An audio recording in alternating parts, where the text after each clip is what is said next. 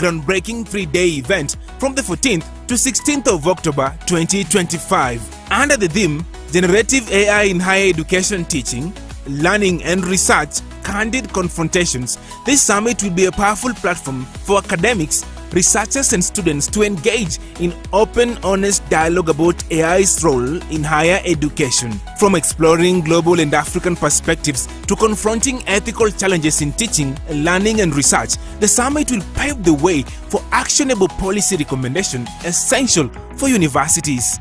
Artificial intelligence has become the buzzword in every sector, but it appears that we do not want to be left behind. We need to understand it, and once we understand it, we are a major stakeholder in training high-level manpower for the country. Participants will experience hands-on learning with AI as a personalized study partner, while also critically examining its limitations, including hallucinations and ethical dilemmas. AI makes learning more personalized. It makes me understand difficult concepts more easier in a simpler way. It makes me access information faster. What excites me the most about AI in my learning journey, it's the mobile library it provides to me as a learner, because I'm able to access a huge variety of information in any place at any time. And secondly, it also facilitates my revision, because AI is able to summarize a huge or a bulky information into a simpler and precise information, which helps me to actually understand information and revise during times when we are preparing for exams. The program culminates in immersive sessions on AI in the workplace, where leading experts will highlight future-ready skills, practical AI applications, and ethical frontiers shaping tomorrow's workforce. A spirited debate on AI's impact on human thinking, a keynote on navigating the ethical horizon, and a spectacular showcase of generative AI creative performances will mark the grand finale. It will give us an opportunity to have guidance. Policy is not necessarily restrictive.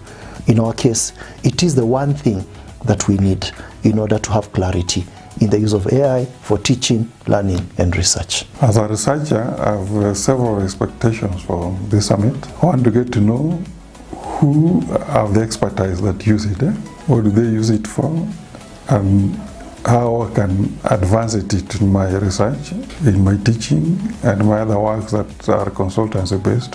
I expect to interact with experts in the field of AI, and they'll be able to give me information on how I can further use AI in the classroom and also in my research. The AI Summit has a lot of important information, a lot of important issues which are going to be discussed, and they're going to be beneficial to all of us. I expect to learn from the experts in artificial intelligence how best we can apply artificial intelligence in improving the curriculum that we teach, which will be relevant not only in the present world but also for future.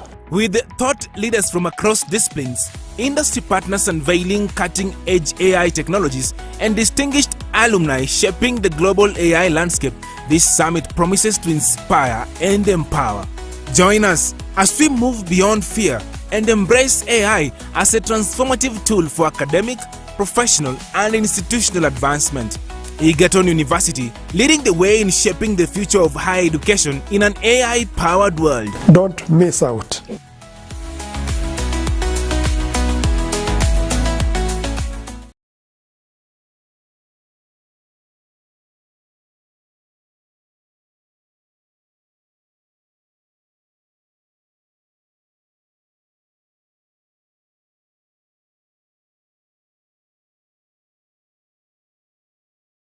Egerton University is proud to host the inaugural AI in Higher Education Summit, a groundbreaking 3-day event from the 14th to 16th of October 2025. Under the theme, Generative AI in Higher Education Teaching, Learning and Research, Candid Confrontations, this summit will be a powerful platform for academics, researchers and students to engage in open, honest dialogue about AI's role in higher education. From exploring global and African perspectives to confronting ethical challenges in teaching, learning and research, the summit will pave the way for actionable policy recommendation essential for universities.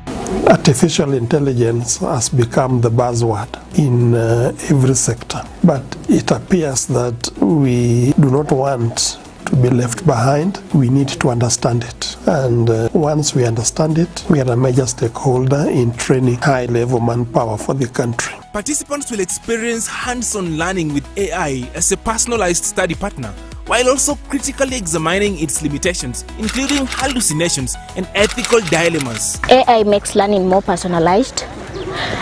It makes me understand difficult concepts more easier in a simpler way. It makes me access information faster. What excites me the most about AI in my learning journey, it's the mobile library it provides to me as a learner, because I'm able to access a huge variety of information in any place at any time. And secondly, it also facilitates my revision, because AI is able to summarize a huge or a bulky information into a simpler and precise information, which helps me to actually understand information and revise during times when we are preparing for exams. The program culminates in immersive sessions on AI in the workplace, where leading experts will highlight future-ready skills, practical AI applications, and ethical frontiers shaping tomorrow's workforce. A spirited debate on AI's impact on human thinking, a keynote on navigating the ethical horizon, and a spectacular showcase of generative AI creative performances will mark the grand finale.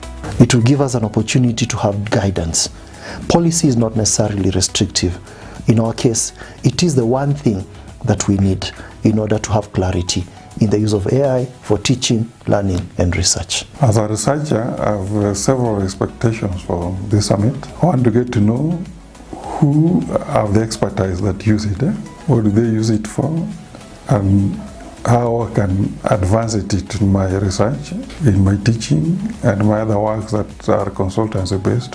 I expect to interact with experts in the field of AI, and they'll be able to give me information on how I can further use AI in the classroom and also in my research. The AI Summit has a lot of important information, a lot of important issues which are going to be discussed, and they're going to be beneficial to all of us. I expect to learn from the experts in artificial intelligence how best we can apply artificial intelligence in improving the curriculum that we teach, which will be relevant not only in the present world but also for future.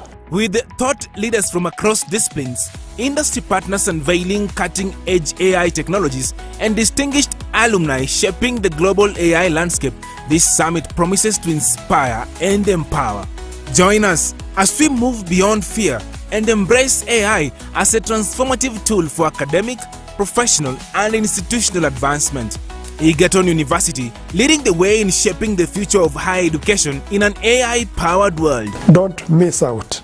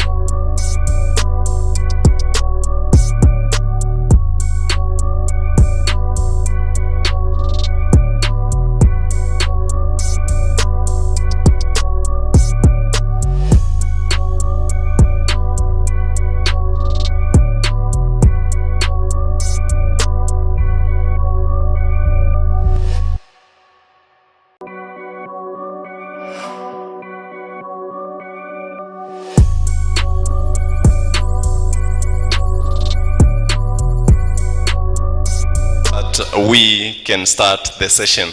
Karibu.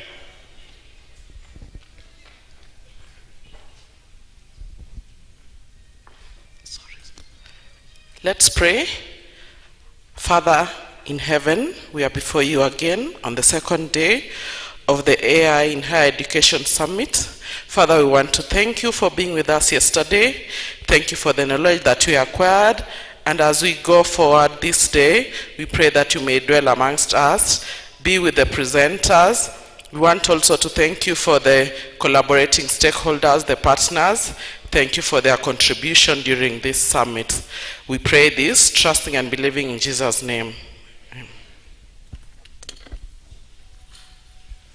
Thank you very much. And now it is my duty to welcome Dr. Udoto, who will be taking us through the first session, and to formally recognize the speakers that we have with us in the house. Karibu sir.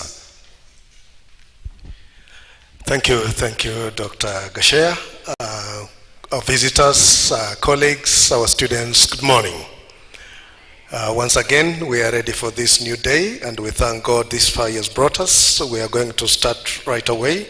May I first of all recognize the presence of Dr. Tony, the representative of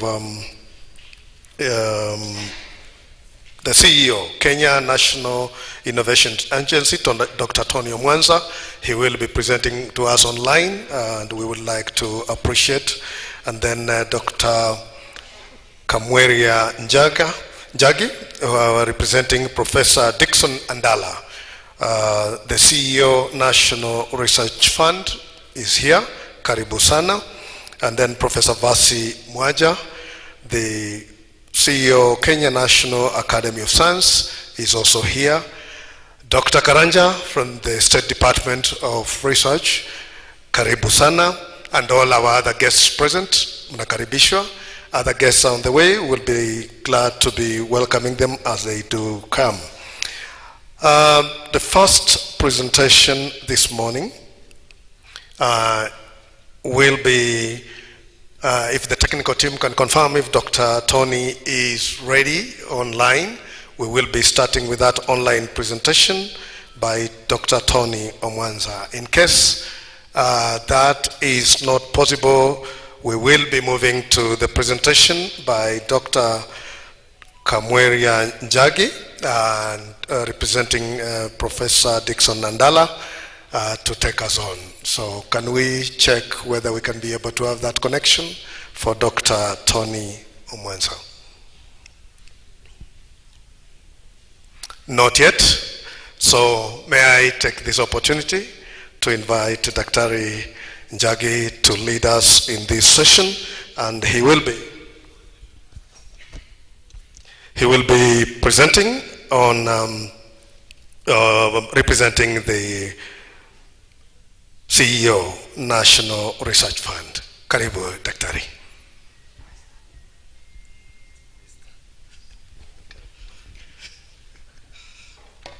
Okay, thank you, Master of Ceremony. I will not be giving a presentation, but I will be giving remarks. And as you have been told, my name is Jacob Njagi, representing the Chief Executive Officer, National Research Fund, Professor Dixon Adara, who is going to be giving us some insights on strategic funding for transformative AI research and innovation. And I'm going to go to his remarks now. Distinguished guests, researchers, ladies and gentlemen, good morning. It is both an honor and a privilege to speak with you today at this important gathering dedicated to one of the most defining forces of our time, the artificial intelligence. Today, we are not just speaking about technology. We are speaking about the future of education, agriculture, healthcare, governance, and the very fabric of our national development. We are gathered here to discuss how strategic funding can transform AI from a distant concept into a practical tool for inclusive, sustainable growth for our country, Kenya. AI is not just a tech trend, but a new frontier of national STI investment. AI research is critical pillar for Kenya's development agenda, including the bottom-up transformation agenda, the better. The government is keen on investment and utilization of AI, as witnessed in the recent launch of the National AI Strategy 2025-2030. The National Research Fund was established to be the cornerstone of Kenya's research ecosystem and to ensure that science and innovation is not left to chance, but well-resourced, aligned with our development goals, and measurable in impact. As we consider AI, we at NRF are asking 3 key questions. What kind of research are we funding? Who is being left behind? How do we ensure impact of research is being how do we ensure that there is impact of research being conducted in the country? NRF is strategically directing resources to build a robust AI ecosystem.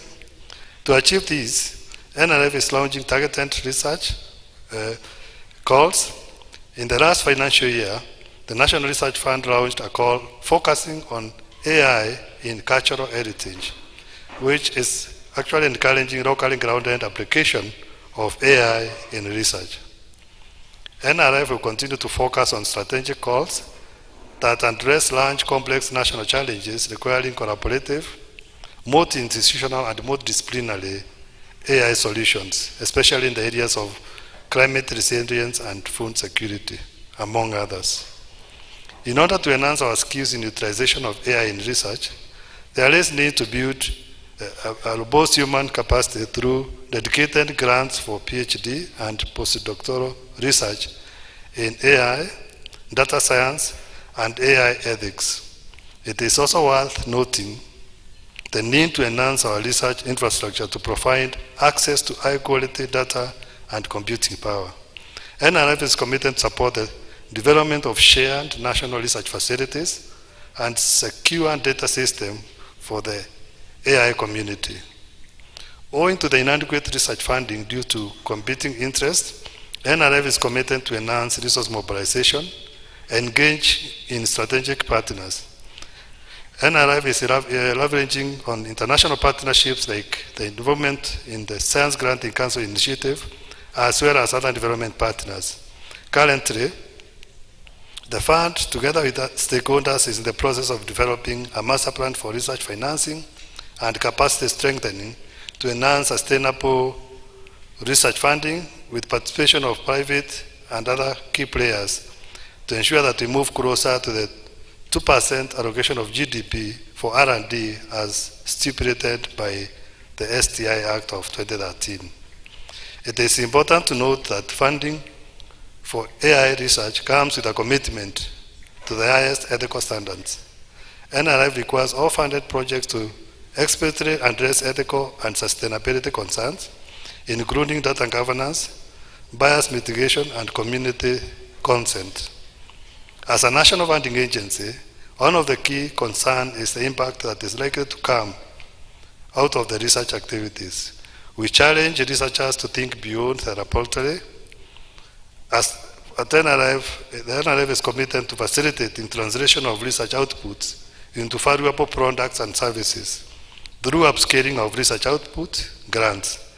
In addition, innovation grants are specifically designed to support development of prototypes and commercialization in partnership with the Kenya National Innovation Agency. The fund is committed to take bold ideas that solve Kenyan problems. We urge researchers to submit high quality, methodically sound, and interdisciplinary proposals once calls are announced. The future of Kenya's AI ecosystem rests in the legal and relevance of research presented by this community. As I conclude, I want to say that NRF is the financier, but you are the architect, and let us build the future together. Thank you.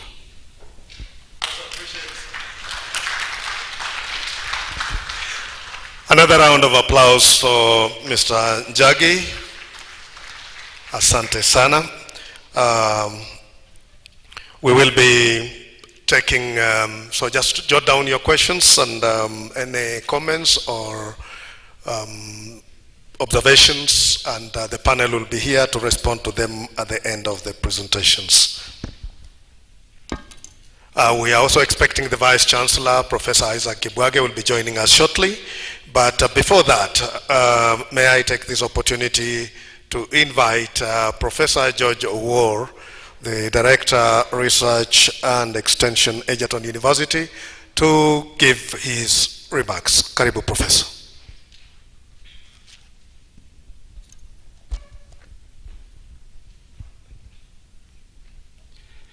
Thank you very much. Good morning. Good morning again. This is the research day, and as a Director Research at Egerton University, I want to first welcome you in today's sessions. And my presentation is not on the screen, but I just want to share with you some of the issues I would like you to think through, and particularly when we are going through today's sessions. In relation to AI, as you can use it in research and innovation. First, I want just to share some of the challenges and the fears slowly we are getting, but I think we need to get out of them. One of the big fears whenever we want to do research and evaluate research work is a question: do our research work original from our own ideas, or are they AI generated? This question cuts across research for those who are bidding for calls, and there are many calls all over. And currently we are doing a lot of work in the Division of Research to try to build research teams in various thematic areas. And many of us has been bidding for various grants. The question is, to what extent, back to that question, to what extent are you AI assisted? And to what extent is your proposal original? I think I want to encourage today's discussions to weigh around that. The second issue on the same question relates to our thesis research for our graduates. Yesterday, our DVC AR&E gave a case of Australian students, isn't it? And he said when they checked the assignment given by students, 6,000 of the students were highlighted who have used AI, and therefore they were supposed to go for disciplinary. The question is, how many of our proposals from the graduate school, the thesis, because we do ethical evaluations and we have ethics committee in research that looks through all those proposals. I'm not sure to what extent they are able to identify how much the students have used AI and how original the students' ideas is in their thesis research work. I think that is scaring, sometimes worrying, sometimes a question we should always ask ourselves. But I just want to share a few things that I think are positive about AI in research and innovation. I've given the fears in the thesis and the fears in bidding for grants. And sometimes when you bid for grants and you fail or it fails, we wonder whether they use AI to review your work and found you use it a big percentage. And the other day we were doing some, what we call position paper in some training, and after we finished, we were requested, please take it through AI evaluation or assessment, and also plagiarism. And they require that it should be less than 15%. I think there are AI tools that are able also to do that. The question is, do you think, as researchers, that grantors, when you bid for grants, when they are doing evaluation, they take it through AI? I think the answer is true. But what extent of AI should you use? How do you use it? Do you use it to give you ideas, or do you use it to clean your ideas? Sometimes they call it humanization of your work. We want to discuss that today. But I also want to share the positive sides of it. I think from the research perspective, AI can be a very important tool for accelerating data analysis. We talked about putting African information online. Simba mentioned here yesterday, and putting a lot of our data online, what we call big data. All the time we talk about FAO data. The question is, to what extent are we able to put our data online? Because AI, generative AI, extracts information that are already available online. I think we can use it as a means of data analysis, data cleaning, and extraction of relevant data for our action research. The second thing I think research can use AI in is the question of surveillance. Disease surveillance for crops, surveillance of interventions. If that data about diseases and all these things are available and provided for African context, then you will be able to solve African problems using the same data, because AI has no data of its own, but the data that you are provided.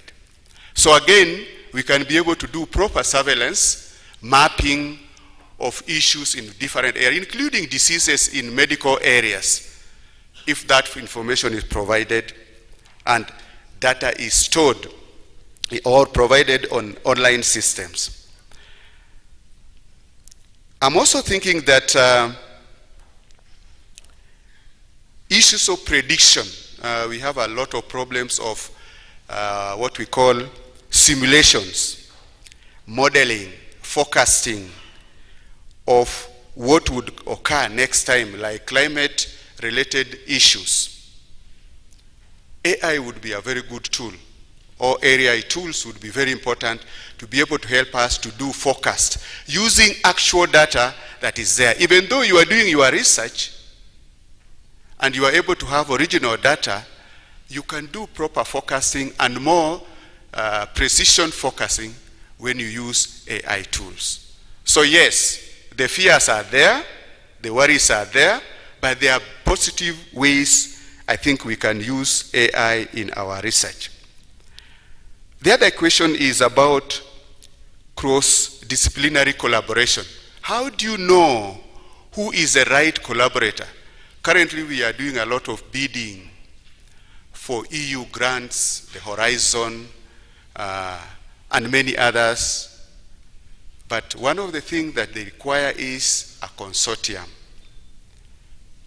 I think if we provide most of information about Egerton online, all universities, it is easy, and all our profiles online.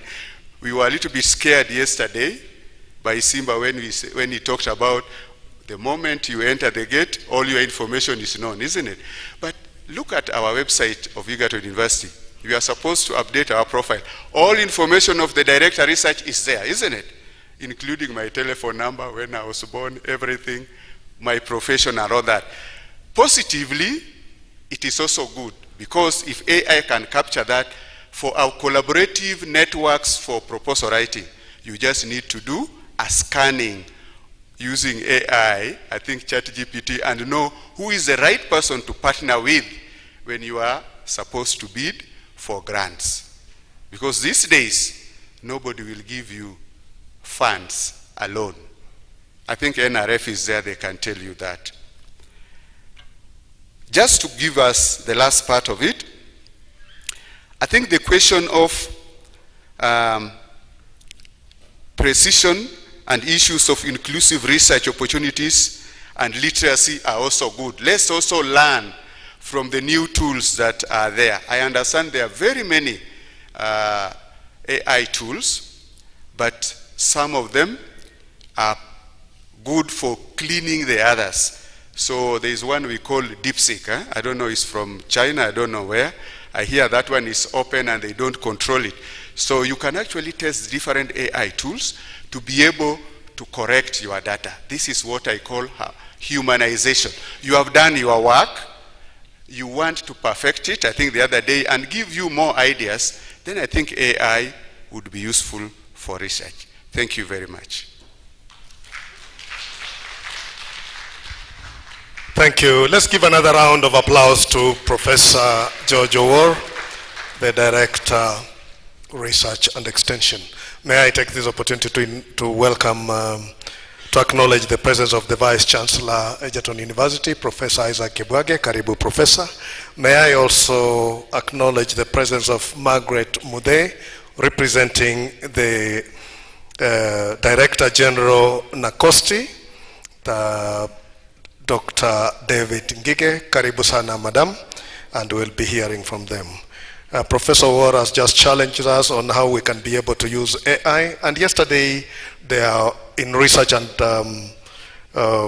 extension, but yesterday Dr. Matunga gave us a challenge about the data desert of Africa. And I took 3 things to remember. How do we develop our own brain? How do we train our own brain? And then that black box, develop our black box for African data. How do we Africanize the data? Because today, somebody else is telling our story. How do we contextualize all these data using AI so that we tell our story? And from what Professor Owor has just said, and from what the discussions on the firewall, we have only the 3 A's. We have to accept, adjust, and adapt. There are no 2 ways about it. As they say, there is no reverse gear. AI is here, we must move with it. Thank you so much, and with that, may I take this opportunity to invite Professor Isaac Kibwage, the Vice Chancellor, Egerton University, to give us a brief remarks on harnessing AI to drive Egerton's mission in teaching, research, and community transformation. Karibu, Professor. Thank you, MC. Morning, ladies and gentlemen. Yeah, I was here yesterday and I made a few remarks, including my own observations. So I'm going to make fewer remarks this morning so that I let you concentrate more on the actual needs of the summit. So yesterday, as we opened this landmark AI in Higher Education Summit, I spoke of Egerton's excitement in hosting it and welcomed you to participate. Convening this dialogue is obviously an acceptance and appreciation that Egerton does something good. Because this first kind, at least at Egerton. Today, as we gather for the session titled Harnessing AI to Drive Egerton's Mission in Teaching, Research, and Community Transformation, we move from reflection to direction. This is the moment to think deeply about how we, as universities, can position ourselves to benefit from and shape the artificial intelligence era. For Egerton, the goal is not simply to watch this revolution unfold, but to learn how to integrate AI responsibly and purposefully into our mission. This is a decisive step towards advancing our goal, competitiveness, while remaining deeply relevant to the communities that we serve and interact with. If we are to make real progress, we must recognize that AI is the new engine of institutional excellence. It should not be confined to ICT departments or departments for computer sciences, but it should be embedded into our institutional DNA, our planning, our budgeting, and academic strategies. We must begin shifting from reactive adaptation to proactive integration, cultivating an environment where AI becomes an essential tool for innovation, learning, efficiency, and effective administration. AI must transform how we teach and learn. It should be woven across disciplines, from agriculture and health sciences to philosophy and education. The goal is to teach about AI and learn using AI. Generative AI offers opportunities for personalized and adaptive learning, empowering lecturers to create dynamic content and provide students with customized feedback and support, thereby enriching the learning experience. Accelerating research and discovery, we look at AI again as a catalyst for our research excellence. It enhances our capacity to analyze complex data sets, uncover insights, generate discoveries in areas vital to national development, such as climate modeling, food security, precision agriculture, etc. And we are seeing this being applied everywhere, where people are looking at rigorous data to put it through meta-analysis and finding out indeed new things that were missed. So Egerton should not be left behind. But we must go further, ensuring that research powered by AI moves from the lab to the market, that it drives innovation, it shapes policy, and it creates sustainable economic value. As we engage with AI, we must also lead with ethics. Egerton aspires to be a thought leader, responsible in AI, one that addresses algorithmic bias, protects data privacy, and upholds academic integrity. True to our mission, we must ensure that the benefits of AI reach our communities, making the technology inclusive, equitable, and transformative for all. Colleagues, this session calls us to collective action. The AI transformation cannot be achieved in isolation. It will require collaboration among faculty, students, industry partners, and policymakers. Let us therefore move from conversation concrete steps to guide and support universities like Egerton in embedding AI in ways that enhance our teaching, expand our research frontiers, and uplift our communities.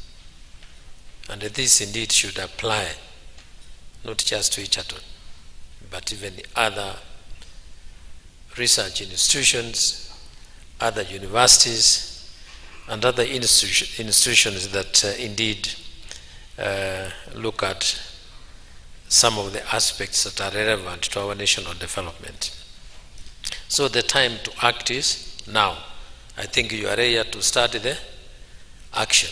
I think the action started yesterday, and mine is to wish you to focus and fully come up with concrete steps that are actionable. Thank you, and God bless you.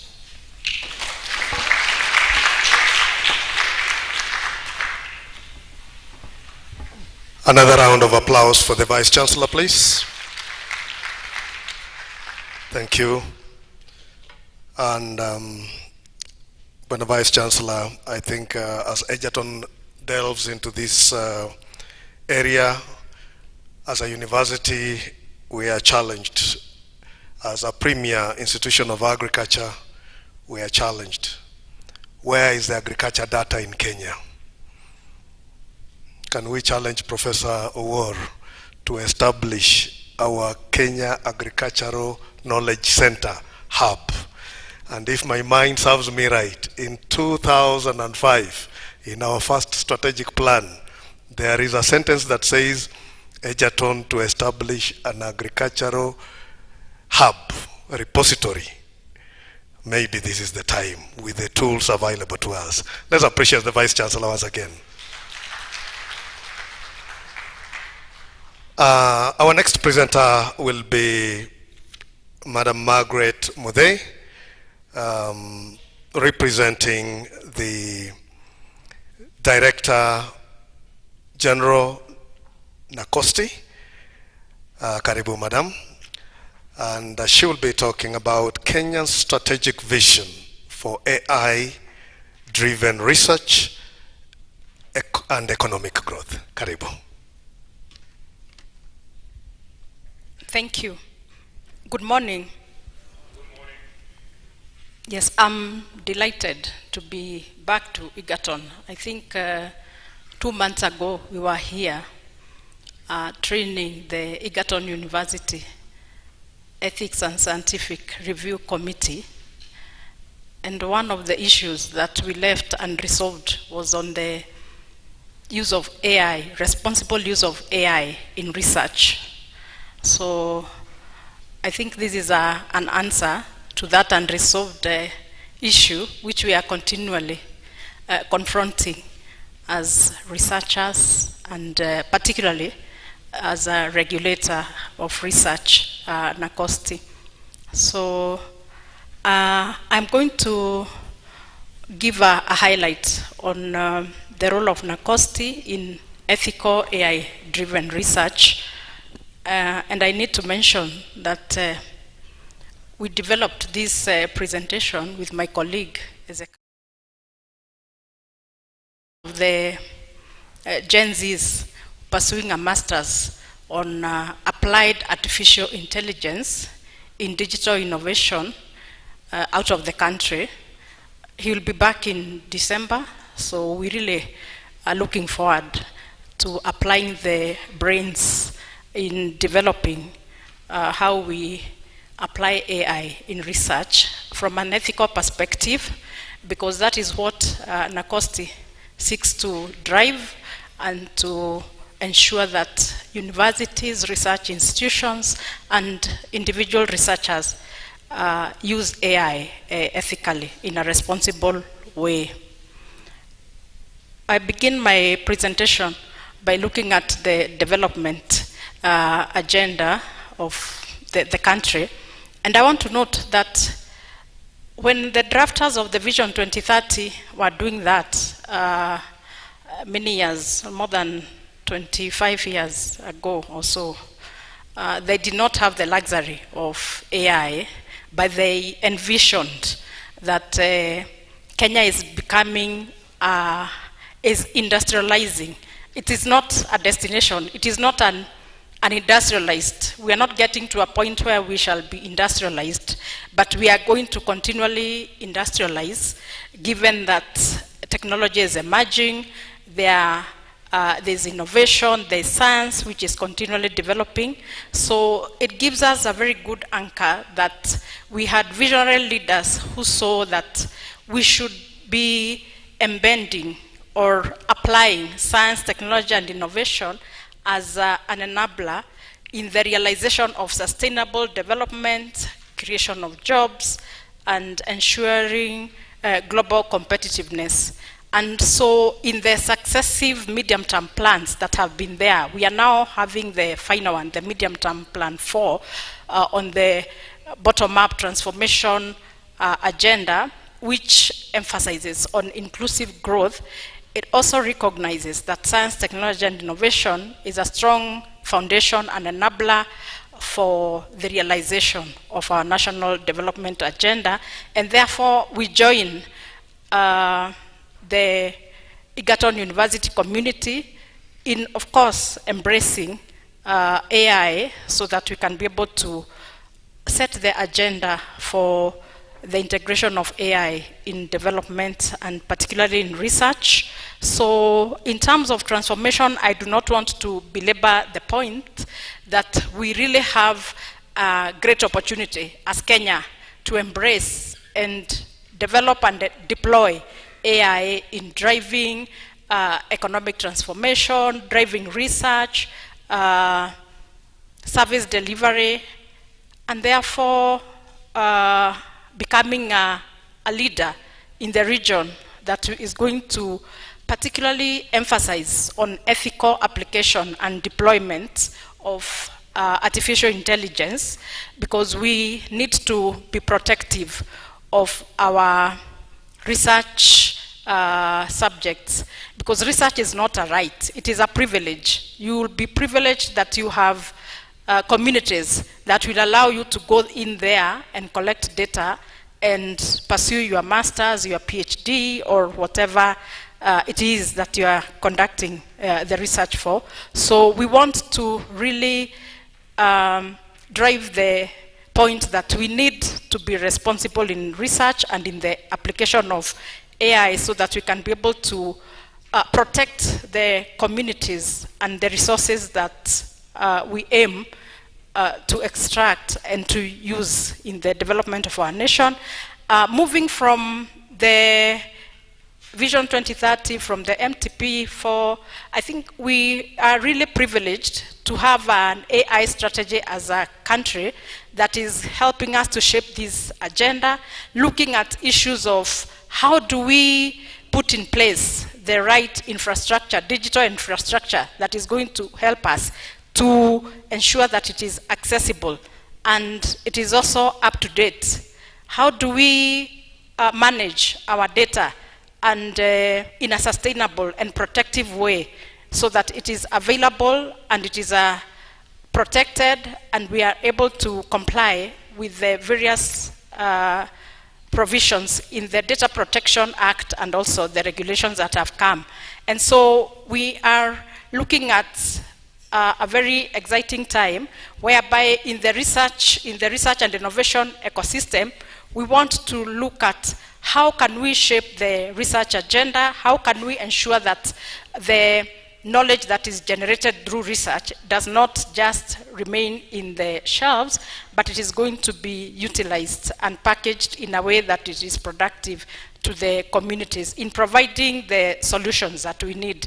So that is how NACOSTI and of course the other actors in the STI ecosystem, that is the National Research Fund and the Kenya National Innovation Agency, we are looking at supporting the realization of these strategic targets that have been put up in the AI strategy by way of driving the training on AI. And as I said, we are very keen on ensuring that the ethics review committees that have been established this far. We have now 48 committees across universities, mainly the teaching and referral hospitals, research institutions, both local and international research institutions, but we are looking at having 100%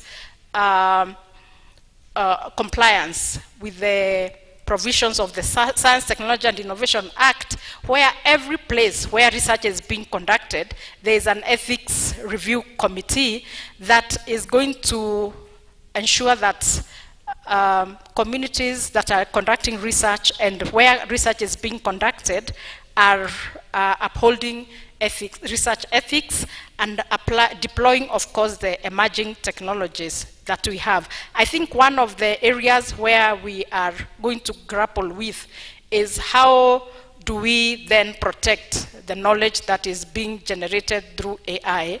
And as you can see from the strategy, we are looking at having 50 AI patents filed, but in the age where we are, we have to really think on who owns the knowledge and how is that knowledge going to be protected so that it is not going to, we are not going to lose our intellectual assets. Moving forward, I think I have mentioned the agencies that are key in the research and innovation ecosystem that are established through the Science, Technology and Innovation Act, and we have already heard what the National Research Fund is doing, and I know in a short while we shall hear from the Kenya National Innovation Agency. From the NACOSTI side, our functions, the Act gives us very many functions, 17 of them, but we have grouped them into 4: advisory, coordination, promotion, and regulation. And we really have been talking about how to now integrate AI in the guidelines that we have developed so far. We have various guidelines on protection of research subjects, on the use of animals in research, on the conduct of research in emergencies, particularly in the COVID period. And now I think we've found a gap that we really need to think about proper guidelines so that our research communities can be, at least have something that is going to guide them on how to employ AI tools and applications in research. So all these functions are very relevant, particularly in the context of education, teaching, and research and innovation. And therefore, we want to look at how do we sensitize our student community and the faculty and others, particularly the industry. How do we collaborate so that we are not looking at NACOSTI as a prefect to ensure that you have a license when you are conducting research, but we want to facilitate. And we facilitate by ensuring that we are in a well-coordinated ecosystem where we are promoting the use of technologies. If you look at that column on promotion, the last part is on promote the adoption and application of scientific and technological knowledge and information necessary in attaining national development goals. So we are not explicitly saying that AI, but being a technology, then the drafters of the STI Act in 2013, they envisaged that we have technologies that are going to be coming, and they are going to be very useful. So NACOSTI is placed at that point of promoting the adoption of these technologies, but in a responsible manner. So therefore, we are saying that there is a big role for us in the ecosystem, in the area of licensing AI research projects in Kenya, ensuring compliance through the institutional scientific and ethics review committees, in maintenance of AI research database, in setting standards, and also tracking the AI research output and their impact, because we really must be looking at the end game. How does AI help us to have better ways, solutions to common problems that are facing our farmers, that are facing the small and medium scale traders, and I think that is how we really want to look at it. And this is what speaks now to us, as we need to be very cognizant that our research is relevant. Relevant in the sense that it addresses the national priorities and the aspirations, as well as reflecting institutional mandates and ethics. And therefore, for Egerton University, I think I find it as a very important platform, this one, where you bring the students and faculty and other actors in the research and innovation ecosystem so that we can dialogue and build our capacity. I have learned so much right from yesterday, and therefore we really must look at ways in which we do not continue belaboring the fears on AI, but how do we make ourselves relevant, how do we build our capacity, and how do we uphold the codes of ethics at the from the national to the institutional levels. I mentioned that Isaac, okay, the other day, I think when we were here, we nearly were being asked, who is Isaac? Because when we acronize the Institutional Scientific and Ethics Review Committees, it is Isaac. And we made a joke that this is Isaac Wanyonyi. So, when I mention Isaac, I do not mean Isaac, the one in the Bible, but it is these committees that are helping NACOSTI to to make use of our standards and regulations with regard to upholding ethics. So our committees are meant to receive applications, protocols from researchers, to review them, and now in this case we have to put the artificial intelligence eye, that lens which we have been missing.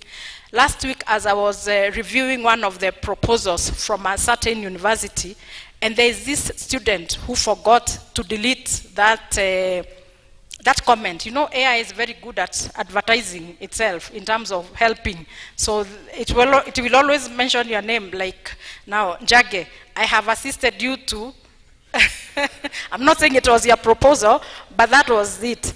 That this student had a proposal, and at the end of it, there is the tool, the data collection tool, and there was the AI language that so-and-so, please find your tool that is aligned to your proposal. Do you need more help to make this tool better? So of course, I know that perhaps the whole proposal was written by AI, but of course that is what now, that the evidence was there. So I was asking myself, okay, did this proposal pass through supervision? Yes, of course it did. Did it pass through the ethics review committees? Yes, of course it did. But now it has landed to NACOSTI, and we do not know what, because we do not have guidelines. We are operating in that environment where we are still trying to see whether we are going to adopt, or to how do we adopt, to what extent. So we are there. That is what we are receiving, and it is a conversation, I think, which we need to confront, and this summit has really given us that good opportunity, and I must keep thanking Dr. Thega and the team that has organized this. So for the institution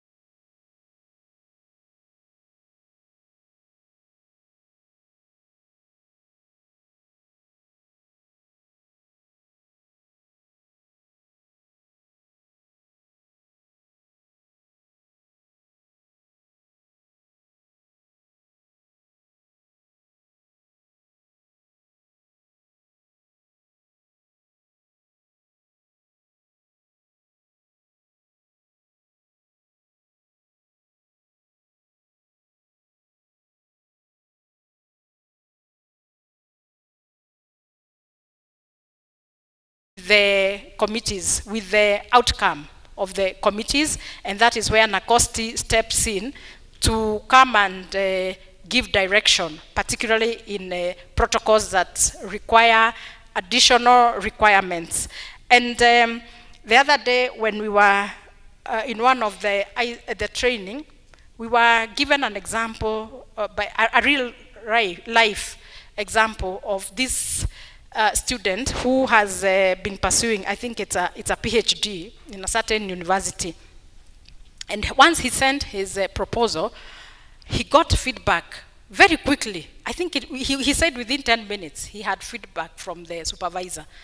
So it is in ICT, so he knows how to employ the help of AI. So he realized the supervisor had used AI to review the work. So he took the work and fed it into AI as well. It resolved the issues. So he sent back to the supervisor. The supervisor told him, you have used AI to resolve the issues. So he told the supervisor, you also used AI to review my work. So you can imagine that relationship, how it ended. Anyway, he said that the relationship ended. I'm not sure whether he has started a new relationship. I think I want to really just highlight the aspect of these committees taking up the role of post-approval monitoring, that once we approve the research protocols as the committees, then we really have to do a lot of work in terms of ensuring that researchers in the field are actually following, and they are guided by the standards and the ethics of research, particularly in the area of adverse event reporting, whereby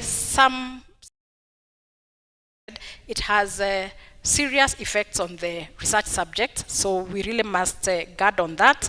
And issues of community and more community, I think I cannot emphasize, and that is where now as researchers we step in, because AI will not help us in community engagement. AI will not help us to address some of these adverse events that our research subjects may be subjected to by the kinds of research and interventions that we are doing. So we take up our role as researchers, even though we are deploying this artificial intelligence. For capacity building, I believe I have really tackled it because Egerton is one of the committees, and we are continuously building our capacity so that we can be able to maintain ethics in research by way of coming, I believe, as NACOSTI from this summit and other actors, we want to sit and relook at what kind of guidelines do we want to develop, what kind of policy do we want to develop, because we have an AI strategy, but it is not very specific on the issue of use of AI and research. So that is where we come in to bridge that gap, and all these stakeholders, the NACOSTI, the universities, the private sector, government ministries and agencies, the civil society and communities, we all have a role in terms of ensuring that we are deploying AI in research in a responsible way, and ensuring that AI is actually a tool just to enable us perform our tasks better in a more efficient way, without really doing the work that we should do in terms of critical thinking, in terms of problem solving, and addressing the problems that are there in the communities. So perhaps as I wind up, we really have to look at AI as one that is going to really help us in realization of the Vision 2030, which is how many years away? About 6 or so years away from now. Again, the medium-term plan, the national AI strategy, and I think these will really position us in terms of ensuring that we are achieving our development agenda, and also looking at ethics that we really have an infrastructure in this country that has been built to help us in science, technology, and innovation, so we can really stand in as the one, as a country where we shall have good practices that can be borrowed by others to promote responsible AI, because we already have our frameworks, our constitution, the legal provisions. The institutional framework is also good. I think we have been doing well in terms of collaboration, so we are able to provide that good mirror so that other competitors can come and see how to also shape their research and innovation frameworks. Then we have that collective responsibility, because no one can do it alone. I was looking at AI as it's a maze. The more you run, the more it follows you. So there is nowhere to hide. So we don't even need to run. We just have to relax and come up with the right frameworks that are going to help us to put in place the right environment that is going to help us to deploy AI in research and in innovation. And with NACOSTI, we are really ready, as we have always been, in coordinating the sector and other actors, so that we do not miss out on the other on the opportunities that are provided. Yesterday we had a very good reminder of how the first, second, third, fourth, and now we are in the fifth industrial revolution, and perhaps we have been really by standards, so that it comes and finds us unprepared. But I think for this, we really must bite the bullet by way of engaging, establishing the right frameworks, and particularly the committees that we have, and integrating and fostering and championing ethical AI. And I'm really thankful to you for organizing this, and also I look forward to engaging in this forum. Thank you very much.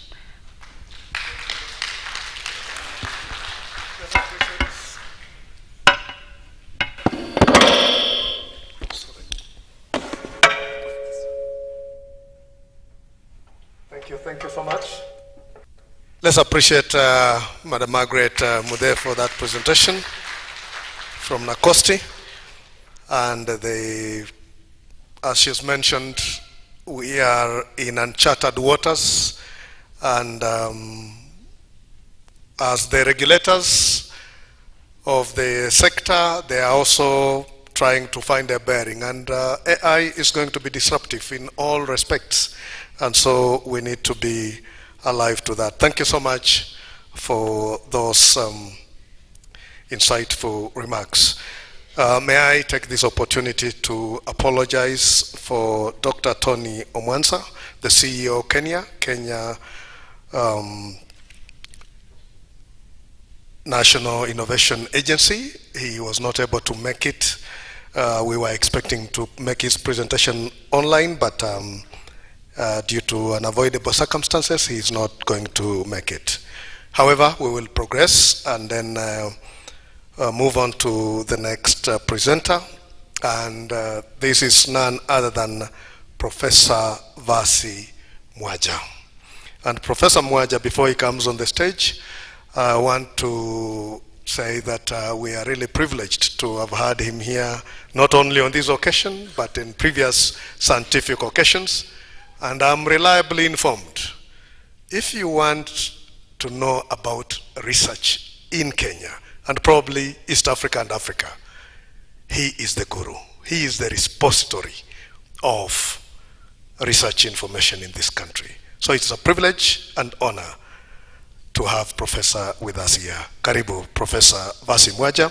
And he will be presenting on catalyzing Kenya's science, research, and innovation ecosystem with AI. Underline catalyzing. Karibu, Professor. Let's appreciate him.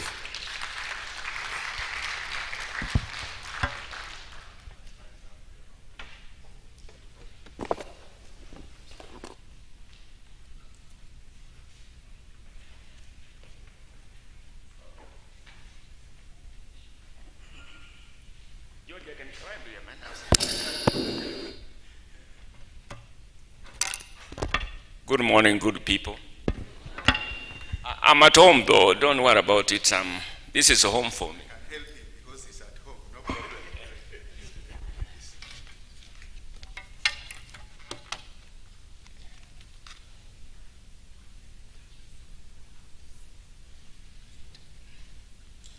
As Professor Mwanja puts up, I would like to take this opportunity also to thank him. When we are hosting the National Research Festival, he was our national chair.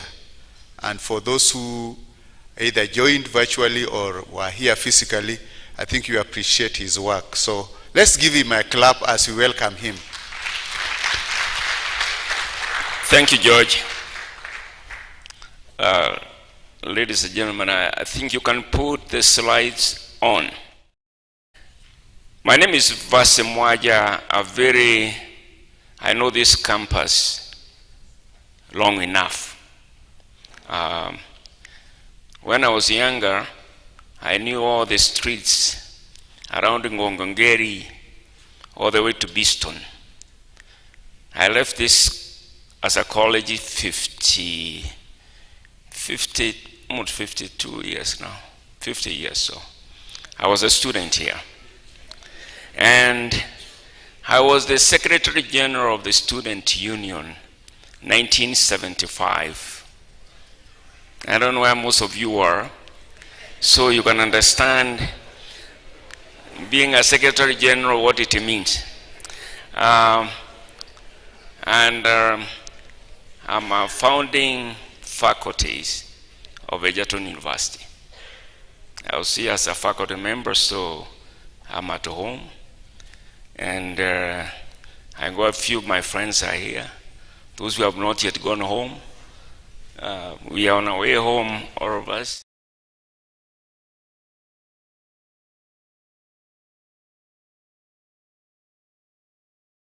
No, when my brother called me to ask me as God, I actually called him. Let me rephrase it. I'm a fellow of International Science Council. You know, being a fellow of International Science Council, there are so many things that you are asked to identify. And one of the areas for ISC is AI. So they are kind of trying to see how AI is being interfaced with research, scientific research. And therefore, they asked me whether I know any African, I start with African Kenyan, because when you're home, who can give some feel, preparedness, how prepared are we for that fifth? Somebody did, just my previous presenter. So I asked my brother here, because I met him through my neighbor, Dr. Karanja. My office at the Academy and the Department Division of Research, we are neighbors. So I met him, he was talking about AI and education. I said, oh, I know somebody. And I called him, I told him, can you do me a favor? I don't want to look stupid, but I want you to help me here. You know, you go to school so that you can ask questions. Can you help me on 1, 2, 3? So we talked about AI, and therefore when he told me as this event coming up, it was very difficult. I didn't want to tell him no, I won't come. But because of friendship, because he helped me, I'm coming to scratch his back. So if I make any mistakes, forgive me. I was not prepared very well. But this is a university, and we are talking about research. I'm glad to see that my colleague from NACOSTI. I've returned to NACOSTI again. NACOSTI is my baby. I was the first chair of the board, and the last chair of National Council. So those of you who got PhD sponsorship, I was your chair. I gave you money back in 2010, 2011. So I'm a relative of every one of these pieces. The greatest worry, I said, writing research grants. That's why I brought it here. This was not my purpose, but when you talk about AI in higher education, teaching, generative AI in education, teaching, research. We talk about research, and George was very clear. We're talking about research grants, speaking about proposals, writing your papers. This is why I thought I'll start by putting that one up there. When you talk about catalyzing science and innovation ecosystem with AI, this was a topic that I dream with, think about all the time, because as an editor, you are forced to read papers that make you wonder, how was it generated sometimes? I may not be an AI person, but those of you over 60, 70, with 70, 60 years, you only found the computers found you when you have already done your career. You started to interface. You know, and I saw that catalyzing Kenya science, catalyzing your knowledge with AI, because I remember as a student, we used to pay for a secretary to type for us so that, you know, when the corrections are done, your thesis is returned to you. You want to cry because you got to cough a few more dollars so that you can have the next page typed. There was no correction like the way these days you can do it overnight. So it's a process. It would be wrong if I don't introduce Kenya National Academy of Sciences. I don't, you know, when you go to a house, you must say who your father is, who your mother is. You don't just walk in. KENAS is your organization, is an independent organization that works closely with the government and other policymakers. The mission is basically to mobilize the scientific community, and that's why we represent the country in the international science forums. And we were established or created under the CAP 250, which is today we call the STI Act 2013, revised by the Kenya government in 1983. It is historically, it was part of the East African Academies of Sciences, which was before the collapse of East African Community. So there was one which was taking care of Uganda, Kenya, and Tanzania. So when the community collapsed, then we stayed a few years without, and then the government found it worthwhile to establish an Academy of Sciences so that we are in sync with the rest of the world. Then, on behalf of you, Kenyans and the other, I sit in the African Scientific Research Commission, and there's a group we call the African Scientific Research Innovation Council, which is established under the African Union, launched in 2018. The responsibilities of African Scientific Research Innovation Council is to bring the scientific communities across the continent so that we reflect on where the continent needs to go next.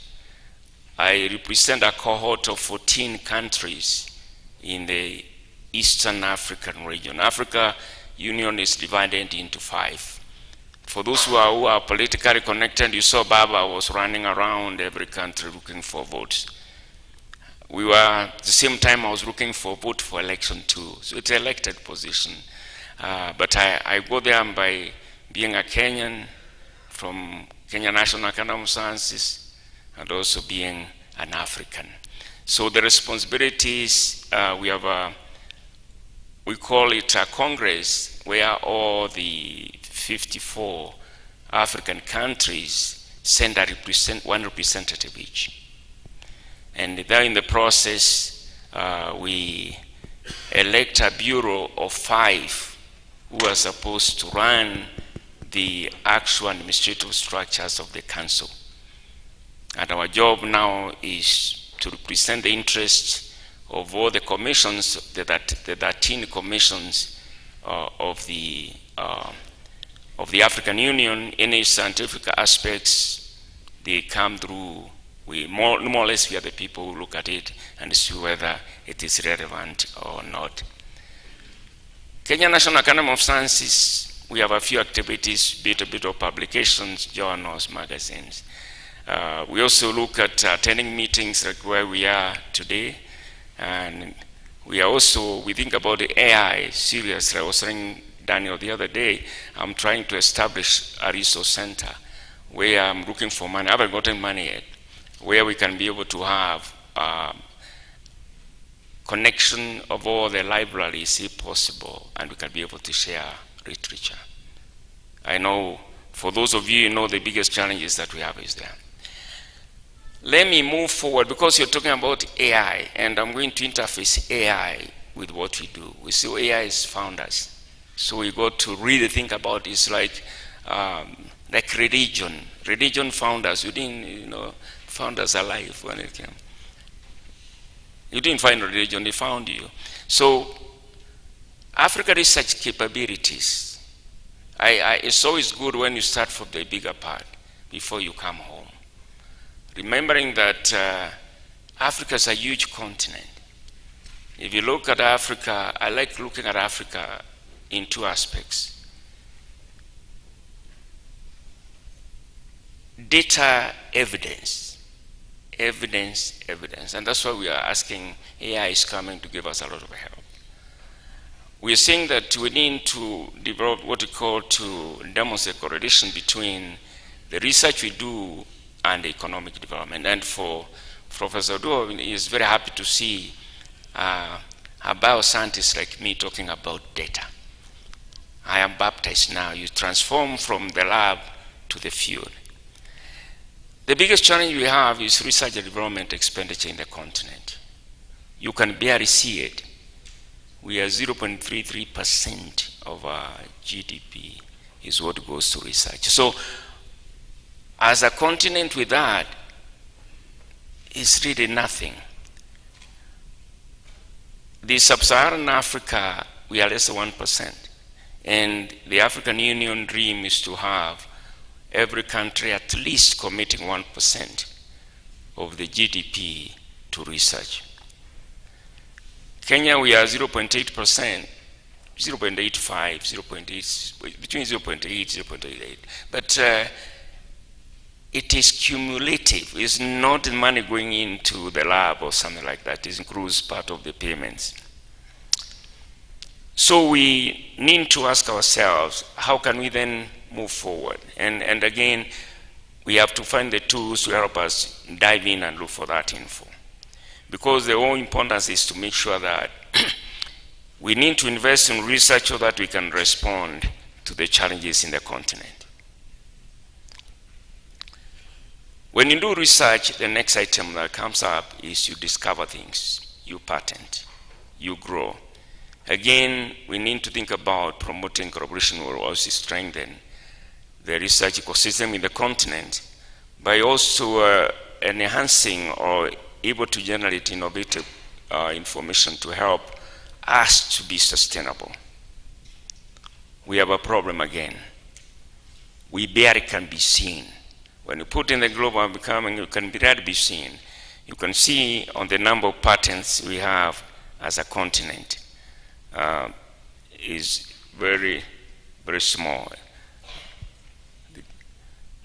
I know my friend went faster than me, they went to the innovation, but I'm saying, if you look at, yes, I wanted to be there. Don't kill me with that, don't kill the messenger. It's a challenge for you, ladies and gentlemen, because that's why we are saying we are here to utilize all the tools possible. When we think about innovations and the patents, because that's whatever the innovation index will be patent based. We are struggling. This is own data, but this information is what is available. And we've been talking about utilizing tools like artificial intelligence to make sure that the data is well coordinated and collected. Kenya, if we have got to go to KIPI, you're only finding 55 patents from our 77 or 80 universities, 42 or 40 public universities. you feel disheartened.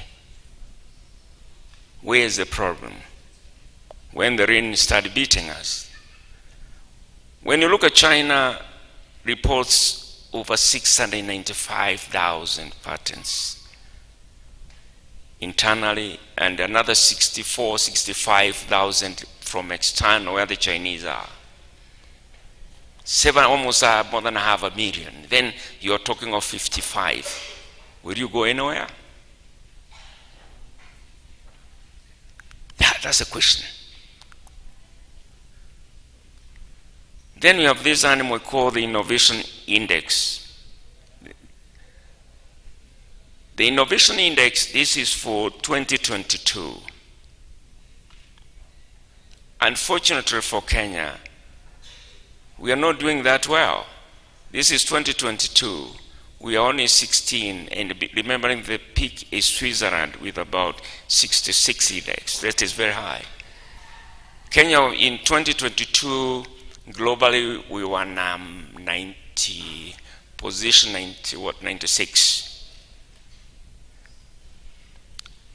I received the one for 2025. We are even doing worse because we are number 101 down from 96 to 101. This is what matters. I think you should. I'm ahead. Good. This is the latest one. You know, the reason why I'm showing this is I use the AI to help me bring this home. Application of artificial intelligence. I subscribe to a lot of things, and I normally say, please, if you find anything to do with this, please let me have it. I received this, I think I was driving, that was last week, we were driving somewhere. I told somebody I've received something new. We are not doing very well now. We are position 101. We have gone down 5. We have been beaten hands down by Rwanda, Togo. But if you look at it, this is what shows where you're going. We are not doing well. And this is good for us. It's good to know. So that, you know, if you think you're not a sinner, you think you are saved, but you are a sinner already, you better know you are a sinner so that you can repent. We need to repent to figure out what we do.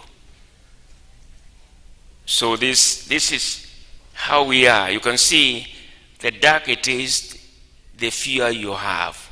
The brighter it is, the more you got. This is what is happening out there. So we need also to ask ourselves, why? What are we doing? We got to do more research so that we can be able to be found. The next one is scientific papers published. And this is exactly where we are using tools like AI to help us look for money, do our job faster, and do our job better. But don't copy and paste. Don't leave it there. You need to understand, even by definition, because I know it was done yesterday. Research gives us what we call increasing social importance or visibility when you publish. Africa contributes less than 1% of the global publications. 1%. And most of this 1% is coming from South Africa and a little bit more from North Africa. Sub-Saharan Africa, we are struggling, and I don't know why, because you have a lot of potential researchers and people with a lot of knowledge, I can tell you that. But we're saying we need to increase the importance of and public visibility of modern science, and that's why we learn new tools. AI will help you to build synergy among yourselves. It will help you. Using it well as a tool, you'll be able to find the people who look like you. Not looking at the physical looks, but in your career. We also need to, it also gives an opportunity to see where challenges are. Right now, there's what we call recalling of the papers that were published and should not have been published. Do use of this tool called artificial intelligence. Last year, 450 plus peer journals, high-level, high-index journals were retracted through AI, establishing through AI. It's not supposed to be punitive per se, but what it does, remember we were wondering whether you're copying the same work which was done and your discoveries were original, there's nothing like that. It's happening because AI as a tool people are using to establish what other areas can we look at. The fragility of modern science requires to be a little bit more aggressive also. Even though AI is going to give you, you should also dig deeper. Honesty and self-correction. Again, through the use of the tool, we are able to now to find ourselves more responsible to make sure what we say and what we do, we must own it. I'm sure most of you have heard about gold and rice. I put it here because it's modern science being visible, and you realize that everybody's saying in Asia, children eat rice breakfast, lunch, dinner, 4 o'clock, wherever it is. So vitamin A is one of the most lacking in them, and through science and through use of technology, then you're able to increase the vitamin A. And this gentleman, Ingo, is the one who is a breeder from International Research Institute who actually worked on it. And fortunately, I happened to have met him in India. So I told him, can I use your photos wherever I want to talk about modern breeding? That is something we call, ethics. You have to make sure when you put that name, it's free. We need to go further to understand why we require to interface our traditional research with the technology, including application of artificial intelligence. It's because we need to generate information that is going to be responsive to our challenges. And basically, before we spend time in the library looking at literature review, sometimes we have deficiency of some of the literature sometimes. But now you have another extra hard, to help you look for that info. But the most important to understand is that when you conceptualize that research, must be done. And you must also analyze that information. But also at the same time, you must publish it within the African context.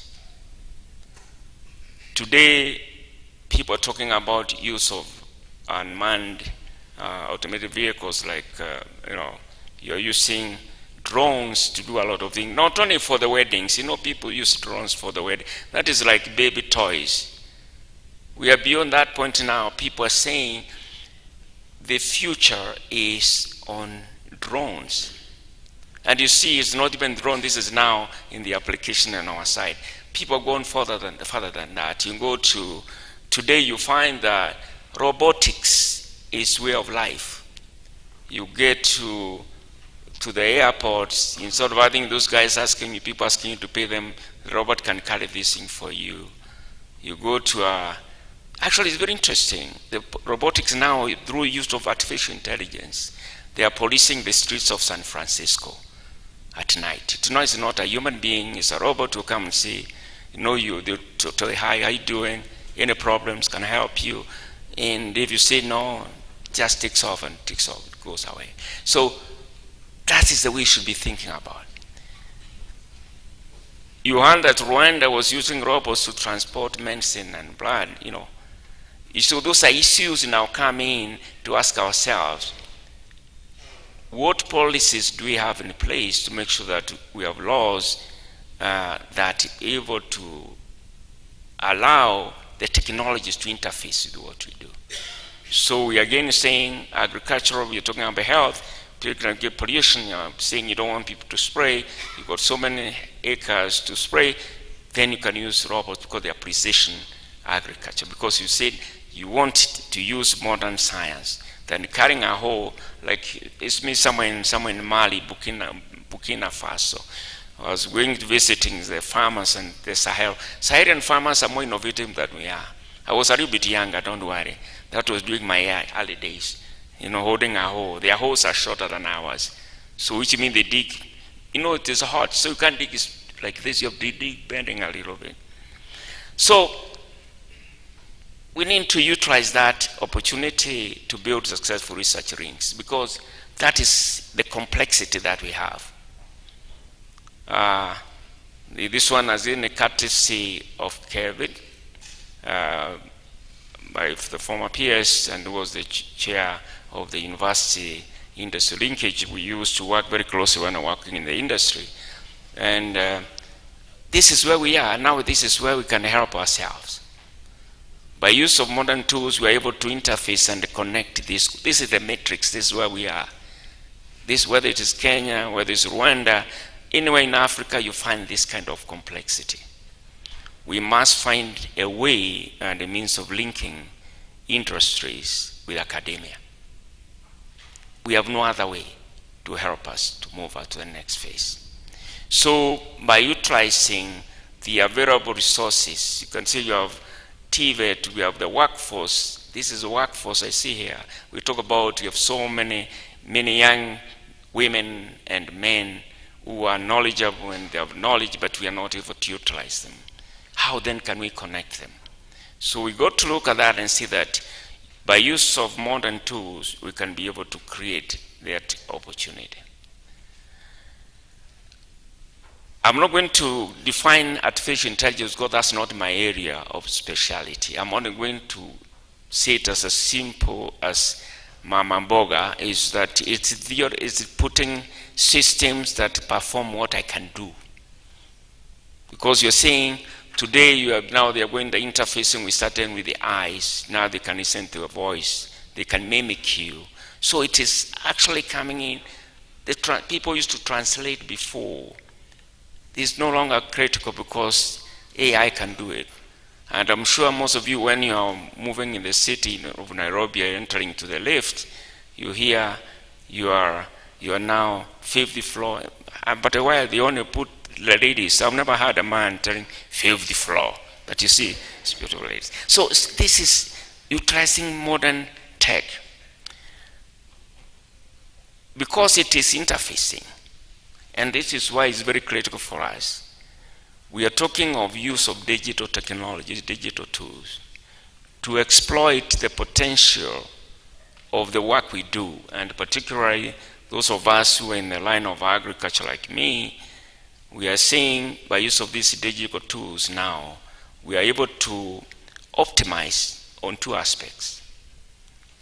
Those working on the genomics, those working on the crop or animal improvement on one side, and those working on the translating that into a business context on the other.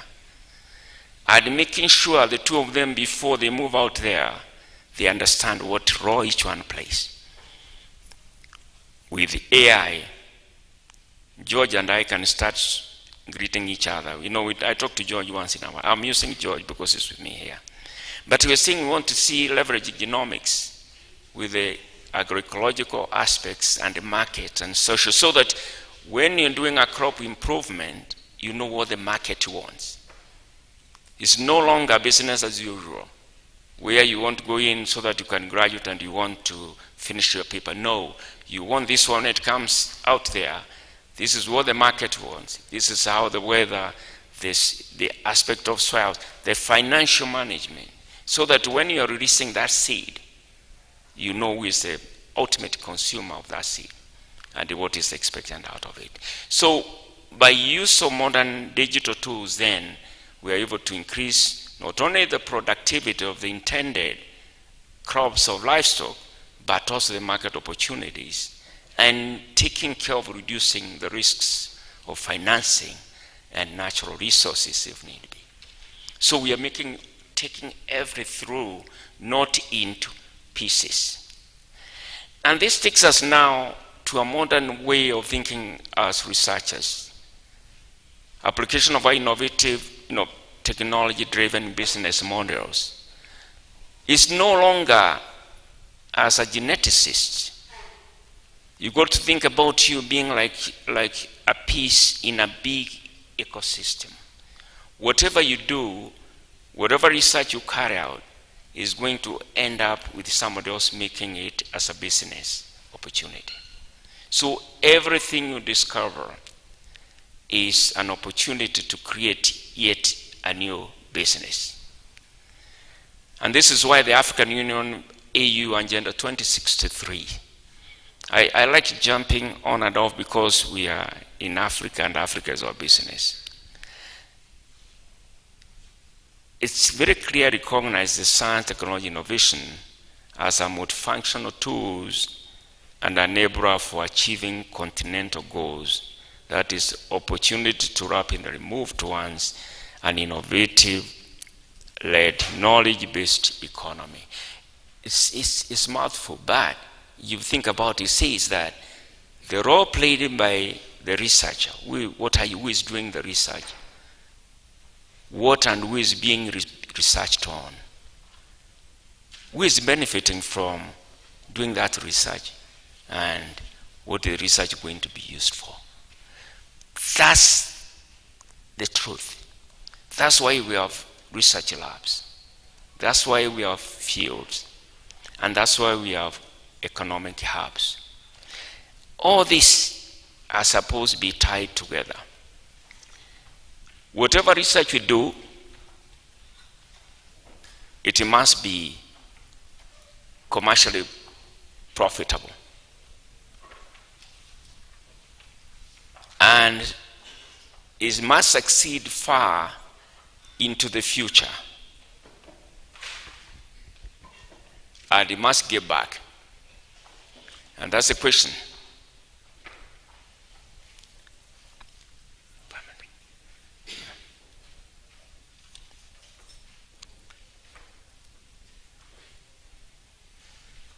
It must give back. So, when you ask, if you ask me today, what do you think of Kenya as a country? I am told I got 5 minutes, but my program was longer than that, so I have moved for 5 minutes. I was told 5 minutes, so I've gone into go very quickly to tell you that for us as a country, we must look at technological advancement where we can utilize artificial intelligence. One is to think about reproductive technologies. We need to think about scientific engineering. We need to aspect of biobanking. We're asking ourselves issues of frozen embryos. I'm going through very quickly as research. And then the gene editing and genome editing is the new kid in the block now. And this is where we are spending a lot of work on collection and technologies that allow scientists to share that data. The aspect of handling biological materials. And we are asking ourselves, can we utilize artificial intelligence to be able to map out and establish who is doing what? Because that's so that we don't have to repeat the same things. Aspects of data collection and data protection. That one has been discussed over and over. But again, which data, which big data? Do you have the probes, do you have the tools for you to mine that big data? Because one aspect, one of the challenges that we have in our ecosystem is the big data. Can we optimize on it? Can our researchers, can our research ecosystem give us the opportunity to do that? And I think as an institution, as a university, as a research institute, we need to develop those tools for us to be able to benefit. And then we go further, what we call being aware of the dual use research and technology of concern, where we need to safeguard ourselves that some of the research which is being done is good research, but then it could be risky. What can we do? How can we utilize the ability to available tools like the AI tools to help us face out areas that we need of concern? This gives you, instead of waiting to be told, you already know. And this is the same aspect we have at the African Union per se, because right now for the next 5 years, African Union is using AI in agriculture biotech. That is one campaign of biotech, the human health and innovative systems, drug manufacturing, because there's a lot of work going on doing drug manufacturing, then renewable energy and new technologies advancement, and finally ICT and robotics. Those are the areas where we need also to be in sync, because if we want to benefit from the bigger brother, then we need also to refocus and say, make sure ICT, robotics, automation, machine learning, that is the ballgame. That is exactly where we are. So, ladies and gentlemen, for us to survive in this science research innovation ecosystem, as a country, as a continent, we need to think about how to optimize use of new technologies. Don't shy away from using not ChatGPT just for social, using artificial intelligence. Ask ourselves complexity and interaction relationship issues, looking at technology, looking where are we prepared, and recognizing the challenges that will come up with it. And we should be prepared as a continent, as a people, as the system to work within that. I close here. I moved my 40 minutes I was given to 25. Thank you.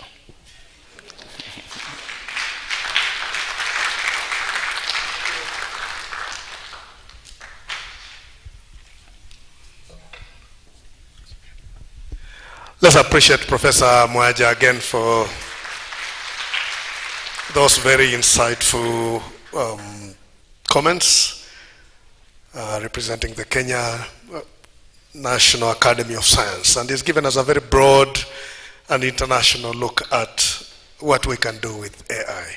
Professor, karibu sana. I think we will now, Professor has raised some pertinent issues that we need to be able to pay attention to.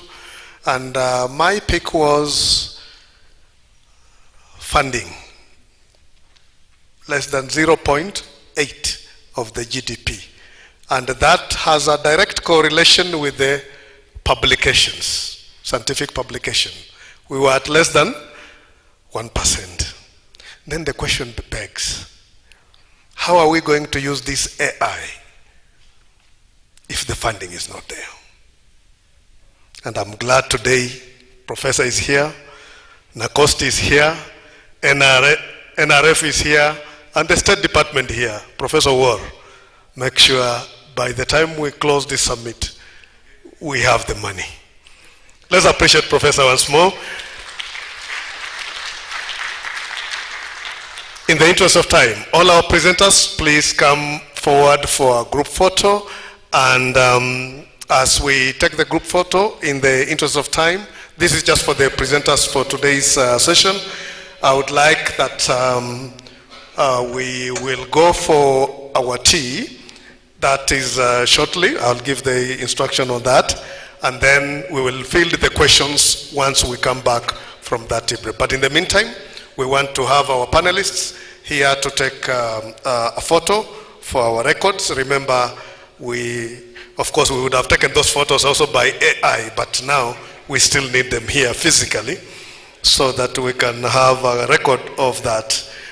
And members, it is also my pleasure to recognize the representative of the Office of the Data Protection Commissioner, Mr. Emmanuel Maio, the Assistant Data Commissioner. Karibu pia, join our panelists for the photo. And so please just take down, Madam Margaret, Karibu. Mr. Kamweria Njagi is there, Professor Vasi Mwaja is there, and the Assistant Data Commissioner. Karibu. Just write down your questions and we will field them to the panel after our break. And I would like to appreciate Dr. Daniel Karanja, who has been patient with us since yesterday, and I'm sure he's here for a reason. So Professor War, please, don't leave Dr. Karanja to go back to Nairobi without that critical signature. Karibuni sana. May I request that I hand over to Kioko. Dr. Kashea, please guide us in the next session.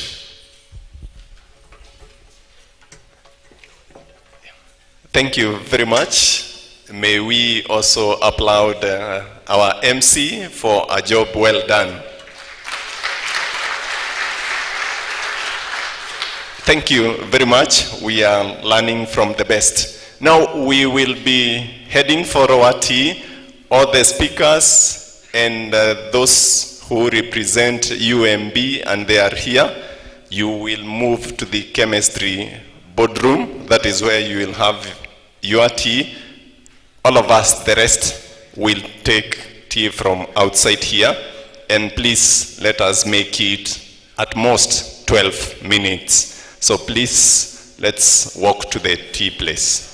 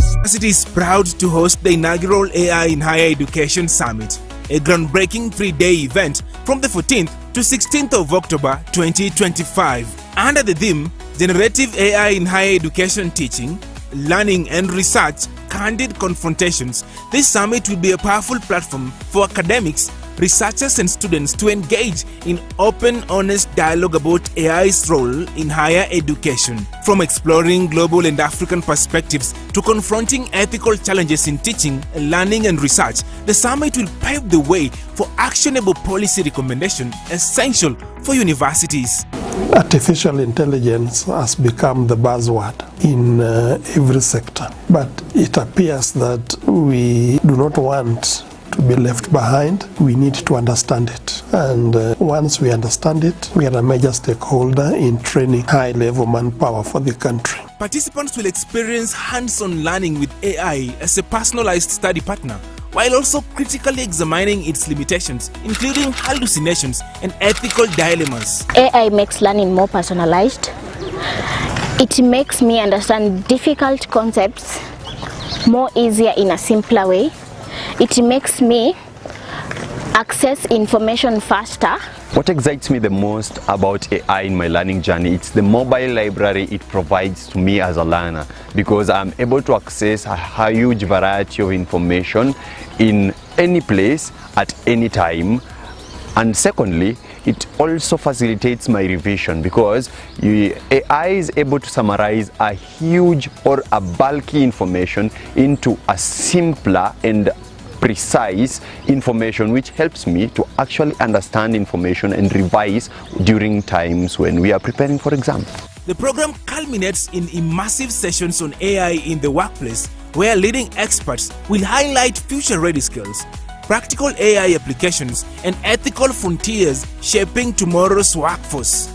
A spirited debate on AI's impact on human thinking, a keynote on navigating the ethical horizon, and a spectacular showcase of generative AI creative performances will mark the grand finale. It will give us an opportunity to have guidance. Policy is not necessarily restrictive. In our case, it is the one thing that we need in order to have clarity in the use of AI for teaching, learning, and research. As a researcher, I have several expectations for this summit. I want to get to know who have the expertise that use it, what do they use it for, and how I can advance it in my research, in my teaching, and my other works that are consultancy based. I expect to interact with experts in the field of AI, and they'll be able to give me information on how I can further use AI in the classroom and also in my research. The AI Summit has a lot of important information, a lot of important issues which are going to be discussed, and they're going to be beneficial to all of us. I expect to learn from the experts in artificial intelligence how best we can apply artificial intelligence in improving the curriculum that we teach, which will be relevant not only in the present world but also for future. With thought leaders from across disciplines, industry partners unveiling cutting-edge AI technologies, and distinguished alumni shaping the global AI landscape, this summit promises to inspire and empower. Join us as we move beyond fear and embrace AI as a transformative tool for academic, professional, and institutional advancement. Egerton University, leading the way in shaping the future of higher education in an AI-powered world. Don't miss out.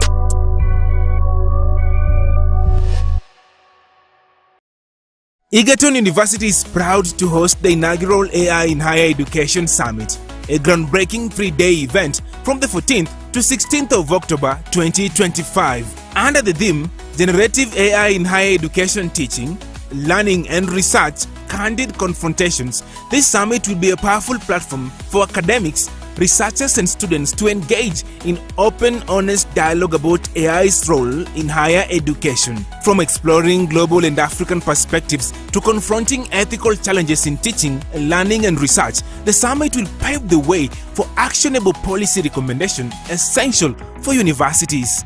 Artificial intelligence has become the buzzword in every sector, but it appears that we do not want to be left behind. We need to understand it, and once we understand it, we are a major stakeholder in training high-level manpower for the country. Participants will experience hands-on learning with AI as a personalized study partner, while also critically examining its limitations, including hallucinations and ethical dilemmas. AI makes learning more personalized. It makes me understand difficult concepts more easier in a simpler way. It makes me access information faster.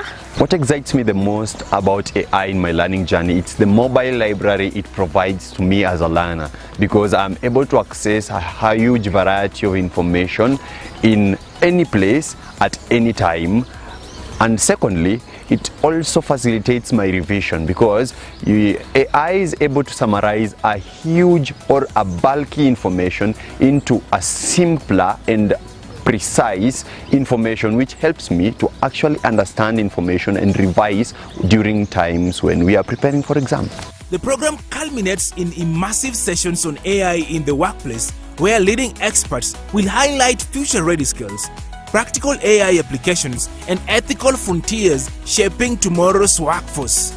A spirited debate on AI's impact on human thinking, a keynote on navigating the ethical horizon, and a spectacular showcase of generative AI creative performances will mark the grand finale. It will give us an opportunity to have guidance. Policy is not necessarily restrictive.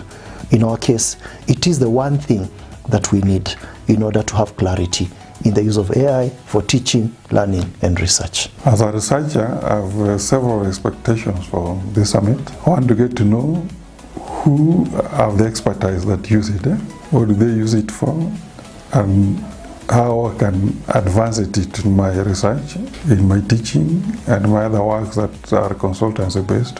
I expect to interact with experts in the field of AI, and they'll be able to give me information on how I can further use AI in the classroom and also in my research. The AI Summit has a lot of important information, a lot of important issues which are going to be discussed, and they're going to be beneficial to all of us. I expect to learn from the experts in artificial intelligence how best we can apply artificial intelligence in improving the curriculum that we teach, which will be relevant not only in the present world but also for future. With thought leaders from across disciplines, industry partners unveiling cutting-edge AI technologies, and distinguished alumni shaping the global AI landscape, this summit promises to inspire and empower.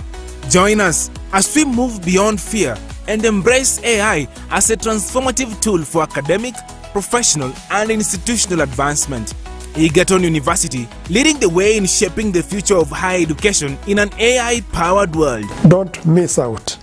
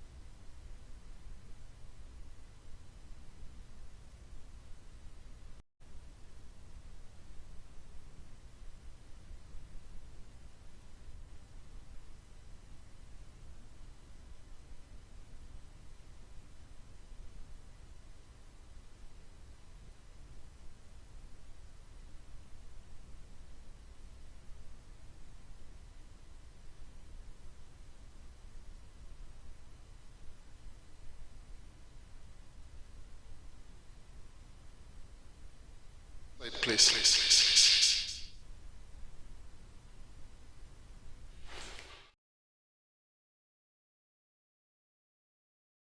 Raised, but I commute to North Carolina for work. That's why I make my salary. And if you want to know more about what we do, all the questions, my student Daisy is there. She will answer all of them. So this is an overview of my group. And if you look at this on your right-hand side, I give the disciplines that we try to address. We're in the College of Engineering, so we have to do engineering. We make stuff, we create. But we have to apply chemistry, mathematics, physics, biology, everything. Research has no department. So Prof, please tell your people, forget your department, answer the question. And if you start answering the question, I am a fan of thermodynamics. So I start with thermal, then I realize that when you have a lot of data, statistics has to be your friend, then I have to be responsible, and then if I want to manufacture anything, I have to use self-assembly. Because, like as we had yesterday in the fire chart, the world has existed for way much longer before we showed up. Then we showed up and we decided that we're going to create machines, but the systems on which we're building and manipulating is actually self-assembled. It is based on self-organization. The brain with which we used to design this machine was not manufactured with an equipment. There's no factory that makes brains. It is one molecule, one bond, they come together to create the assembly that we call a human being. So why are we so caught up with equipment? So when I started my career, I refused to buy equipment in my lab. I told my students, if you want to do research, you better build your own equipment. And you have to use the least amount of money. And today I want to tell you about the story of creativity and innovation through a team of +1. And you ask yourself, who is the +1? I say every person has a shadow. And as you'll see, AI is our research partner, is our shadow. You cannot escape it. You better enjoy it.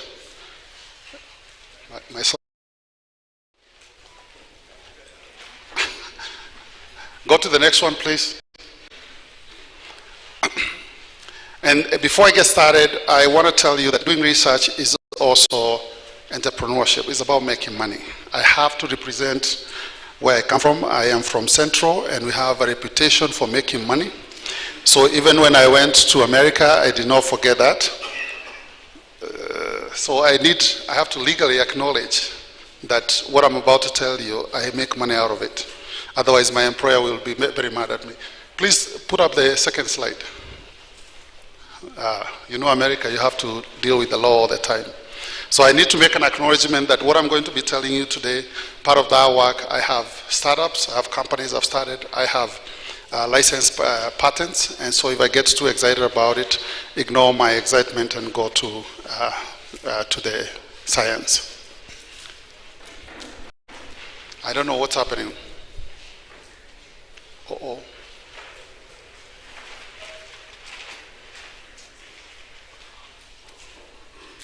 Anyway, I'll continue because the next slide is definitions. And I wanted to have definitions because I believe that when you're working in an interdisciplinary field, there's going to be chances of misunderstanding. And the first word I wanted to define is create. And according to the Merriam-Webster, it's to bring to existence. Bring to existence through imagination. Is a creative person an innovator? The students were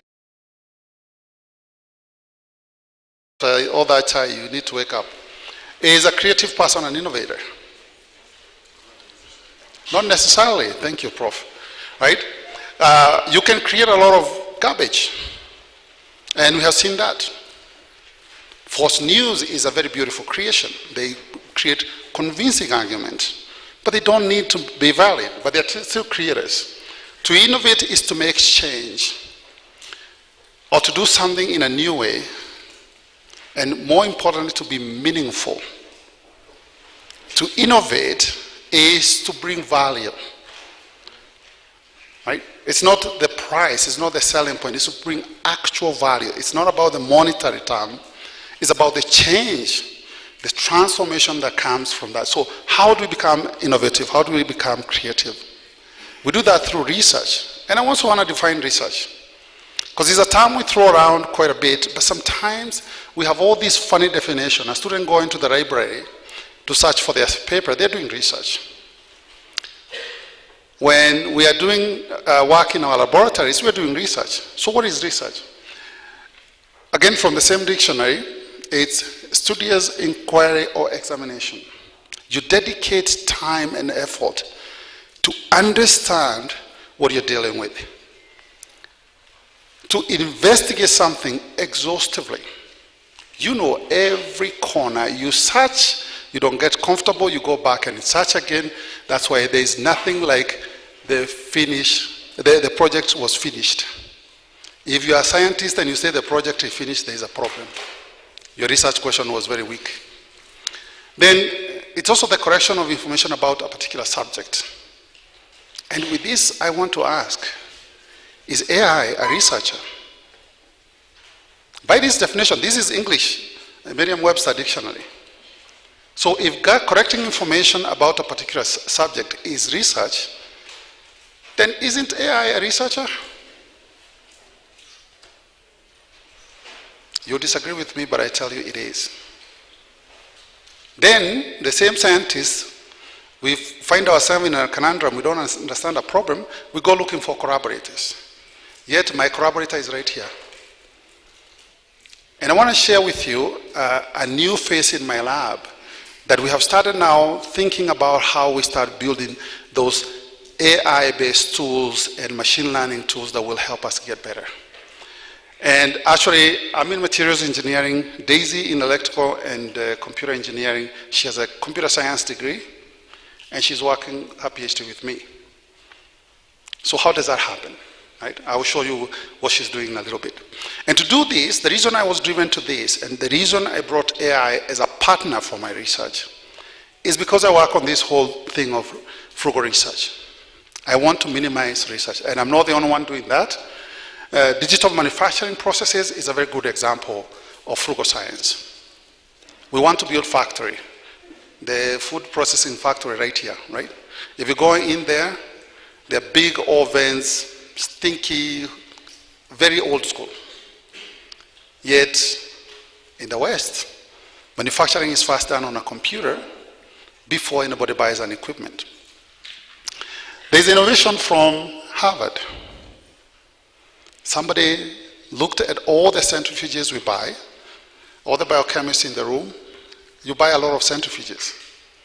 But I want to tell you that from the research that was done at Harvard, you need to buy egg beaters and stop ordering centrifuges. If you want more G, more force, buy a bicycle. It's more economical, it's going to keep you healthy when you're centrifuging, and you're going to get more forces than that. Get your friends in physics to do the calculation for you, and a Black Mamba bicycle is a very efficient centrifuge, right? There's also the folderscope. Those of us, sorry that slide cut out, but that's a foldable microscope built up on using paper. If you think about the aspects of a microscope, all you need are lenses. Why do we import all these metal surrounding it, fine screws and all that? And all you need is a sliding piece of paper to adjust your magnification. Those two last technologies there, this egg beater is from Harvard, the folderscope is from Stanford. Do you need to go to Stanford to be shown how to fold paper? Do you need to come to my lab for me to show you how to fold pieces of paper to make a lab on a paper device? You don't need to. Those of us who took art and craft, we are expert engineers. We can do amazing stuff with it. So that's frugal innovation. But the biggest problem is it's easier to think about complex problems. It's very difficult to think about a simple solution. Now, and talking about solutions, if you think about research, we frame it in this way. There are four areas of research. You have the so-called the Bose quadrant, where you're getting a lot of basic information, but nobody knows how we're going to use it. The discovery of the nucleus and the electrons and all that, nobody knew how we would use them. Understanding the Higgs boson, we don't know. Then we have the Pastor's quadrant, which is use-inspired. And if I can leave you with anything today, if you're a young, upcoming scientist, please focus on that corner. Go back to your village. Look at the people there. Ask yourself, with all my education, how can I solve one problem?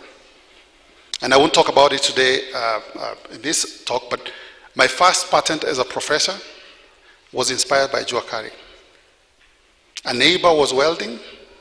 I saw all the unsafe conditions.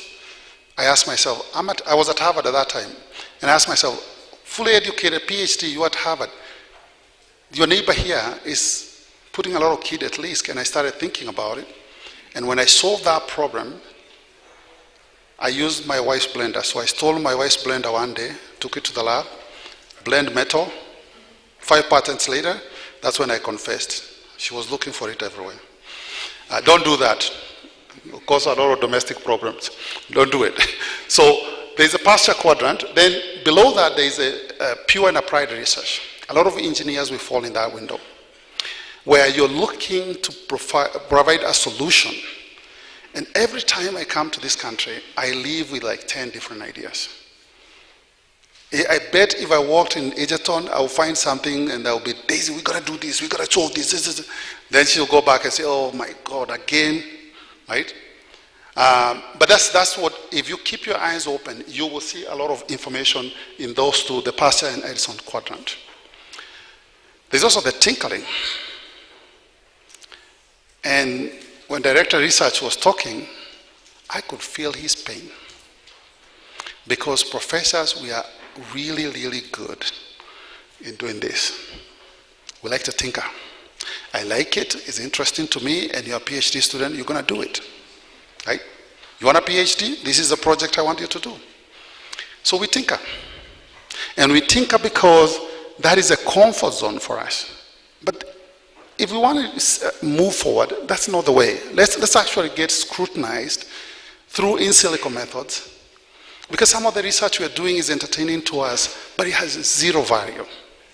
Absolutely, I hate to say it, zero. I did that, I published paper that were pure academic entertainment for me. They sit very comfortably in my CV and on my website, very well published. But they are completely useless. So we need to avoid this tinkering corner, because Africa, we have very limited resources. We don't have the capital to do no, stay on that slide, please. We don't have research to do this, so we have to go on to that. Because if we want to have transformation, you have to find a way of minimizing this corner and actually bringing those three together to get maximum transformation. If Kenya needs to transform, NRF needs to stop funding the proposals on research that I was doing as an undergraduate. It needs to stop. We need to be better. Let's not be afraid of AI. Let's actually challenge ourselves with AI. And there are tools out there, and I'm going to show you the first one. Next slide, please. And I wish every university would execute this. Bring AI in evaluating innovation. When you present a PhD, you're becoming a philosopher. You're bringing knowledge. But is it true knowledge? If I went and searched the world, is it new? Or was it done 50 years ago? The way we do that before, we hired lawyers. We had very lengthy processes of discovering what is going on in the world. But now with AI, and here I'm showing you an example of Pasio, and director, if you want to connect with these people, I will connect you with them. I will bring them to Egerton if I have to. But this is something that you can do right away. This is an AI platform that is disrupting how we evaluate novelty. It will search all the databases in the world. It will search USPTO, and it will tell you whether in that line of research the work has been done. NACOSTI people, before you get those proposals and approve them, find out. Because it may look very novel, and maybe it was tried somewhere else, and there are protocols and procedures and precautions that somebody else has learned from. Use AI together. Next slide, please. And this is the process of finding patentability or novelness. The traditional way of doing this is you have all this, you go through this process here, the traditional prior art search, which would cost an arm and a leg if you have lawyers doing that for you. And then after that, you have the invention is cleared, it's new. Then now you start filing IP and you get the rights and all that. With AI, this bottleneck there is gone. Traditionally, that can take you weeks in the US. When I filed my first patent, I had to wait maybe 2-3 months to get the feedback from my lawyers. Nowadays, I don't even need that lawyer. I go to Paseo, I put my staff, 10 minutes, I know, nobody has done this. Then I come, I recruit Daisy, and I tell Daisy, you have to do this now. And I'm very confident because I know her PhD will be very novel. So as a professor, I'm using AI before I even do the research to test whether whatever I'm thinking about is even novel. When we think about AI sometimes, and what I've had a lot of people talk about AI, is about what I would call laundry work. You're cleaning up, you're looking for writing, you're doing text editing and all that kind of stuff. But systems like this, they make my work so much easier. That is why, as Professor Mwenja was presenting, my blood was boiling. How can a country have 55 patents? How can people like me only generate 55 patents over such a long period? While by group alone, we have more than 70 patents. Daisy has not been in my ear for 2 years and already has a patent. So it's not that we are not creative. It is because we are isolated. There is a gap. There is a bridge that we are not closing. And I want to challenge the students, especially graduate students, masters and PhD students, before you work on that project, reach out to this AI. There are many more of them. I'm just showing you Paseo, but there are many others that you can use to evaluate your work. Don't waste your 3 years doing research just to get a thesis that nobody will ever read, that will never be useful. And I can tell you, when you get IP, it's the easiest way to make money. Because you have 20 years to own that technology. If it gets licensed, I'm telling you, there's nothing beautiful as that check coming in January, and you did absolutely nothing. Right? You thought about it, somebody saw it's a good technology, they licensed it, and because you have the patent for 20 years, they will pay you. So my kids are very happy. And it's not because I'm a Kikuyu, it's because I'm a scientist. Right? I was taught that at Harvard by an Irish American who is a billionaire and a professor, American billionaire. Right? Then the other question we need to ask ourselves is exactly what is this AI we are talking about, and specifically what is the generative AI we are talking about. At the heart of AI, and this is why I like definitions. Can you go to the next slide, please? At the heart of AI is what I underline there. Ability of computer system to perform tasks that normally require human intelligence, such as problem solving and decision making. So how does the AI do that? I have never seen a computer with neurons. So it doesn't have a brain. So how does it do it? I have never seen a computer that is alive. It doesn't have a life. So how can it be problem solving and thinking? It doesn't. At the core of this definition is a correlation map. Networks. This leads to this connects to this. That's what the computer is doing. Who owns those networks? The human being will own them. But unfortunately, the West owns most of those networks. We Africans have accepted our job is to consume. If there's anything we should learn from the history of our fellow black people in America, the African Americans. They struggle. They have fought culturally. Why? Because somebody is trying to write their story. 20% of the world population will be in Africa. But are we going to write our story? Imagine 1 in every 5 people will be in Africa by 2050. But are we going to be telling an African story? Or are the networks that the AI is using to think built by somebody else and we're just consuming them? I was very happy to see Seen by AI. And I would actually challenge us to now start thinking about it. If somebody owns the network, if somebody owns that data, the generative AI, these neural network models, these databases that the computer is using to generate content, has nothing to do with us. We have not decolonized our minds. It's hard truth, but we have to think about it. We have to get away from fancy, interesting, and build our own databases. The students who are doing computer science right now, how many of you have even thought about a project on using AI to control traffic flow in Nakuru? Perennial jam when you're crossing railway. Always there's a jam. Are you telling me that there's no other way we can advise the government to ease that jam? Without saying we need millions of dollars from the government? No, we can solve those problems. So if we don't own those networks, we have a problem.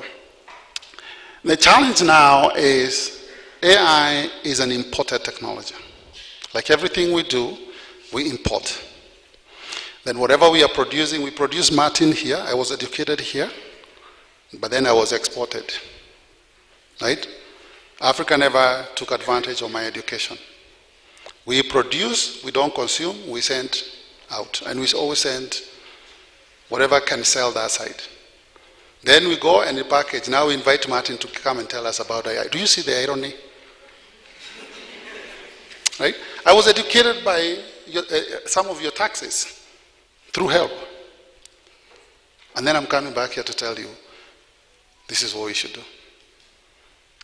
We consume, imported, we export, we produce what we don't use. And AI in the research enterprise is very critical, and it applies in every aspect of the research method. But it is not all good. This is not the gospel. There's some bad things happening.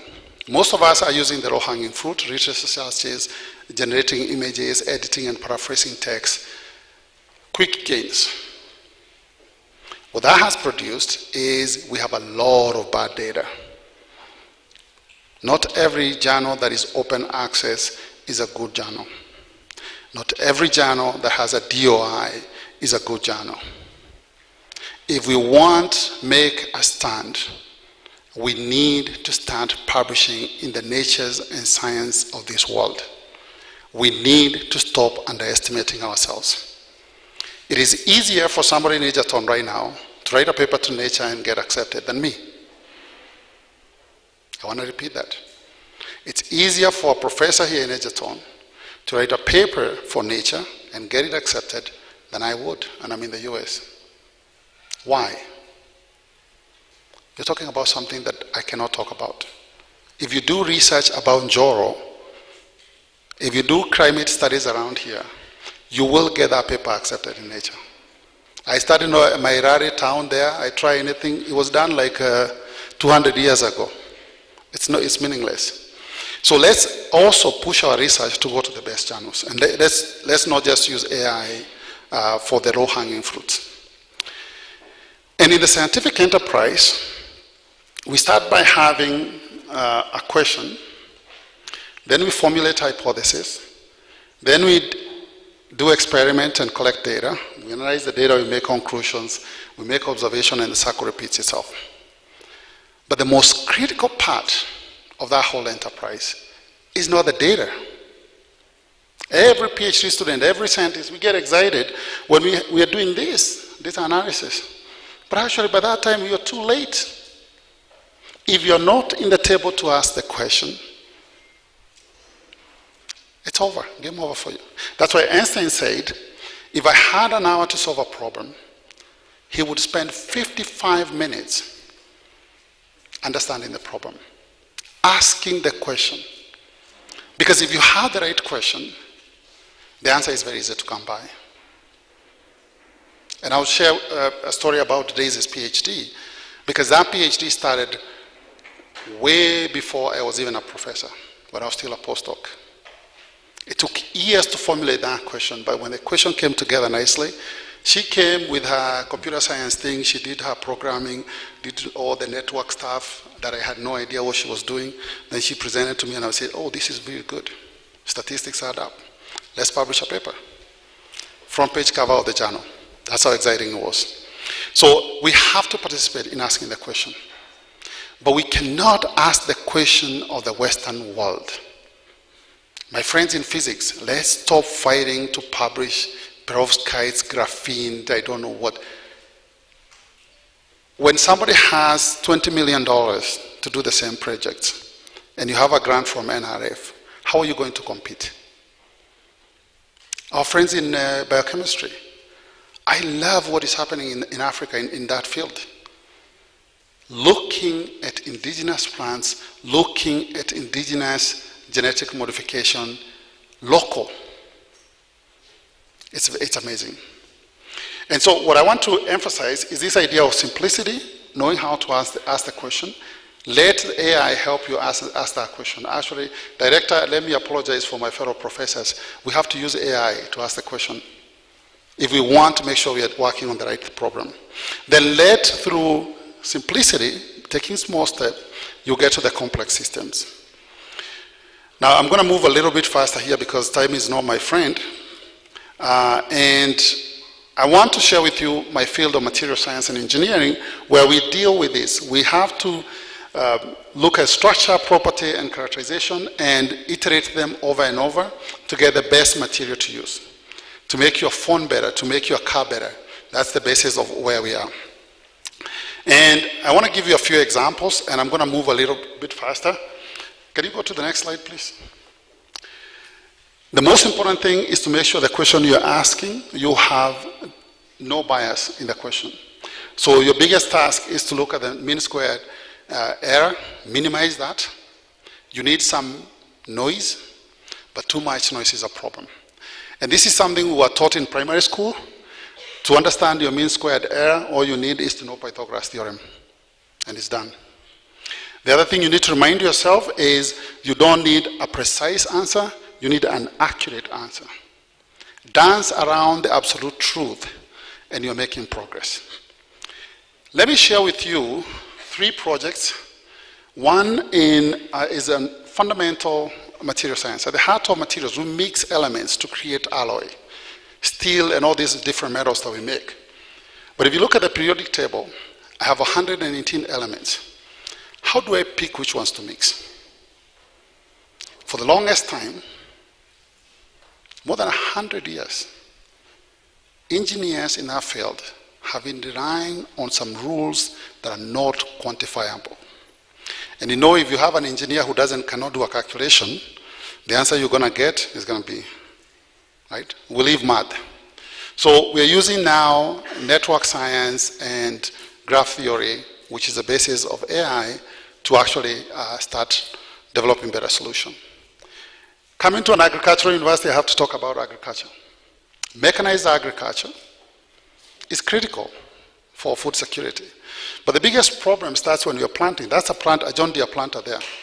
That planter is planting at about 20 to 25 kilometers an hour. It has a boom that is about 60 feet. It's planting about 24 rows of corn, maize. And it's popping out somewhere in the north of 100 seeds per second, each row. How do you make those seeds never stop moving? Seeds are solid. Even when you dump the mahindis from the sack, there's still some that gets stuck at the bottom. But the farmer gets everything out. Then I'm going to get a little bit more technical and get into nano world, and I'm going to move quite fast here because I don't want to bore you with the science. Next slide. This is what we did. We took the whole periodic table, we look for associations. We mapped them based on the element property. We created a graph, and the table you see on the other side, like that graph, that heat map, is basically the whole periodic table. Every element known to man, I can tell you whether it can mix with anything else that you give me, using graph theory. And I can actually cluster them. I'm sorry, the slides are getting cut off on the end. We can actually cluster them to those that are very easy to mix, those that will be difficult to mix, and the ones that will never mix, all using these networks, associations. Next slide. And then here, we're not just telling you how to mix, we also get some few surprises. New science comes to the fore. When we're mixing, we have always been taught that it's all about how electrons are interacting with each other. By using neural network, we say, no. Actually, the electrons are the sidekicks. The real culprit is actually in the nucleus of the atom. The heaviest part of the element is dictating what the outside is doing, and you can see that very clearly in what we are calling the odd-even effect. The number of protons in the atom dictates how it's going to mix. We could never have figured this out using modern chemistry. Next, please. Then we put our method to test, and we find out, actually, it either matches the current tools or it outperforms them. It starts to make predictions that the current tools in the market cannot do it. And these, the CalFAD and the Midema models, if you want to purchase that, it's a subscription. There's no university in Kenya is going to pay for that. Because a seat on CalFAD is something like 12,000. One connection to it. So in a university like this, you need about 10, 12, or even 20 seats. So who's going to fund all those millions? It's not going to happen. You can use AI to bridge that challenge. Next slide, please. Now, I'm going to wear a different hat and talk about the Center for Complex Particles, where a team of 8 universities goes together just to study particles. Any soil scientists here? Do you have anybody in soil science? No. Oh, good. I'm talking to you now. Because soil is a complicated system. How do you even till? How do you make things move? So we got together to understand complex particles from nano all the way to micro. Next slide. And these slides, I'm borrowing these from my center director. I'm the deputy director. These are his slides. And we wanted to develop tools that are both experimental and theoretical to allow us to study anything that is a nanometer, 10 to negative 9, all the way to things that are meter scale. And we also wanted to know the properties of those systems as they come together. There is no way, there is no human that can understand one test tube or soil completely. It's impossible. Because human beings, we have a limitation. We can only think about 3 dimensions.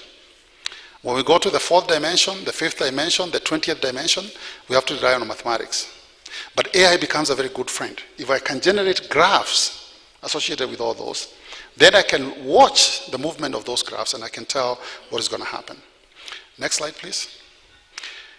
Unfortunately, I don't have a way of printing. These are videos. We take basically tomography image of our particles and then we generate networks and we can analyze tens of thousands of nodes in a very short period of time. Next slide.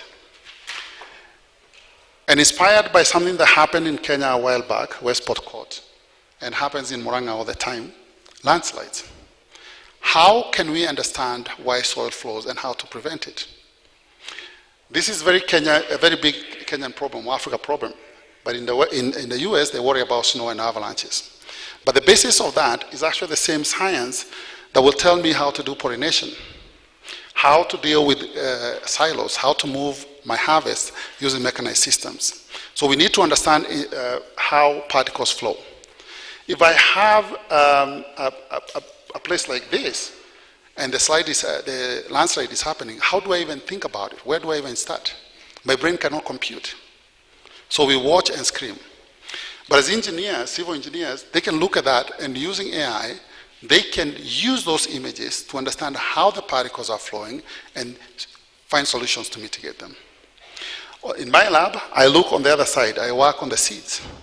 I want to understand how seeds are flowing so that I can make efficient methods of planting and how I can help with the storage and flow of grains in silos. I'm also interested in pollen, but pollen was a beast. Those of you who do plant science, I respect all of you. It's too complicated, too many parameter spaces. Next slide, please. And when we use graph theory and network science, we were able actually to develop the first renewable, safe, non-toxic, biodegradable lubricant. And that's where I'm going to make money, right? Because that now is licensed. We have a few patents on that that is coming up. At the center, we also have work. Next slide, please. At the center, we also have work that is going on things like fiber analysis. Again, using graph theory to understand fibers for aerospace engineering. How do you make lighter planes? The only reason I can fly from New York to Nairobi nonstop is because of plastics. But those plastics are reinforced. The Dreamliner is 51% plastic, so it's a plastic aircraft. It's just reinforced. How do we make those plastics even lighter? We use graph theory and machine learning to understand how to improve their properties. Next slide. The other challenge is challenges in things like healthcare, right? When you think about healthcare, it's very, very complicated. And this is what we tend to focus on when we're talking about healthcare. Disease vectors, diagnostics, what medicine am I going to give you? But if you think about it, healthcare is a system. It's not a linear object or a linear question. So instead of paying attention to these traditional metrics, you need to think about the technology you need, the knowledge you need, the kind of system you're dealing with, and then how you engage the stakeholder, the people. How do I connect a person and a mosquito? They don't speak the same language. But I can use AI as my language, and I will start seeing correlation. I studied the movement of people, I studied the movement of the mosquito, I correlated with disease occurrences, with seasonal changes. I start building this complex, hierarchical, multi-dimensional space that my mind cannot go, but mathematically I can do that. And I can do that using network science and AI. I can then go to my system engineer. Figure B there was done by a system engineer who looked at this question that we were trying to answer for Kenya, and he told me, you guys are doing it all backwards. He built, sorry, now I'm told I have very few minutes. He told us we're doing it backwards. He tabulated it for us. He showed us all the networks, and then using that simple model, we were able to build the test that is in the middle there. That is a sustainable, biodegradable test that you can manufacture here in Kenya. I'm hoping that will be manufactured here. And very soon, they're going to be in pharmacies near you. Thanks to an integrated system-wide analysis, part of the information we used to do that was done here at Nakuru District Hospital, Provincial Hospital then. It was not a county hospital. And next slide. We're not the only ones doing this. Here's my friend Paul. Paul is not a medical doctor, he's an electrical engineer. But he can diagnose COPD better than most of the tools we use right now in medicine. All he needs is to put a bunch of sensors, 3 sensors, look at the network or the evolution in the data, and he'll be able to tell somebody, you have COPD. Alzheimer's, using handwriting. He's using AI and following how your handwriting is changing to start predicting how close you are to getting serious Alzheimer's. Now, another colleague of mine at the Center for Complex Particle, Professor Barabasi, also looked at healthcare from a different point, food. And again, he uses AI to understand food. We talk about food deserts. Right? There are places that is very hard. It's very hard to imagine this when you're in this country. But there are places that is very hard to get milk, fresh milk. There are places that is very hard to get green vegetables. But using networks, you can map those places and you change your distribution strategy so that you avert healthcare crisis. So you can use this for almost anything, even traffic. I don't even have time to go to traffic and others. But AI is not everything. Next slide, please. Google, very good in AI, but they failed miserably. Google Flu was supposed to be able to use this mathematical model to predict when flu is spiking, and so we can vaccinate people, we can deal. It failed beautifully. Why? Does anybody know why it failed? My people in computer science? The answer is on the board. They're using the wrong model. It's very easy to fake that model. So if you don't ask the right question, if you don't have the right hypothesis, you're doomed. The other thing we have failed miserably as a species is with insects. They're smarter than we are. They feast on us, they feast on our animals, they make us sick. They make our houses filthy, the cockroaches and all that. But do you know, as a human species, we have never been able to eliminate one insect, no matter how nasty they are. This is a multi-billion-dollar industry that I am very convinced that whoever gets into this is going to make a very big killing there if you can use AI to bring all that data together, because the data is there. But besides everything we do, and I believe I'm getting to the end of my talk now, we're talking about industrialization and manufacturing and implementation and commercialization. Can you go to the next slide, please? We are following this trend, and Kenyans, we are so good in keeping up with what is trending. But may I dissuade you away from it? Because Industry 5.0 is not ours. Industry 4.0 is what we need to be. We need to be in smart manufacturing. As we get to smart manufacturing, we start producing more goods. We start getting distributed manufacturing. We start getting very complicated logistics. Then we say, I don't want to even think about it until it touches you. And I'm going to tell a personal story here. I got drawn to logistics. I'm not a business person. I know nothing about business. But I got drawn to it because my sister-in-law, was pregnant with her first child, goes to the hospital, gets an antibiotic. A few weeks before delivery, she gets a stillbirth. The first grandchild in the family. I was mad. I was pissed.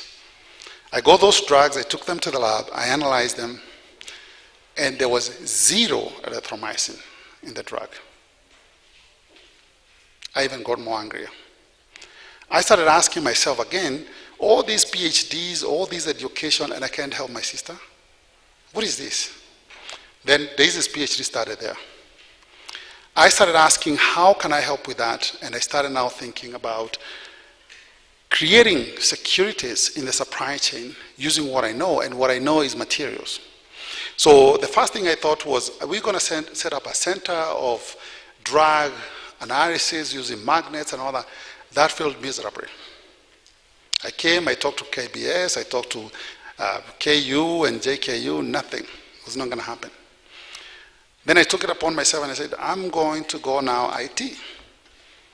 But I'm not a computer scientist. The last programming I did was a long time ago. And so I formulated the question. I looked at whether anybody has done something like this. I came across physical and clonable functions. Those of you in ICT, you know that. And it was a hot thing in the US at the time. I sat on a few meetings, learned about them, and I'm like, I think we can do better. The fingerprint has worked very well. What if I make a synthetic fingerprint? Then the question comes, if you make a synthetic fingerprint, how are you going to read it? How are you going to make sure that somebody doesn't take a photocopy and you're done? Oh, I'm going to make a changing fingerprint. Then I got excited. I'm like, yes, yes, yes. And even before Daisy joined the group, I talked to my postdoc and we're like, let's do this. We start doing it and we realize, oh, we don't know anything. We need somebody in CS.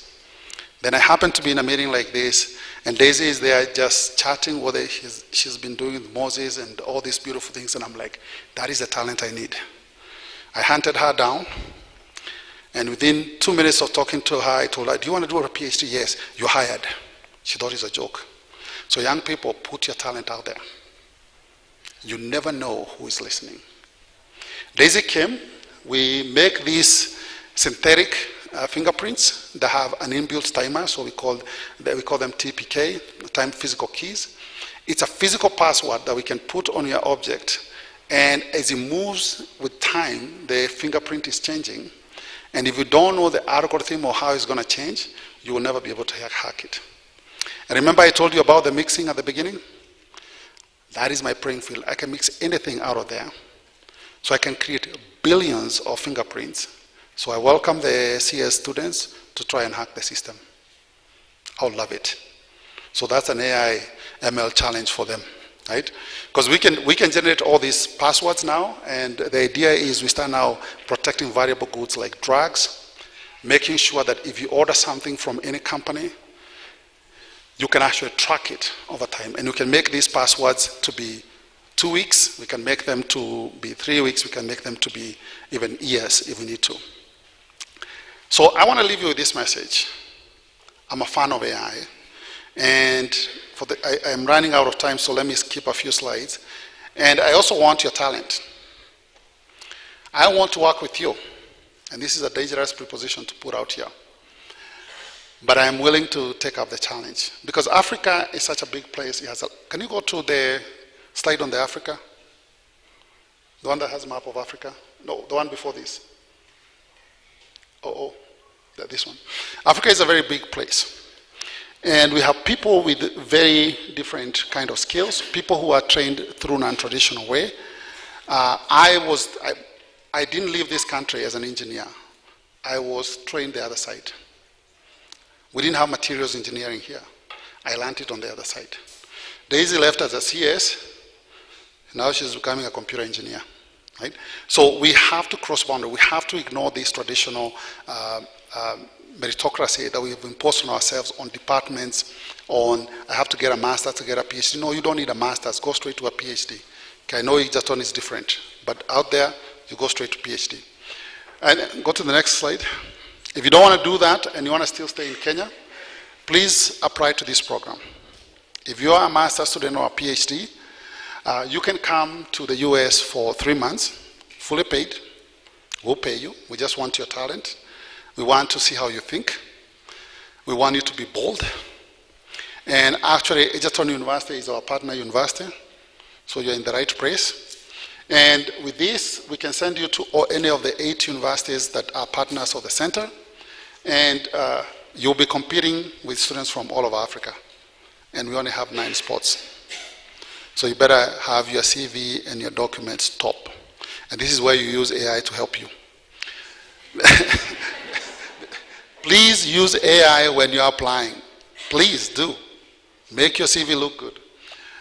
The other thing we do is also we have an AI ML challenge every year. And I would like to challenge my brother here, Dr. Dega, to co-host this with me next year. We make it a Compass Egerton AI ML challenge. And then we invite all the students, come compete. Right? When we ran this the first time, student from Strathmore won it. Dixon Wall came up with a brilliant solution. Year number 2, who won? Dixon Oemba. Is it Dixon Oemba? Yeah. Also from here, from Egerton. This year we were beaten by Nigerians. And I'm Kenyan, and you know how that goes. Yeah? KODF, you know how that goes. If a Kenyan loses to Nigerian, problems. Right, next slide. And the work I do, I don't do it myself. It's done by this team here.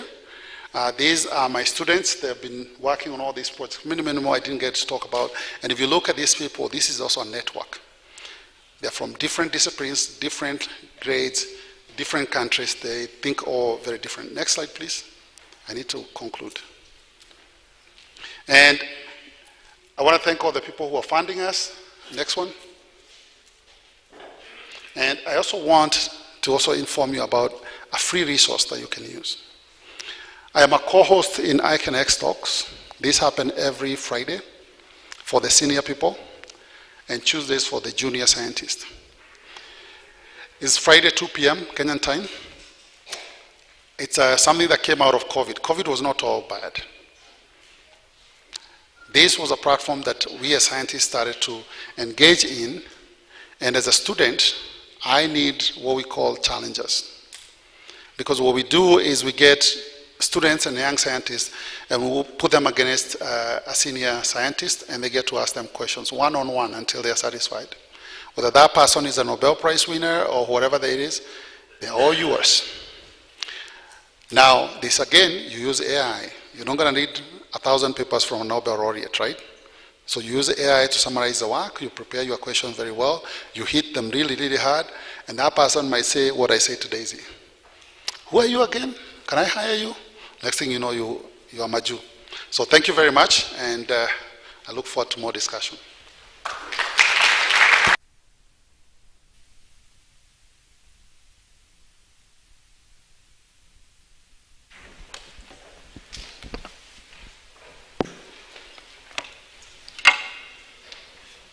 Thank you very much, Professor, and it is a challenge when I stand here to try and sum up what you have said.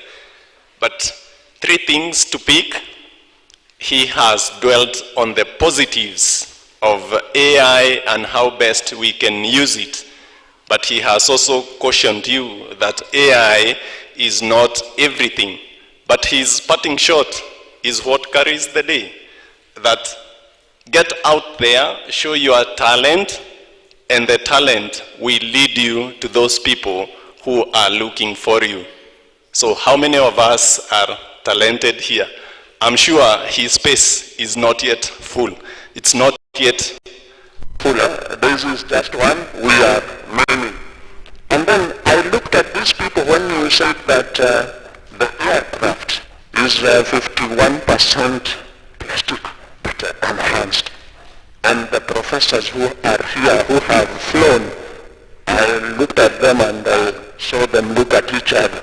Imagine, this is what, that is neither here nor there. But again, he mentioned something about the right question, then the answer will be easy to come by. And then I looked at the senior lecturers here, and there are exams of 2 hours, and there will be 2 or 3 students. Within the 2 hours, will have written nothing. Whose problem is it? So allow me to recognize the following people. Dr. Ngatia from Kabianga University, thank you very much. There he is, let's appreciate him. Thank you, thank you, thank you very much. Madam Elena Mwai, representing the founder, Mount Kenya University, Professor Simon Gishari, wherever you are, thank you very much. We are looking for these collaborations and partnerships. Karibu sana. We can't forget our own here, Director Gender, Women, Institute of Women, Gender and Development Studies, Dr. Lillian Cheskau. Thank you. She is here to know what AI can do for her institute. So all the matters of women, gender and development studies, she is here.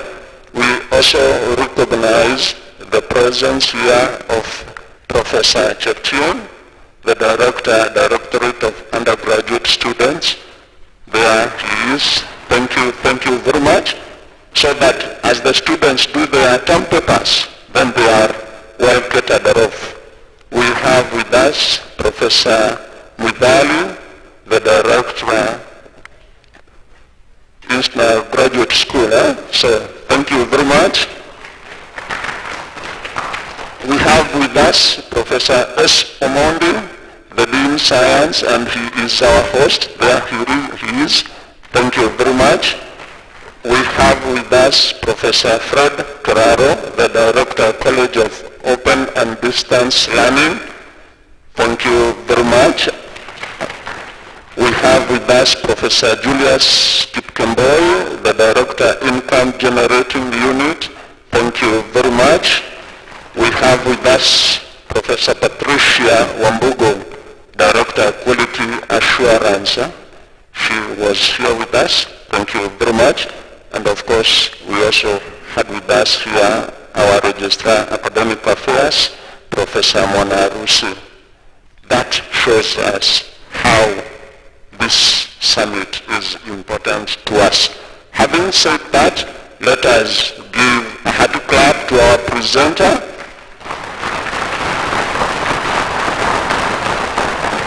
Thank you. As we transit into the next session, I would kindly request all of us to stand, and because the professor comes from material science, we try and see whether we have gotten something. So let's be upstanding for 1 minute. Please stretch, and don't hit your colleague. I want us to try this AI tool and see how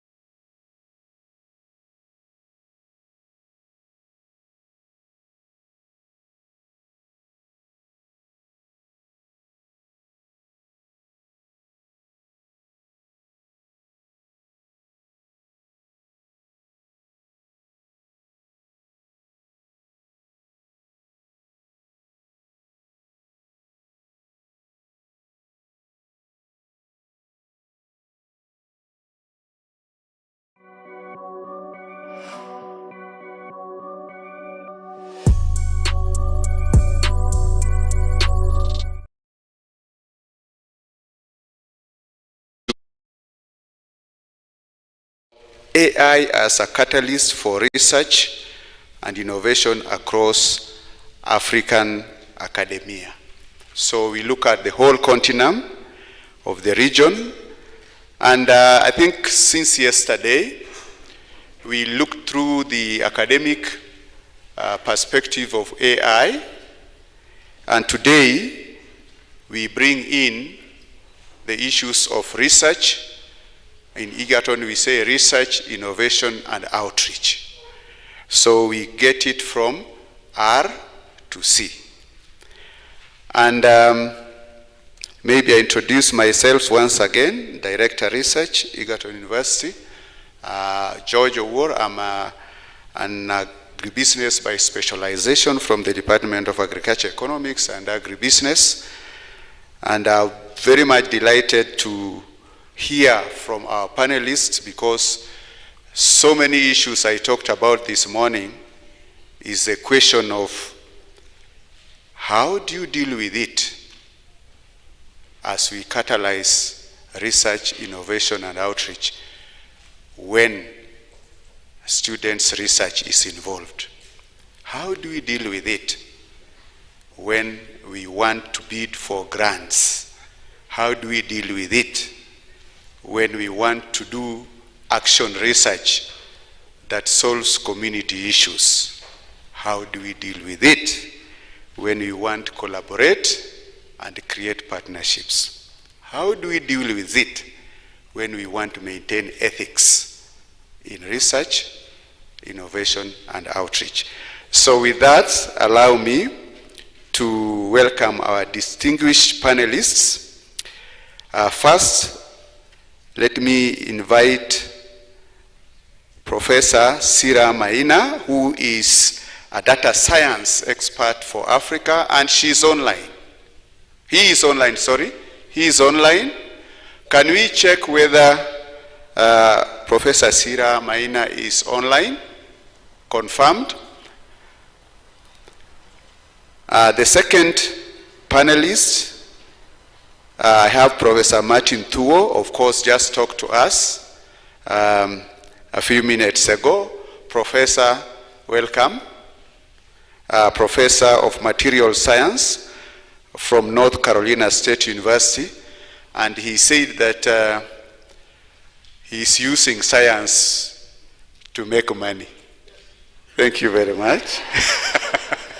And I think I like that because you heard about we are supposed to be also trying to add value to the capitations. That's why we have income generation units.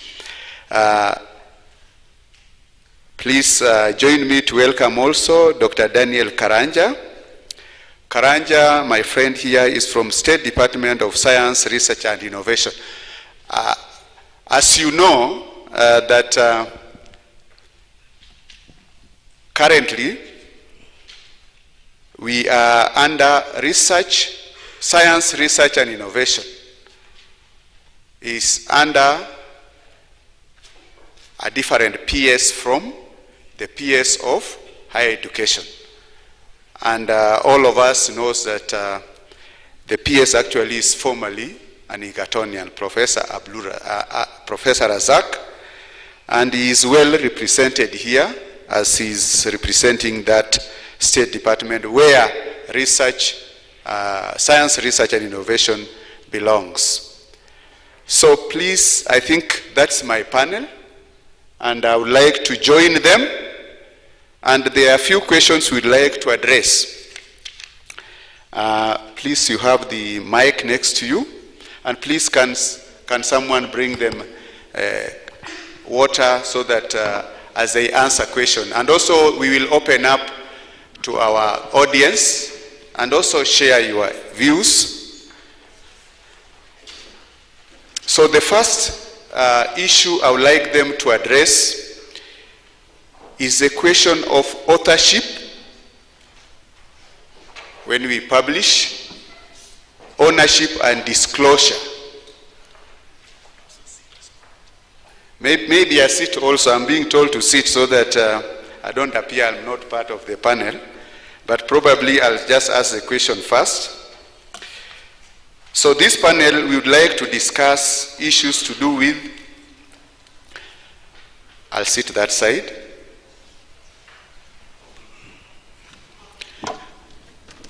And I start with Professor Thuo. Professor, I think from your background of academics, research in material science and related, and all this experience you have had when you are in Kenya and also in the US, and the current good work you are doing, what would be, can you tell us the AI issues in authorship, ownership of the rights of those publications and the data? For example, you do research and you produce a manuscript, and probably you have an innovation out of it, yet out of this publication you used a certain AI. Let's say yesterday we talked, let's use our own Simba, isn't it, for example, or ChatGPT. There's another one called Deep what? DeepSeek. So the question is, what is your view and who owns this? And are you supposed to disclose? You see the way we write papers and you acknowledge the utilization of maybe Professor Ward's document. Are we supposed to also acknowledge that we used it? Is it ethical? Welcome. Thank you very much for that question. And to frame that question, let me take a lesson in history. Before the invention of the book, There were people who stood in, and I said this yesterday during the fire chat, professors, the reason we wear those funny gowns when we graduate with pockets at the back is because we are supposed to be standing in Jokerio, professing knowledge, and people putting coins behind us. That's the point of the hood, right? But the invention of the book collected all that information and put it in the library. It does not mean that the professor lost their job. Actually, the invention of the book required us to have more professors. So as we get into the AI, the same way we have a unit called communication skills, we should have an introduction to AI to our freshmen. And as lecturers, as senior lecturers, as professors, we should encourage our students to use AI, but let them be honest. They have to be honest. The same way when you cite a paper, when you use a paper, you have to cite it, right? It's the same notion. You're using somebody else's tool. It's not yours. Don't take credit for it. Even in my slides, you could see I'm putting website, I'm putting books, stuff that is not mine. I have to give credit. Otherwise, I'm stealing. I'm a thief, right? So why are you stealing from AI? So, and by the way, it's not just using the platforms that we normally call AI. If you're making a paper and you use Photoshop to improve the quality of your image, to make them pop, to do image optimization, you're using AI. And that's why every journal will ask you to declare the softwares you used to prepare the manuscript. So if we are saying figures were made using Photoshop 6.0, why can't we say part of the research or the figure X was actually generated using AI? It makes life easier. If I, like one of my slides, all the skills and all the stuff I was telling you about Africa, that's not me. I put it somewhere and the slide generated that image. And I just acknowledge it at the bottom. So all you have to do, instead of me sitting there and reading 50 books about skill development in Africa, I can ask AI. It has access to all those books. It gives me all that, summarizing. Does it make sense? I don't like this. Change it. I don't like it. Then you optimize it. And then we're done with it. I make a very nice informed decision. The same way I would go to the library, I can use AI as my library right in front of me. So yes, I encourage my students. Actually, when Daisy joined, one of the first things I did is to subscribe to ChatGPT for her. Yeah. I paid subscription for her so she can do her work. Why does she need to sit there, write codes that other people have written? Go to ChatGPT, ask, how do I do this? And then within 3 months, I'm asking her, where is the paper that we are submitting? So I don't remember how it took her. Because she's enabled, I have hired Daisy, but also I hired a +1. So she gives me work for 2 or 3 people. So I'm very happy. So me, I'll continue using it. Those who are afraid, it's a problem. Even in my teaching, we need to stop, all of us who are teaching, stop asking, what did this chapter say? Stop asking those questions. These people are very smart. My first assignment in thermodynamics, I normally ask them a question that has no answer. And they know, they expect it. Right now in spring, I'm going to be teaching thermo. They'll get a question that I don't even know the answer. Because I'm not asking them to tell me what is in the books. They can get that from the AI. But I want them to show me how they think and how they approach it. What information are they integrating? They go to AI is going to go to literature and give them garbage. So I look at the paper, I give them a 0. We agree from day one. If you give me stuff that is not yourself, I have the right to give you an F. And there's nothing you can do about it. I control the grade. I'm the one who's a maître registrar. So we have to make an agreement, and you agreed. It's a contract. So even in teaching, I want them to use AI. I want them to know how to find that information very, very quickly. And for example, it's not even a crazy question. You might think I asked them like to calculate the distance from here to Andromeda or something like. No. For example, I asked my students, what is a fire? Define the surface of a fire. A flame, a kind of flame. We all use fire. We all use flames. But do you know what it is? Now ask that to engineering students. You will see beautiful answers. Some of them I read and I'm like, I want this student in my lab. Also, that's a way to recruit students to do research for you, because you'll get the best student, the one who are willing to think, the ones who have the grit, the one who have the ownership of their work. The one who are copying, those ones are not there to learn. And we need to help them. Those are on the production line. We need to help them get out quickly. Not everybody needs to be an engineer.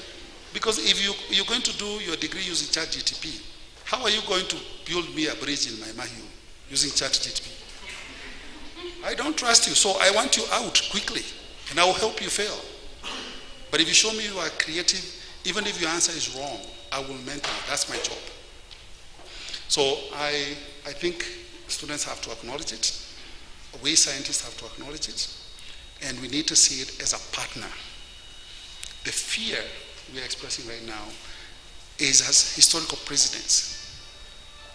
When the printing press came to be, right? The region diversity we enjoy today was a product of Martin Luther doing what? Pinning his documents on churches, because he had access to information. So I would say, let's then give them access to information, and let's think how we teach and how we acknowledge these tools. Thank you, Prof. I think we get it very clear that yes, you are using it, and you have provided a very clear direction that it doesn't replace our thinking, isn't it? So I want us to, before we come to the Data Science Africa, Professor Sira, I would like to request Dr. Daniel, from the State Department point of view, what is your take about the authorship, ownership, and disclosures?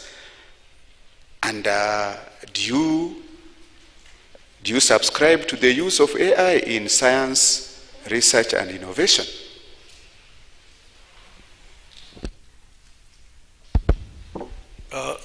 Thank you, Director.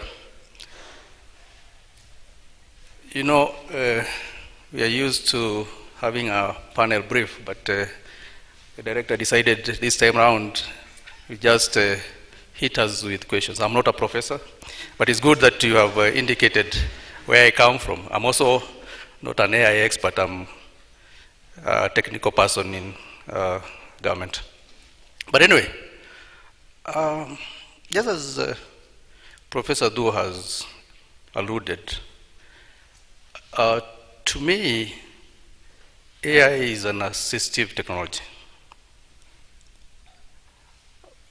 Maybe behind the research paper or the research output, there is a researcher. So the issue of acknowledging the researcher as a human agent is paramount. But of course, what we should be asking ourselves is, do we have guidelines that would also help us to acknowledge the use of assistive technologies? Because unless we have those guidelines in place, we shall witness what all the people here have said. We shall have materials that are owned by other people, which are attributed to the wrong people. So to me, just as Enslavia and the nature are doing, let us have those AI disclosure guidelines, so that we know how much did the technologies assist in coming up with a research paper or whatever outcome. That way, we shall also be able to measure the contribution of the researcher as well as the assistive technologies. But it's good to, because the question was very direct as a government officer, what we are doing. I think everybody has witnessed that as government, we are there. And that's why we are in this forum, because our work as the State Department for Science, Research and Innovation is to administer policy and programs. And this is one of the programs that we felt we should participate. I wanted to come and sit behind and participate as an alma, someone who graduated from this university. It's only Dr. Liga who picked me and told me, oh, you have to sit here. But I said, well, I'm here. So the government on its side has prepared the environment. Yesterday or the other day you saw His Excellency the President signing in for an AI course. Therefore, Director, the question also that we should be putting across is those professors who are not in this forum, where are they? Exactly. Where are they? The VC was very categorical today. He issued a policy statement that this university will never be the same again. And that's what we want to hear from the government also, as a country. Because I'm going to outline some things that we've done to show that we are ready. But the universities as a local agents of development, Egerton as a local agent of development, what are you doing to ensure the Mukulima will also benefit from these technologies that we are saying they are going to change everything? Thank you. Thank you very much. From the State Department, I think I want now to come to Professor Sira. I think she's here. He's hearing us. Please, sorry for that. Professor Maina, from what we have heard from the academia, who has been exposed nationally and internationally, from the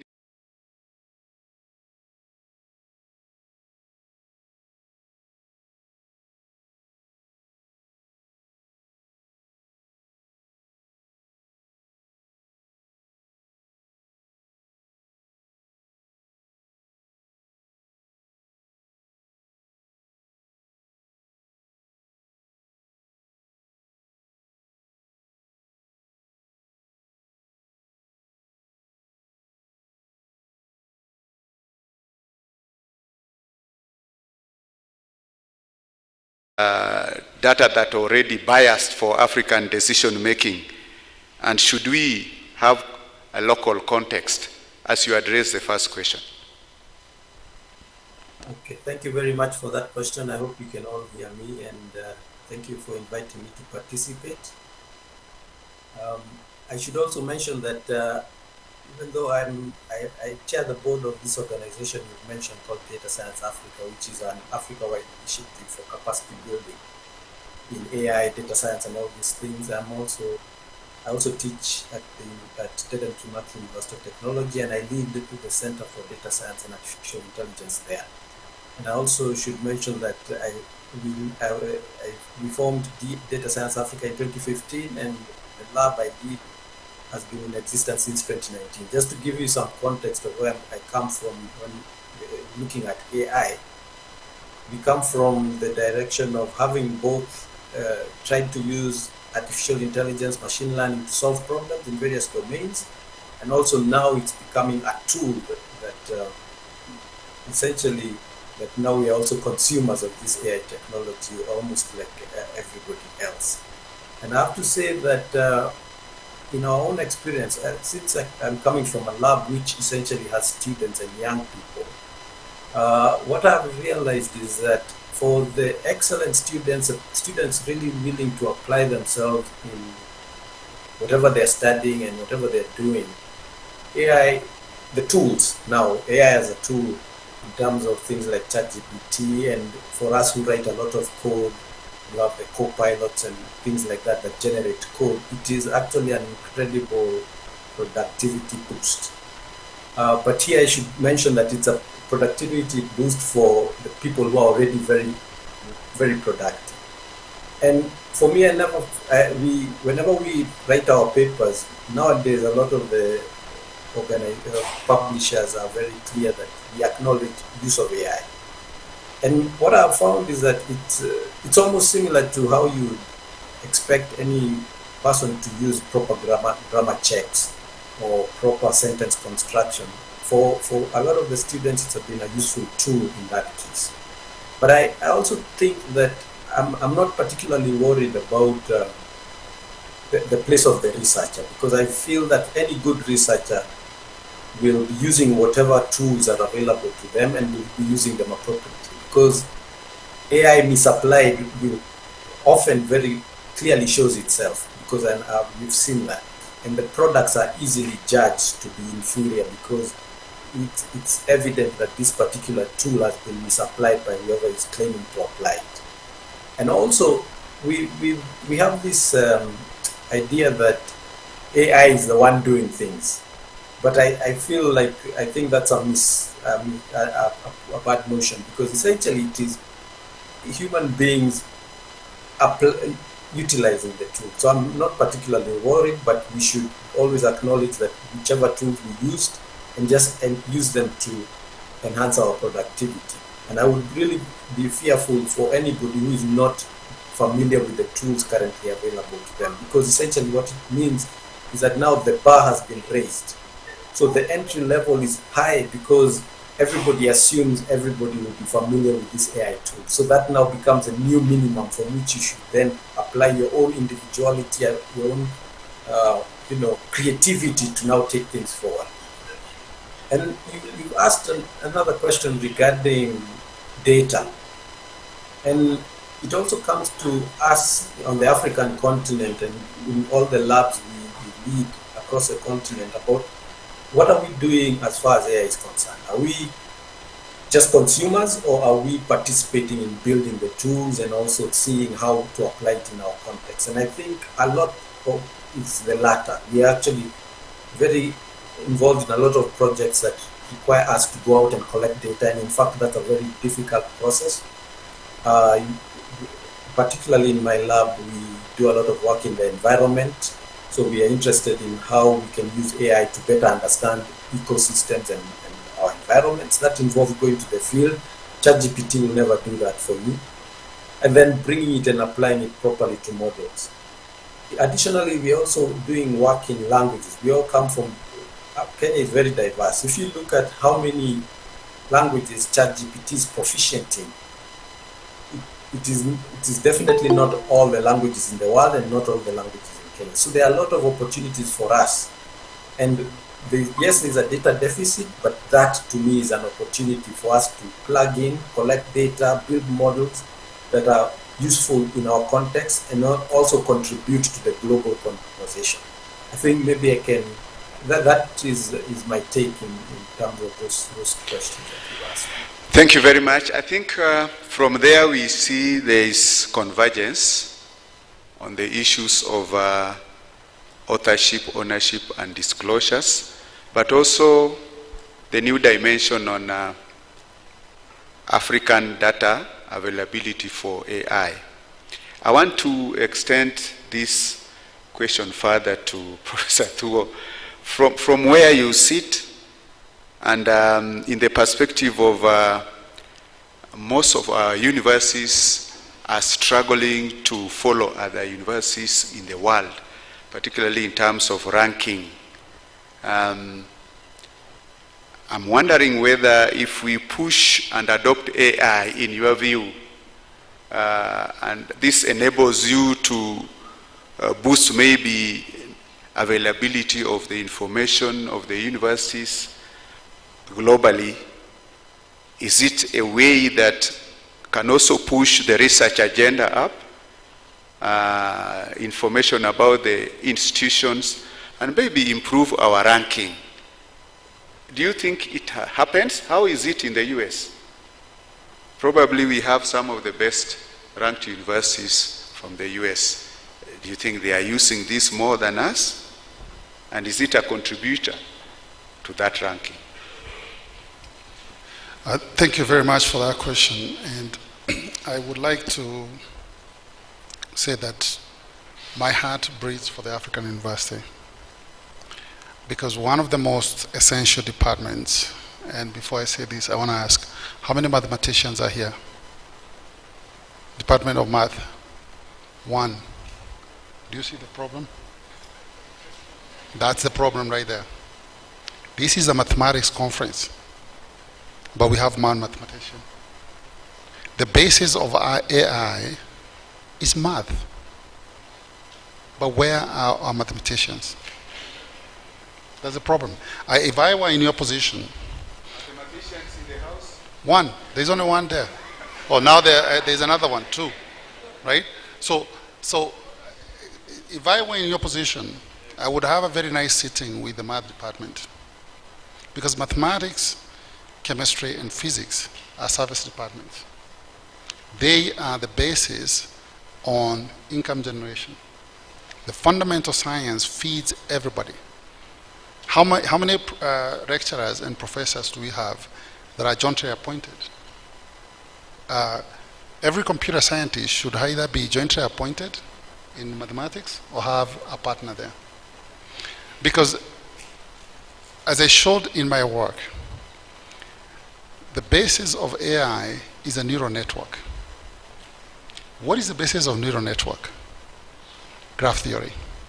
What is the basis of graph theory? Linear algebra, statistics, correlation maths. Where are we not having those people here? They should be the one telling me, Martin, you know, that thing you presented there about mixing, that's very simple first-year mathematics, because that's what it is, right? You look at my equation, they're very simple matrices. But when the university is siloed, when we sit in our department and we make sure we are very good in putting science, Department of Mathematics, Department of Physics, everybody is territorial. As long as we have those boundaries, we will struggle. As I mentioned, Daisy is in computer engineering. My first students in my group when I went to North Carolina was actually a nuclear engineering student. What am I doing with a nuclear engineering student? Well, they are very, very good in understanding radiation and positron diffraction. I'm not an expert in it. But where the American university beats the African university is because there are no boundaries. American universities respect your skill. Actually, let me say this, and I'm going to apologize to the engineers in the room. I am qualified to teach engineers in America. I am not qualified to teach engineers in Kenya. Let me repeat that. I am qualified to teach engineers in America, in Europe, in Australia. I am not qualified to teach engineers in Egerton University. What a shame, right? So how, and the reason I'm not qualified is because the engineering board got something written in the Constitution that keeps people like me from ever teaching engineering. In America, they see what I'm doing, they're like, this guy is crazy. We don't care. Your research is in this line, you have this expertise. We're going to put you, I used to be actually in 3 departments when I was at Iowa State. I was in materials, electrical, and computer engineering. Then I said, that's too much, forget about it. I just want one department. So the way I would say, if you want to help with your ranking, break the boundaries, force people to work together. There's somebody who is doing agricultural research right now in genomics. How many statisticians are working with them? For every person that is doing gene analysis, proteomics, whatever, whether it's DNA or anything of those omics, they should have an army of statisticians behind them. So that when the data is coming through, you can filter it very quickly, and those statisticians should also be very conversant with AI methods. Because like in my group, they know if you bring me a paper and it doesn't have statistics, I'm not going to read it. I don't even edit it, take it back. So they have to use non-population dependent statistics to convince me that what they are saying is true. So we use AI also there. So I think if you want to get higher ranking, point number 1, break the fences within the departments, make them open. Force people to work together. The siloing is a problem. Number 2, challenge people to publish in better journals. And the lecturers, you're going to hate me, but one of the things I would say, they should be made to publish in high impact factor journals. It's easy to send a paper to a low impact factor journal and get published, but to get to a high quality journal, you have to do the work. So before promotion, ask for it, right? Because why? If you put your paper in a journal like, let's say, materials chemistry, or you put it in Angevante, or some other journals like that, you're going to get citation. You get citation, you get collaborations. You get collaborations, the ranking of the university goes up.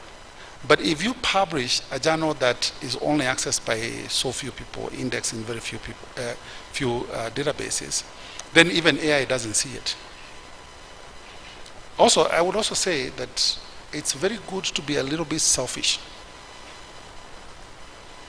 And this is a fight I fight with the lecturers and the faculty in Kenya, and I'm going to fight it in public in front of your students.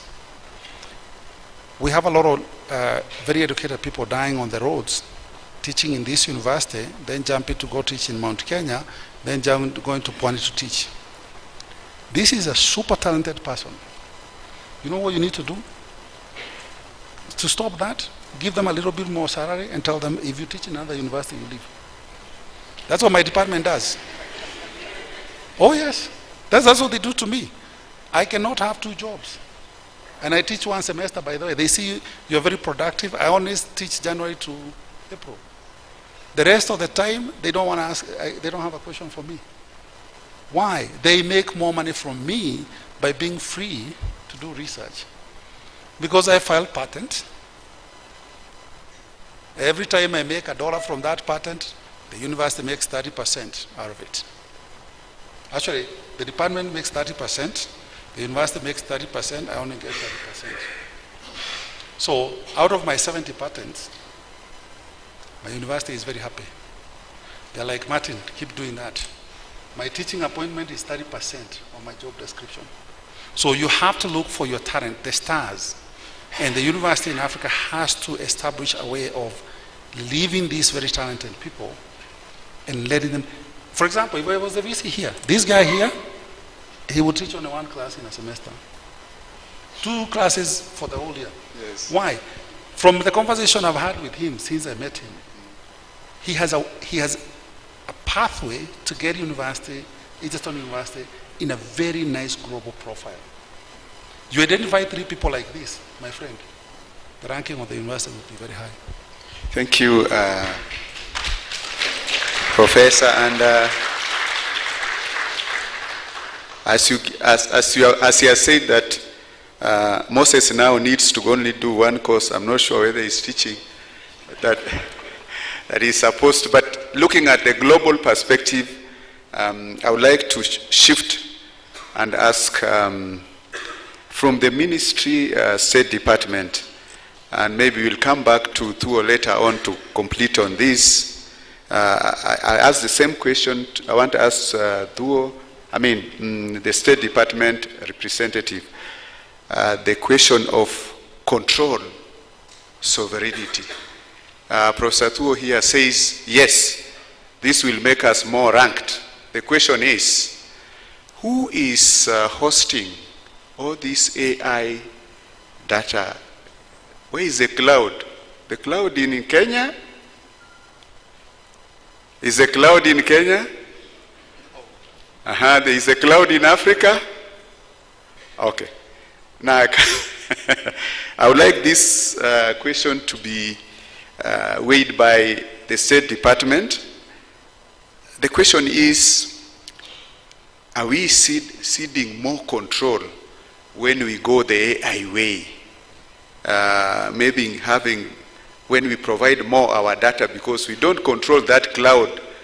And should we have something from the policymakers' perspective to have maybe a policy that maybe we should also have access? How do we handle this question? As we go the AI way, want to be highly ranked among the best in the world. What is your take?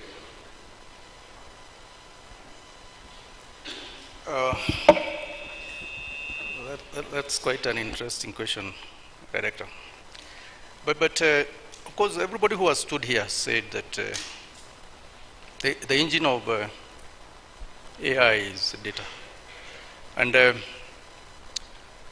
when you look at our context, stories have been told about Africa.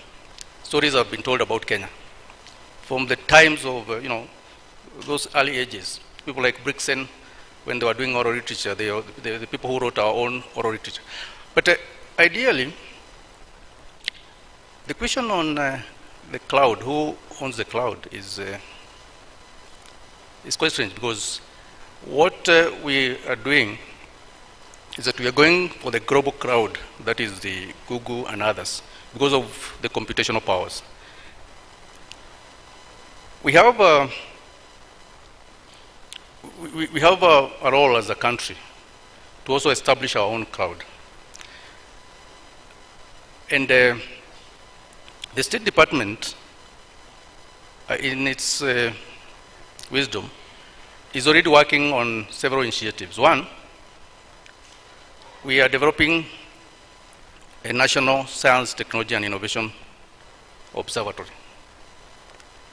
We are also in the process of developing a national repository so that we can harness the data and, in a way, control the integrity as well as the sovereignty of our data.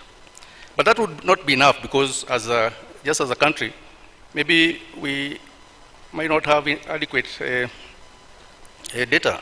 We also need to talk to our other Africans to establish a serious African repository or cloud that will help us even establish collaborations. Because when we are united as Africans, we have a bigger bargain. Just Professor Du has just told us, everybody is looking for the African outputs.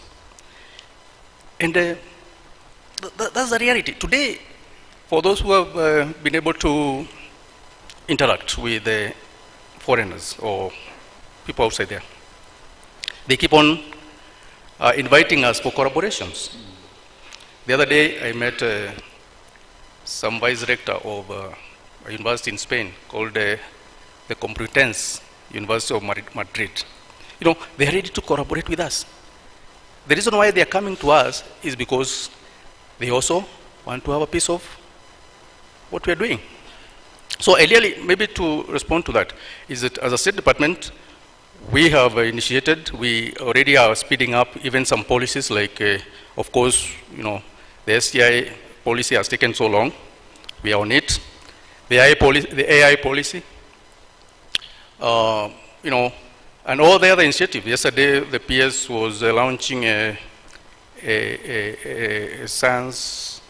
nuclear science technology policy and atomic energy bill. All those are supposed to be initiatives that are boosting our data capacities and, of course, power those data sciences that are already envisioned into in the Vision 2030. Yeah. Thank you.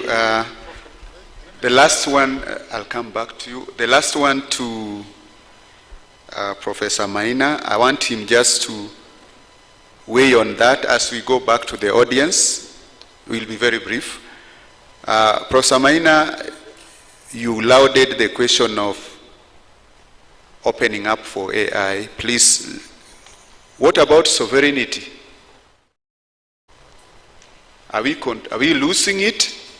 Your last words on that.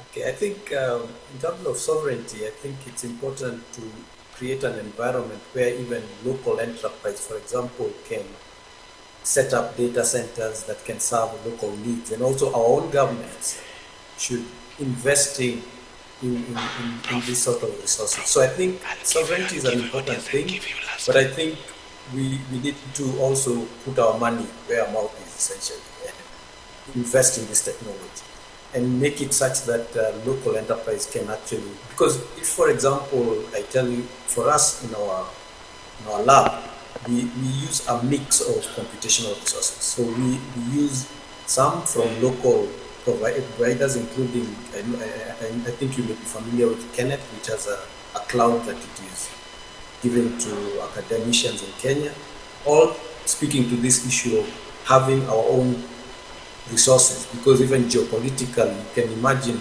us putting ourselves at all sorts of risk if all computational resources will depend on outside our borders. However, there are some times you need to purchase services from the commercial providers like Google, etc.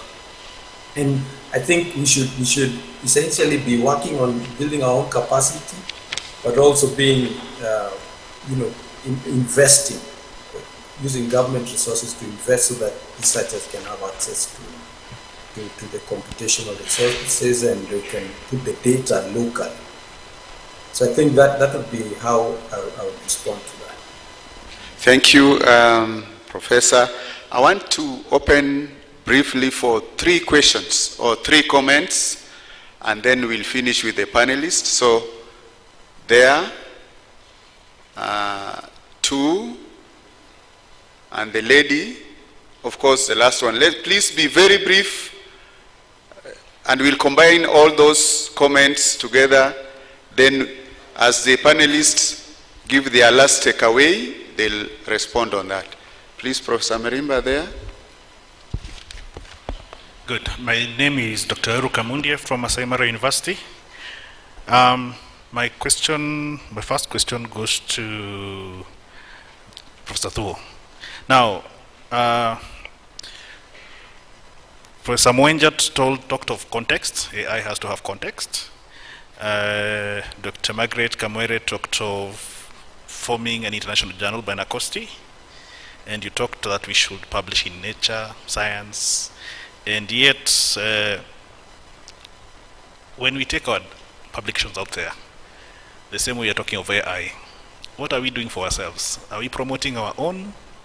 How do we get to have journals which we can have an impact factor that resonates in the world, where we can talk of a DOI that is respectable, and so forth? That's number 1. The second question is more our comments. AI is more like war. If you look at the China, US, they're fighting. Data is the new currency. Whenever we put this, whatever it's data, photos, these people are mining data. We are giving it for free. We are the product. In that scenario, we need to change our mindset. You talked of Africans just consuming, and we don't produce our own. How do we, now this goes to Dr. Karanja. How does now the government come in and change our mindset? Not just the government, but even for us as scholars, as students, where we just don't consume, where we innovate so that we promote our own. I admire the Chinese. They have a very militant way of looking at it. It's ours, we promote it. Thank you. Thank you. Please, I request you ask 1 question each there, and be brief. Panelists are picking, so they'll answer your question as their takeaway. Thank you.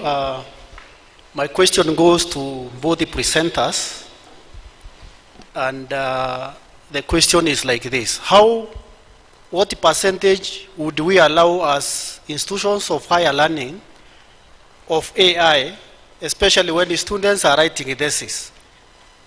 If I were to send you a thesis, what percentage would you be comfortable with? And Dr. Karaj, I hope the ministry is making some policy to guide universities on the percentage we should incorporate in our institutions when writing thesis. Thank you. Partially, he said there is an AI policy coming. Professor Dindo, just behind there. Thank you. Mine is just a quick comment. I think the most important thing we can think about in Africa is data sovereignty. And the reason why I say that is because of the fact that we have to understand that the large language models don't represent us as a people, as a race. And therefore, the stories that are within those language models are not representative of us. So they will not help us deal with our problems as Kenyans, as Africans. So we have to understand that it's not the sovereignty aspect is not just about the technology itself. No, it's about the data and making sure that we are telling our own stories, we are collecting our own stories. The research is the research that represents us as a people. Yeah. There's a lady here. Please give that lady, and last there. Please be brief. We'll have the panelists with us the whole day and tomorrow, so you can interact with them. Thank you very much, and thank you for all that you've been having so far. Point to note is that we still have a lot of misconceptions as far as AI is concerned, and adoption, and I will push that to the government agencies that we have here, Dr. Karanja and all the others who are also doing funding to projects to enable that we have the right integration of AI and also use. And that one goes a lot to policies and how we are going to make, for example, the strategic AI strategy even for institution. And finally, related to what I think every other person has raised, the issue of data. We know that AI is about data actually. And we find that there are a lot of organizations, international organizations that are funding projects here, and therefore issues of ownership of that data that you're being funded to collect, while we should have the local agencies funding such projects so that you have AI-ready data. Thank you. Next one, just behind you.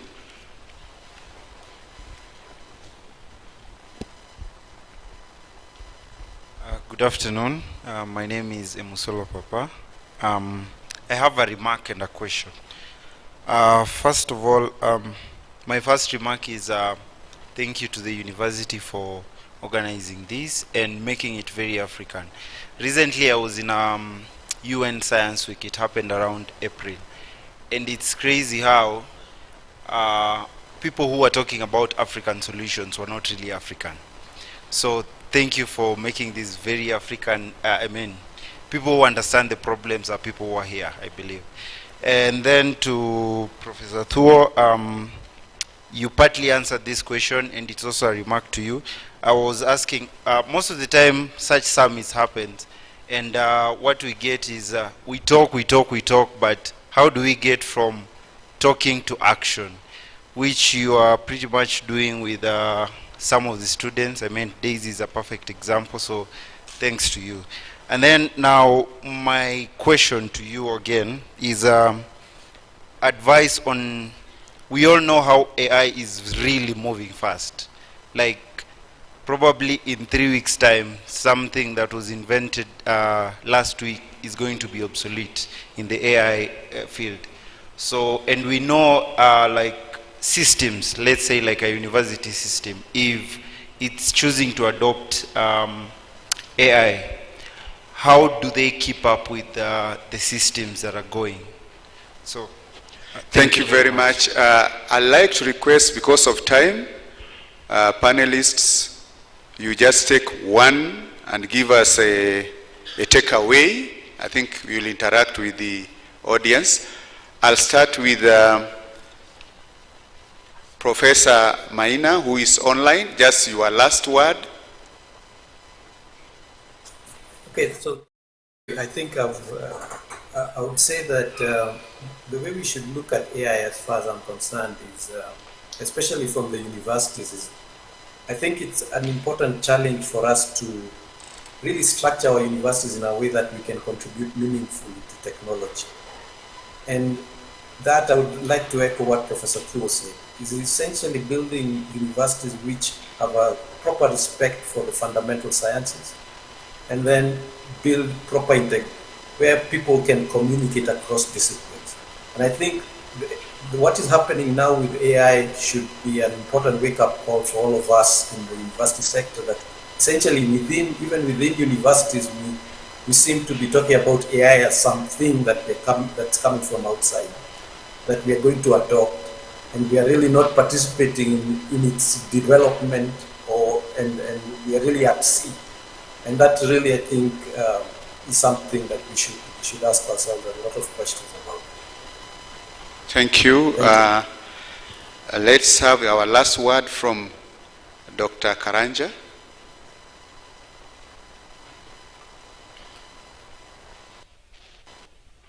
Thank you. Yeah, maybe my last word, and I think it will also cover those questions that have been put. You see, when the president was creating this new State Department through an executive order number 1 of 2025, he was cognizant of one thing, that the research sector in this country has been riddled with a lot of problems. Number one, the ecosystem was fragmented. We didn't know what the research institutions, what the universities, what the TVETs are doing in terms of research. There was also the problem of funds. Today in the morning you heard what Professor Vasi said. The STI Act targeted 2%. But today, we are even below the 8%, 0.8% that he was talking about, which is not very good. There is the issue of commercialization. Our research outputs are not leaving the labs. And that's why you heard Professor Duo getting surprised. We only have 55 patents. That's why the GII is losing out. So when you look at all those realities, we are cognizant of where we are. The counties, they are doing research, but they are not mainstreaming to the national priorities. Therefore, with that recognition, and of course, using the technologies, because by the way, the mandate number 8, we have 12 functions. The function number 8 is to advise on strategic and safe adoption of AIs. So in a way, if we all work together and we break the silos and we understand what is happening at the university also understands what the government is doing. We understand that we need social innovations, the 4 arms, academia, industry, social society, and the government, they are working together. Then, of course, we shall be able to drive the research agenda well. And AI will be used in a way that will help us catalyze the research going forward. Thank you. Thank you. Professor Tuo, one word as we close, way forward. I think we need to bridge our mentor, the gap in our thinking. Because what I think we should do as Africans, we should not look for somebody to do it. We should do it. We're talking about the journals, right? How are we going to compete with Nature, Science, PRL, and all those old journals when nobody knows us? We need to build by being present. I'm in the US because somebody told me, you're going to be more valuable in Kenya, for Kenya by staying in the US than going back. After my PhD, I wanted to come back.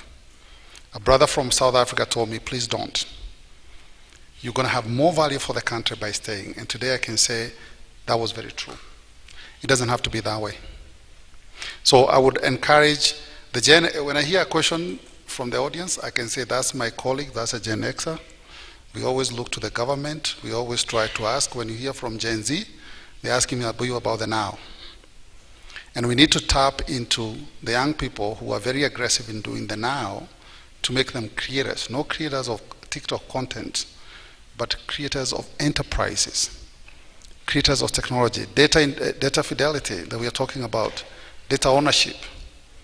Invest a little bit in a computer, own your own data, you as a person, you as a scientist, before you put it out there. I started my lab using my credit card. I got 5 patents, my first 5 patents with zero funding.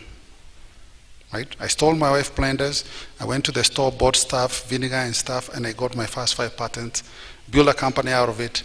In 2023, it was acquired by a multinational. My wife says that blender was the best investment. Find your blender moment and invest in it. Research does not have to be expensive. We have an illusion that research is expensive. We have an illusion that AI is something that is out there. We need to bring it home. Build the graphs, put cameras on your bridges and highways, look at the traffic, do image analysis using free software, understand traffic flow. Go sell your ideas to the city council and other people who are interested in that. Go sell it to the matatu operators and show them how they can make more money by using your algorithm to schedule the matatus. Do you think if you tell them they're going to make money, they will say no? They will see the numbers. Everybody understands money. Go make money. And I'm not saying that because I'm Kikuyu. I'm saying that because I've walked the journey. I know it. Thank you very much. Thank you. Thank you very much. Please join me in appreciating my panelists, including the one who is online. And I want to return it back. And thank you, audience, for keeping the hall full until the end. I know we are past time, but thank you very much for maintaining the team. Please. Thank you very much, Professor George Owor, our Director Research, for that very engaging and insightful discussion. Please, let us appreciate the team.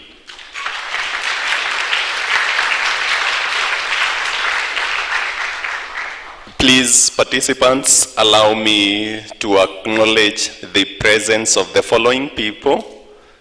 Dr. Catherine Getao, wherever you are, please, thank you. You are most welcome. Madam Pascalina Kimeu, representing Ediflare and Google, wherever you are. Thank you very much.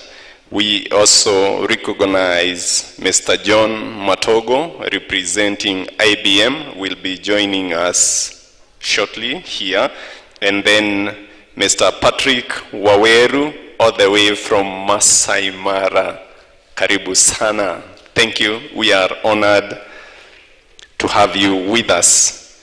Now, participants, I tried the AI tools that we were given yesterday. And because it is lunch hour, the AI for lunch today requested me to make this announcement. All the panel members, those who have spoken to us today, including Dr. Catherine Getao, they will go to the place where they were, the chemistry lab. They will be served their lunch there. And any other member who is with us here who represents the UMB. All of us, the rest, if you have your meal card, please, you will join the queue out there. And in any case, if you don't have a meal card, please remain seated there. The lady in charge of the processes here will come and sort you out. Otherwise, thank you very much for that.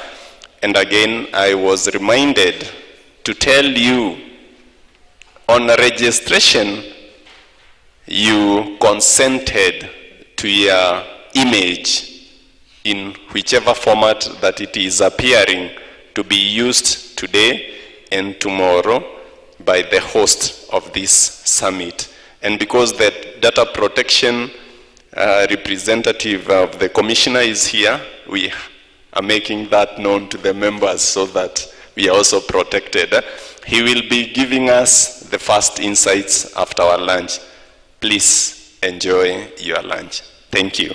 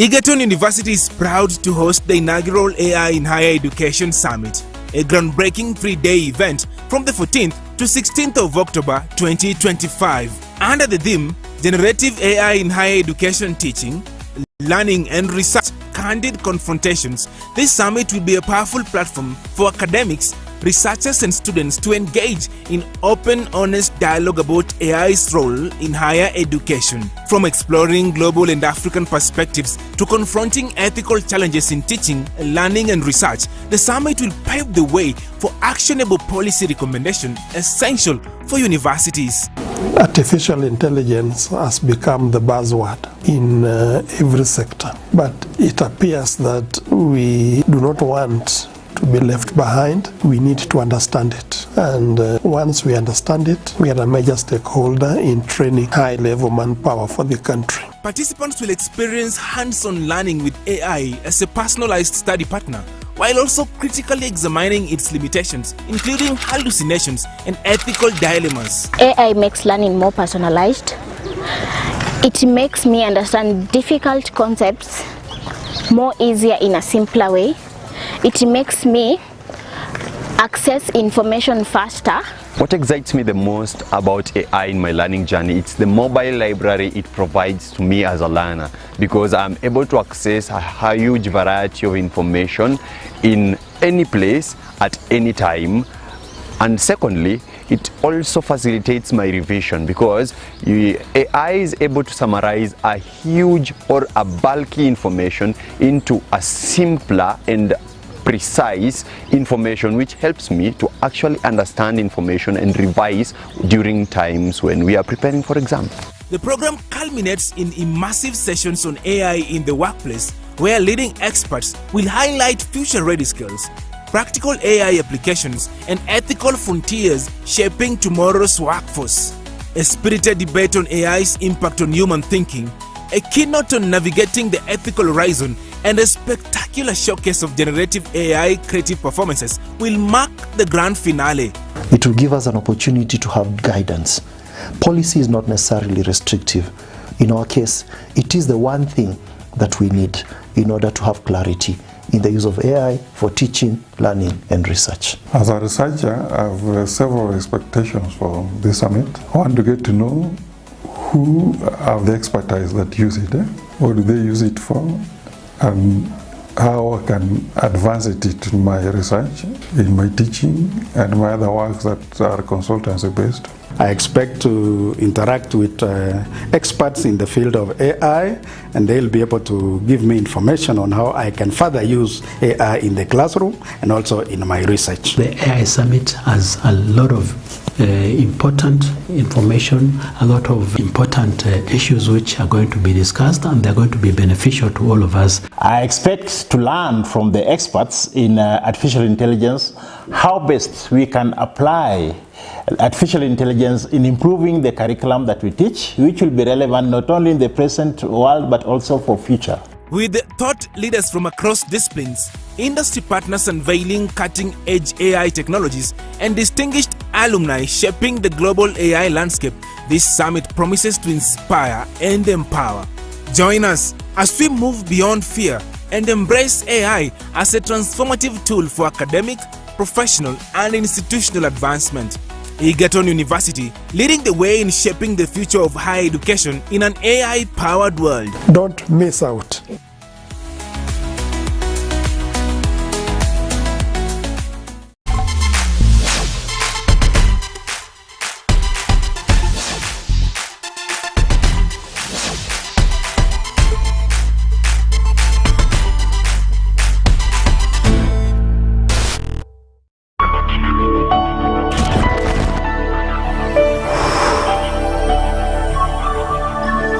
Coelim TV, empowering the youth.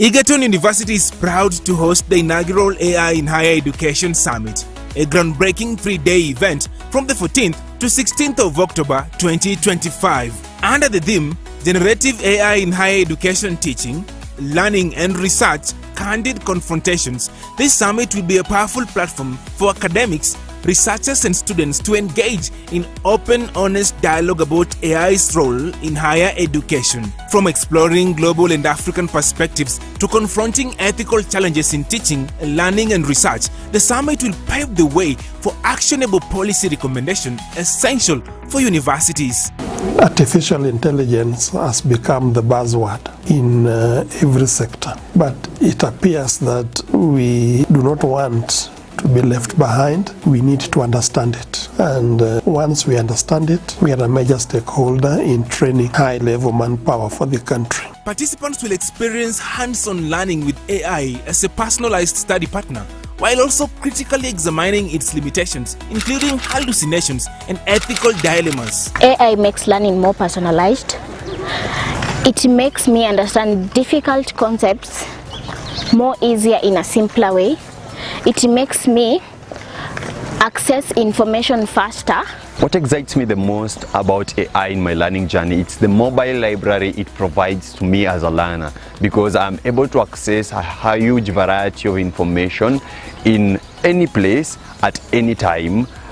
And secondly, it also facilitates my revision, because AI is able to summarize a huge or a bulky information into a simpler and precise information, which helps me to actually understand information and revise during times when we are preparing for exams. The program culminates in immersive sessions on AI in the workplace, where leading experts will highlight future-ready skills, practical AI applications, and ethical frontiers shaping tomorrow's workforce. A spirited debate on AI's impact on human thinking, a keynote on navigating the ethical horizon, and a spectacular showcase of generative AI creative performances will mark the grand finale. It will give us an opportunity to have guidance. Policy is not necessarily restrictive. In our case, it is the one thing that we need in order to have clarity in the use of AI for teaching, learning and research. As a researcher, I have several expectations for this summit. I want to get to know who have the expertise that use it, what do they use it for, and how I can advance it in my research, in my teaching, and my other works that are consultancy based. I expect to interact with experts in the field of AI, and they'll be able to give me information on how I can further use AI in the classroom and also in my research. The AI Summit has a lot of important information, a lot of important issues which are going to be discussed, and they're going to be beneficial to all of us. I expect to learn from the experts in artificial intelligence how best we can apply artificial intelligence in improving the curriculum that we teach, which will be relevant not only in the present world but also for future. With thought leaders from across disciplines, industry partners unveiling cutting-edge AI technologies, and distinguished alumni shaping the global AI landscape, this summit promises to inspire and empower. Join us as we move beyond fear and embrace AI as a transformative tool for academic, professional, and institutional advancement. Egerton University, leading the way in shaping the future of higher education in an AI-powered world. Don't miss out.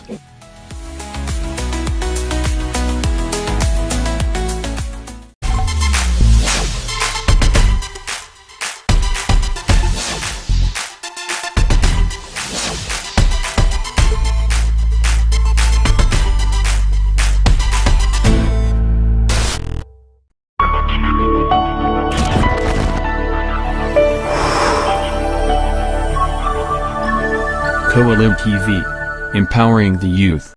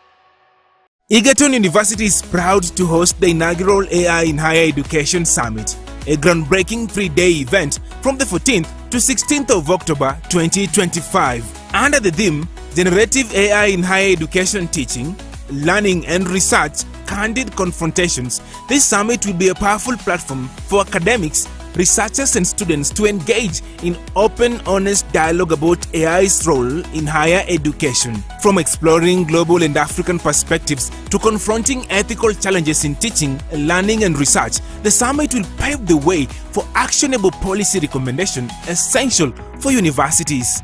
Artificial intelligence has become the buzzword in every sector, but it appears that we do not want to be left behind. We need to understand it, and once we understand it, we are a major stakeholder in training high-level manpower for the country. Participants will experience hands-on learning with AI as a personalized study partner, while also critically examining its limitations, including hallucinations and ethical dilemmas. AI makes learning more personalized. It makes me understand difficult concepts more easier in a simpler way. It makes me access information faster. What excites me the most about AI in my learning journey, it's the mobile library it provides to me as a learner, because I'm able to access a huge variety of information in any place at any time. And secondly, it also facilitates my revision, because AI is able to summarize a huge or a bulky information into a simpler and precise information, which helps me to actually understand information and revise during times when we are preparing for exams. The program culminates in immersive sessions on AI in the workplace, where leading experts will highlight future-ready skills, practical AI applications, and ethical frontiers shaping tomorrow's workforce. A spirited debate on AI's impact on human thinking, a keynote on navigating the ethical horizon, and a spectacular showcase of generative AI creative performances will mark the grand finale. It will give us an opportunity to have guidance. Policy is not necessarily restrictive. In our case, it is the one thing that we need in order to have clarity in the use of AI for teaching, learning, and research. As a researcher, I have several expectations for this summit. I want to get to know who have the expertise that use it, what do they use it for, and how I can advance it in my research, in my teaching, and my other works that are consultancy based. I expect to interact with experts in the field of AI, and they'll be able to give me information on how I can further use AI in the classroom and also in my research. The AI Summit has a lot of important information, a lot of important issues which are going to be discussed, and they're going to be beneficial to all of us. I expect to learn from the experts in artificial intelligence how best we can apply artificial intelligence in improving the curriculum that we teach, which will be relevant not only in the present world but also for future. With thought leaders from across disciplines, industry partners unveiling cutting-edge AI technologies, and distinguished alumni shaping the global AI landscape, this summit promises to inspire and empower. Join us as we move beyond fear and embrace AI as a transformative tool for academic, professional, and institutional advancement. Egerton University, leading the way in shaping the future of higher education in an AI-powered world. Don't miss out.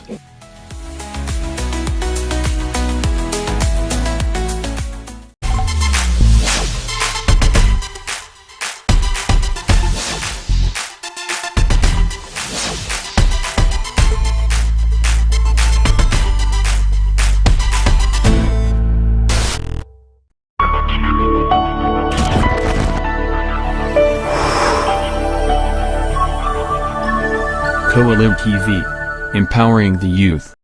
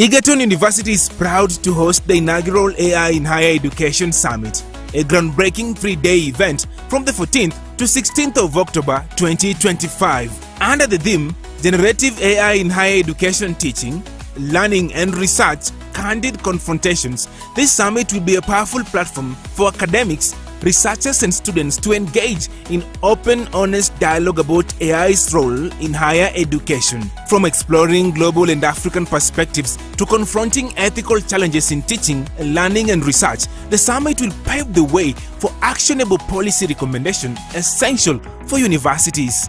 Artificial intelligence has become the buzzword in every sector, but it appears that we do not want to be left behind. We need to understand it, and once we understand it, we are a major stakeholder in training high-level manpower for the country. Participants will experience hands-on learning with AI as a personalized study partner, while also critically examining its limitations, including hallucinations and ethical dilemmas. AI makes learning more personalized.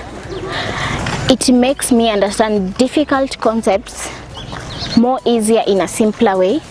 It makes me access information faster. What excites me the most about AI in my learning journey, it's the mobile library it provides to me as a learner, because I'm able to access a huge variety of information in any place at any time. And secondly, it also facilitates my revision, because AI is able to summarize a huge or a bulky information into a simpler and precise information, which helps me to actually understand information and revise during times when we are preparing for exams. The program culminates in immersive sessions on AI in the workplace, where leading experts will highlight future-ready skills, practical AI applications, and ethical frontiers shaping tomorrow's workforce. A spirited debate on AI's impact on human thinking, a keynote on navigating the ethical horizon, and a spectacular showcase of generative AI creative performances will mark the grand finale. It will give us an opportunity to have guidance. Policy is not necessarily restrictive. In our case, it is the one thing that we need in order to have clarity in the use of AI for teaching, learning and research. As a researcher, I have several expectations for this summit. I want to get to know who have the expertise that use it, what do they use it for, and how I can advance it in my research, in my teaching, and my other works that are consultancy based. I expect to interact with experts in the field of AI, and they'll be able to give me information on how I can further use AI in the classroom and also in my research. The AI Summit has a lot of important information, a lot of important issues which are going to be discussed, and they're going to be beneficial to all of us. I expect to learn from the experts in artificial intelligence how best we can apply artificial intelligence in improving the curriculum that we teach, which will be relevant not only in the present world but also for future. With thought leaders from across disciplines, industry partners unveiling cutting-edge AI technologies, and distinguished alumni shaping the global AI landscape, this summit promises to inspire and empower. Join us as we move beyond fear and embrace AI as a transformative tool for academic, professional, and institutional advancement. Egerton University, leading the way in shaping the future of higher education in an AI-powered world. Don't miss out.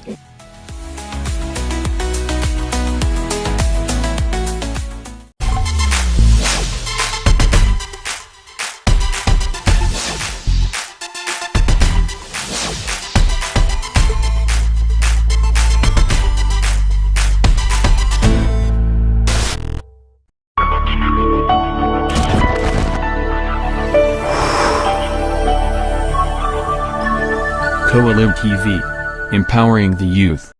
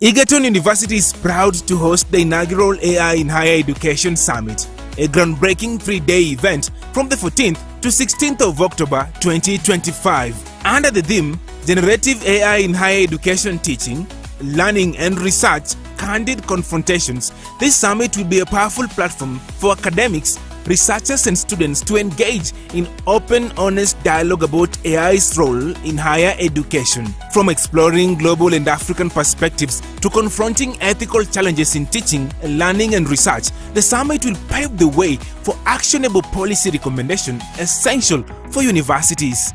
Artificial intelligence has become the buzzword in every sector, but it appears that we do not want to be left behind. We need to understand it, and once we understand it, we are a major stakeholder in training high-level manpower for the country. Participants will experience hands-on learning with AI as a personalized study partner, while also critically examining its limitations, including hallucinations and ethical dilemmas. AI makes learning more personalized. It makes me understand difficult concepts more easier in a simpler way. It makes me access information faster. What excites me the most about AI in my learning journey, it's the mobile library it provides to me as a learner, because I'm able to access a huge variety of information in any place at any time. And secondly, it also facilitates my revision, because AI is able to summarize a huge or a bulky information into a simpler and precise information, which helps me to actually understand information and revise during times when we are preparing for exams. The program culminates in immersive sessions on AI in the workplace, where leading experts will highlight future-ready skills, practical AI applications, and ethical frontiers shaping tomorrow's workforce. A spirited debate on AI's impact on human thinking, a keynote on navigating the ethical horizon, and a spectacular showcase of generative AI creative performances will mark the grand finale. It will give us an opportunity to have guidance. Policy is not necessarily restrictive. In our case, it is the one thing that we need in order to have clarity in the use of AI for teaching, learning and research. As a researcher, I have several expectations for this summit. I want to get to know who have the expertise that use it, what do they use it for, and how I can advance it in my research, in my teaching, and my other works that are consultancy based. I expect to interact with experts in the field of AI, and they'll be able to give me information on how I can further use AI in the classroom and also in my research. The AI Summit has a lot of important information, a lot of important issues which are going to be discussed, and they're going to be beneficial to all of us. I expect to learn from the experts in artificial intelligence how best we can apply artificial intelligence in improving the curriculum that we teach, which will be relevant not only in the present world but also for future. With thought leaders from across disciplines, industry partners unveiling cutting-edge AI technologies, and distinguished alumni shaping the global AI landscape, this summit promises to inspire and empower. Join us as we move beyond fear and embrace AI as a transformative tool for academic, professional, and institutional advancement. Egerton University, leading the way in shaping the future of higher education in an AI-powered world. Don't miss out.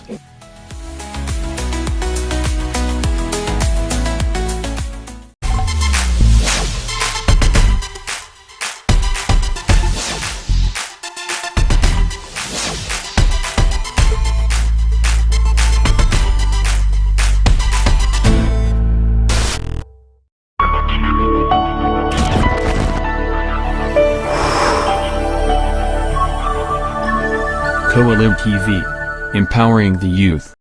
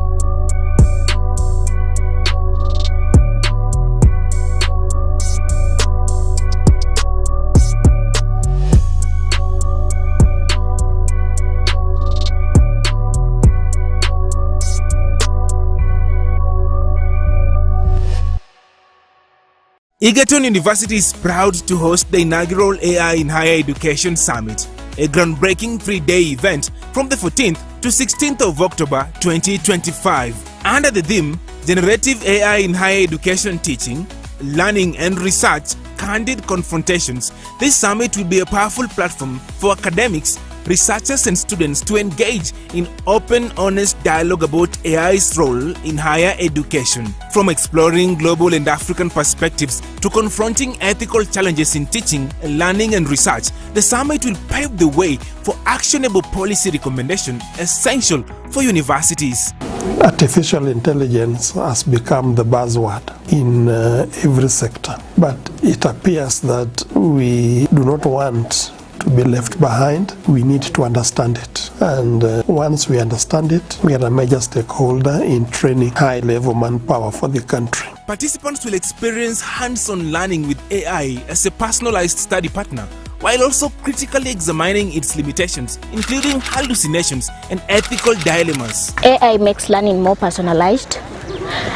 It makes me understand difficult concepts more easier in a simpler way. It makes me access information faster.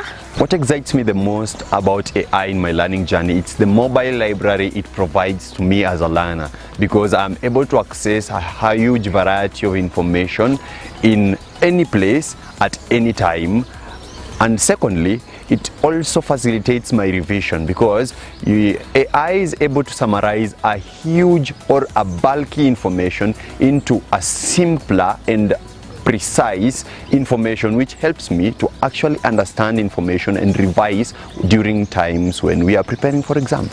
The program culminates in immersive sessions on AI in the workplace, where leading experts will highlight future-ready skills, practical AI applications, and ethical frontiers shaping tomorrow's workforce. A spirited debate on AI's impact on human thinking, a keynote on navigating the ethical horizon, and a spectacular showcase of generative AI creative performances will mark the grand finale. It will give us an opportunity to have guidance. Policy is not necessarily restrictive. In our case, it is the one thing that we need in order to have clarity in the use of AI for teaching, learning and research. As a researcher, I have several expectations for this summit. I want to get to know who have the expertise that use it. What do they use it for? And how I can advance it in my research, in my teaching, and my other works that are consultancy based. I expect to interact with experts in the field of AI, and they'll be able to give me information on how I can further use AI in the classroom and also in my research. The AI Summit has a lot of important information, a lot of important issues which are going to be discussed, and they're going to be beneficial to all of us. I expect to learn from the experts in artificial intelligence how best we can apply artificial intelligence in improving the curriculum that we teach, which will be relevant not only in the present world but also for future. With thought leaders from across disciplines, industry partners unveiling cutting-edge AI technologies, and distinguished alumni shaping the global AI landscape, this summit promises to inspire and empower. Join us as we move beyond fear and embrace AI as a transformative tool for academic, professional, and institutional advancement. Egerton University, leading the way in shaping the future of higher education in an AI-powered world. Don't miss out.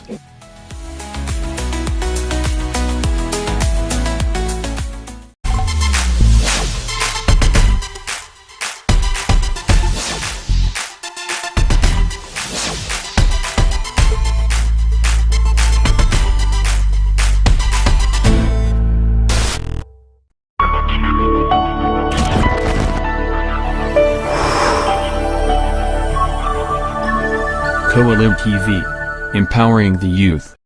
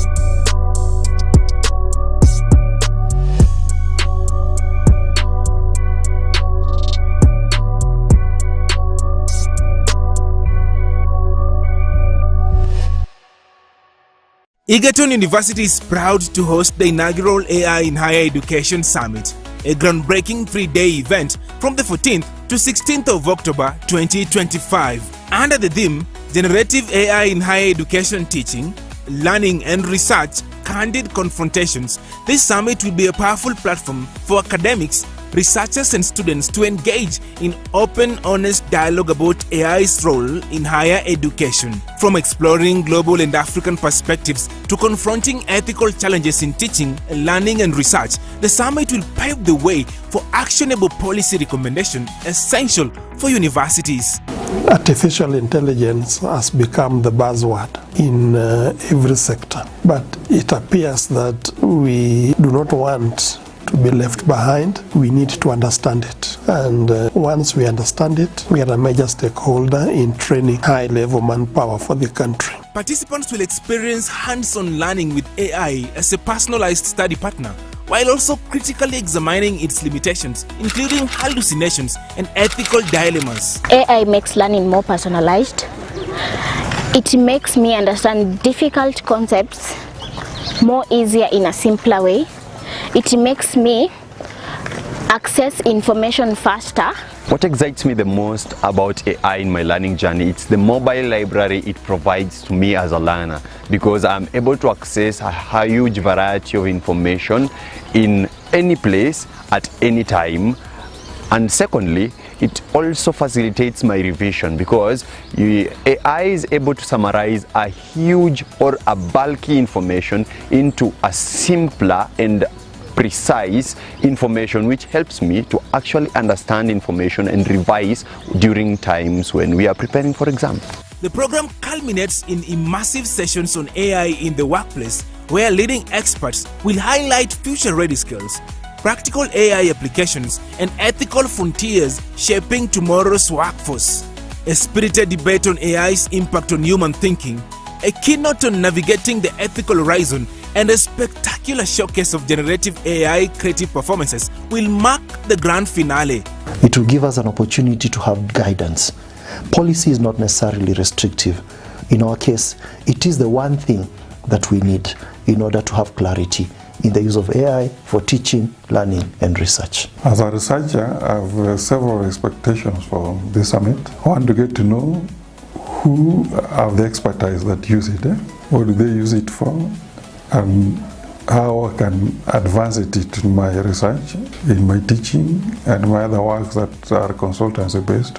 I expect to interact with experts in the field of AI, and they'll be able to give me information on how I can further use AI in the classroom and also in my research. The AI Summit has a lot of important information, a lot of important issues which are going to be discussed, and they're going to be beneficial to all of us. I expect to learn from the experts in artificial intelligence how best we can apply artificial intelligence in improving the curriculum that we teach, which will be relevant not only in the present world but also for future. With thought leaders from across disciplines, industry partners unveiling cutting-edge AI technologies, and distinguished alumni shaping the global AI landscape, this summit promises to inspire and empower.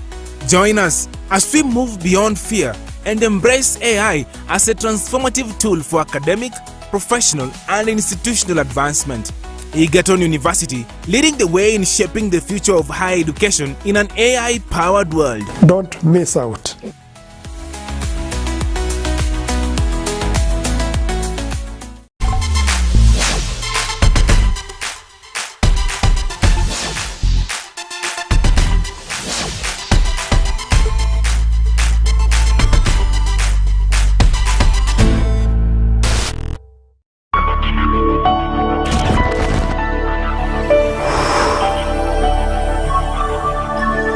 Coelim TV, empowering the youth.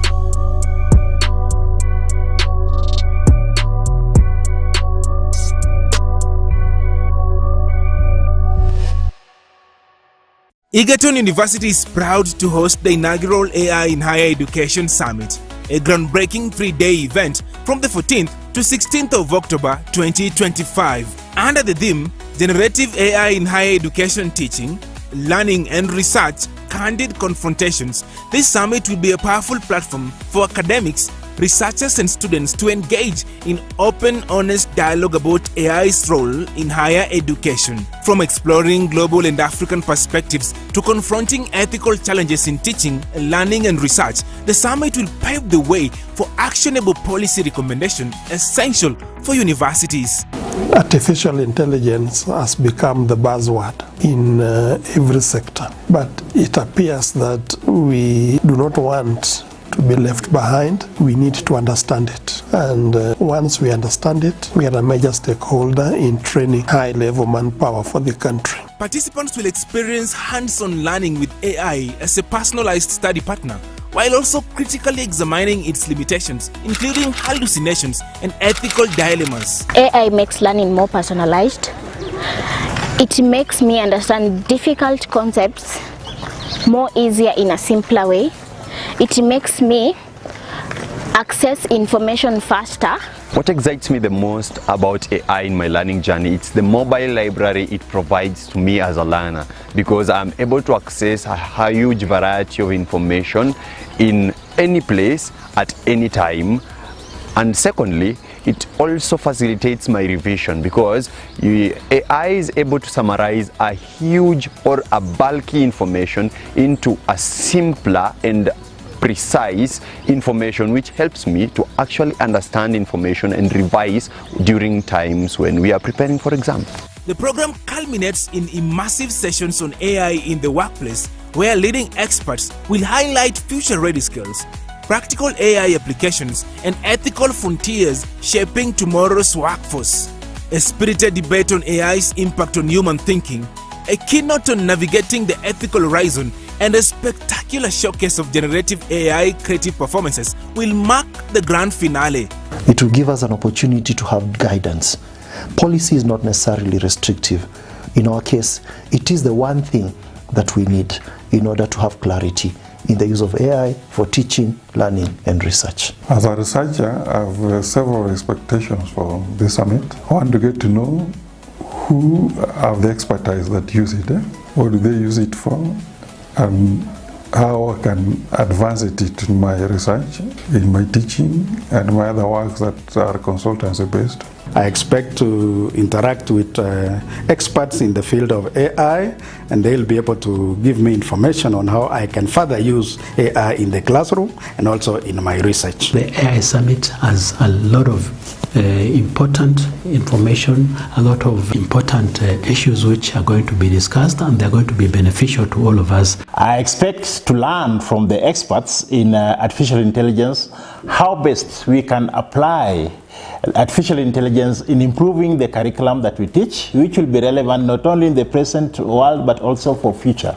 With thought leaders from across disciplines, industry partners unveiling cutting-edge AI technologies, and distinguished alumni shaping the global AI landscape, this summit promises to inspire and empower. Join us as we move beyond fear and embrace AI as a transformative tool for academic, professional, and institutional advancement. Egerton University, leading the way in shaping the future of higher education in an AI-powered world. Don't miss out.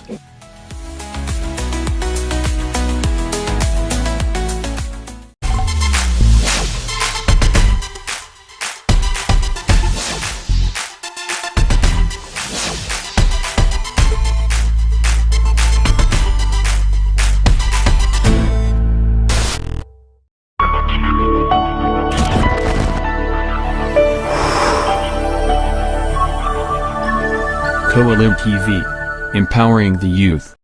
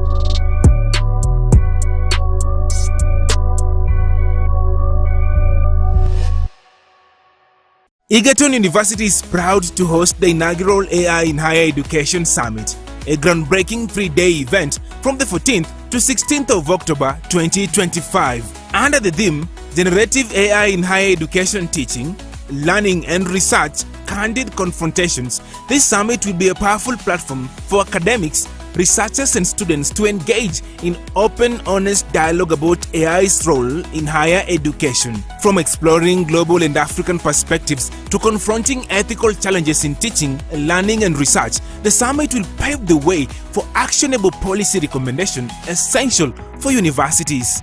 Artificial intelligence has become the buzzword in every sector, but it appears that we do not want to be left behind. We need to understand it, and once we understand it, we are a major stakeholder in training high-level manpower for the country. Participants will experience hands-on learning with AI as a personalized study partner, while also critically examining its limitations, including hallucinations and ethical dilemmas. AI makes learning more personalized.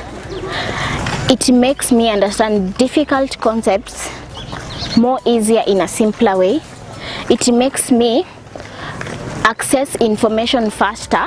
What excites me the most about AI in my learning journey, it's the mobile library it provides to me as a learner, because I'm able to access a huge variety of information.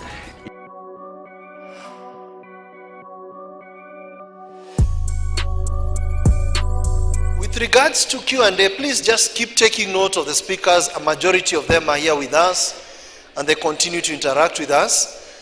So this afternoon, on this day that we are focusing on the issue of AI and research, or AI in research, we want to now focus on one other very important aspect. The issue of data keeps coming up. And data is the engine that fuels AI. Without data, there is no AI. After that, we also look at a few tools and get a few skills, hands-on, on some tools, courtesy of our event partner, that is Google. And then we'll have a presentation about Data Science Africa and a briefing about IBM and the resources that they have for research.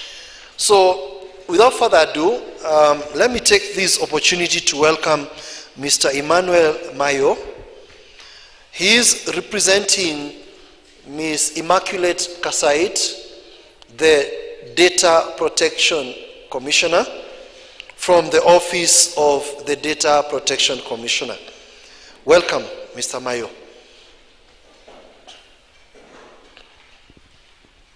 Let's give him a clap as he comes up.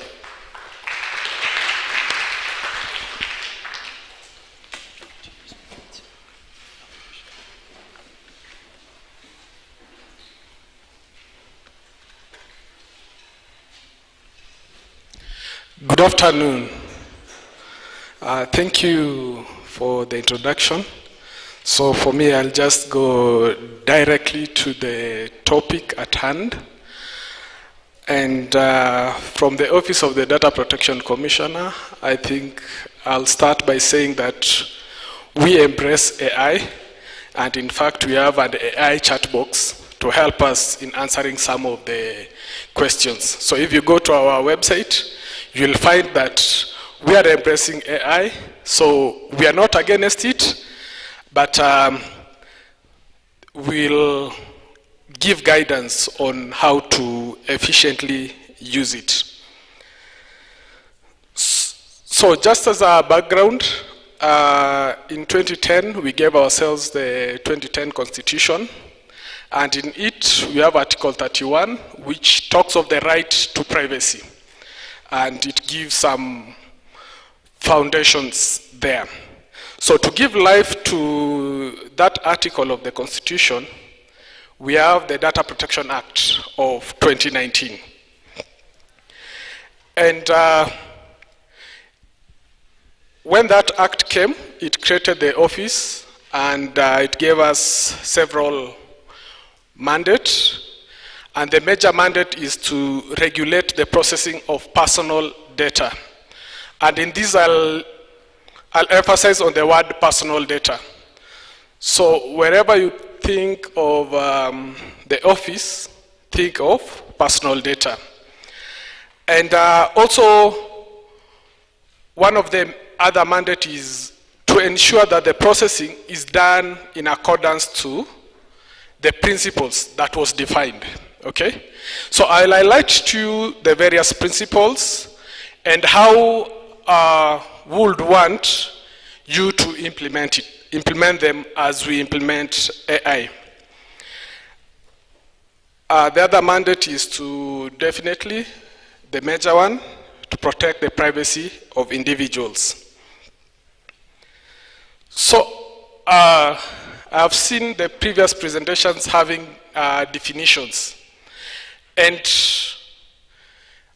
I'll just give a definition that for personal data, so that as we progress, you are able to see, does the data that you are processing belong to the category of personal data or not, okay? If it belongs under the category of personal data, then you know you need to comply with the principles. And in the field of AI, we use a lot of data, okay? Actually, data is the engine. And yesterday I heard that you need to create the brains. Like the Simba AI is, you create that brain. But you have the brain, but the engine is now the data. So as you use your data, I usually advocate that, if possible, avoid using personal data. And the definition of personal data is any information that can be used to identify directly or indirectly a natural person. A natural person is basically you and me, those of us who are talking. And any information that can be used to identify directly or indirectly. So one of the best ways while using your data, you can always try to anonymize it or pseudonymize it so that it does not identify a specific individual, okay?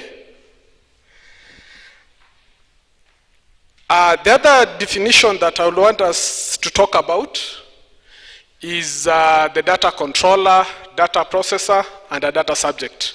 For the data subject, we have already talked about. It's you and me, okay? The next one is the data controller. And for a data controller, I'll give this example of Egerton University. I think we were discussing with one of the directors outside there, and I picked up this example that I used. Egerton University has staff who are doing research, okay? And they're the ones responsible for collecting that data. They'll determine what's the purpose for the data and what's the means of processing that data.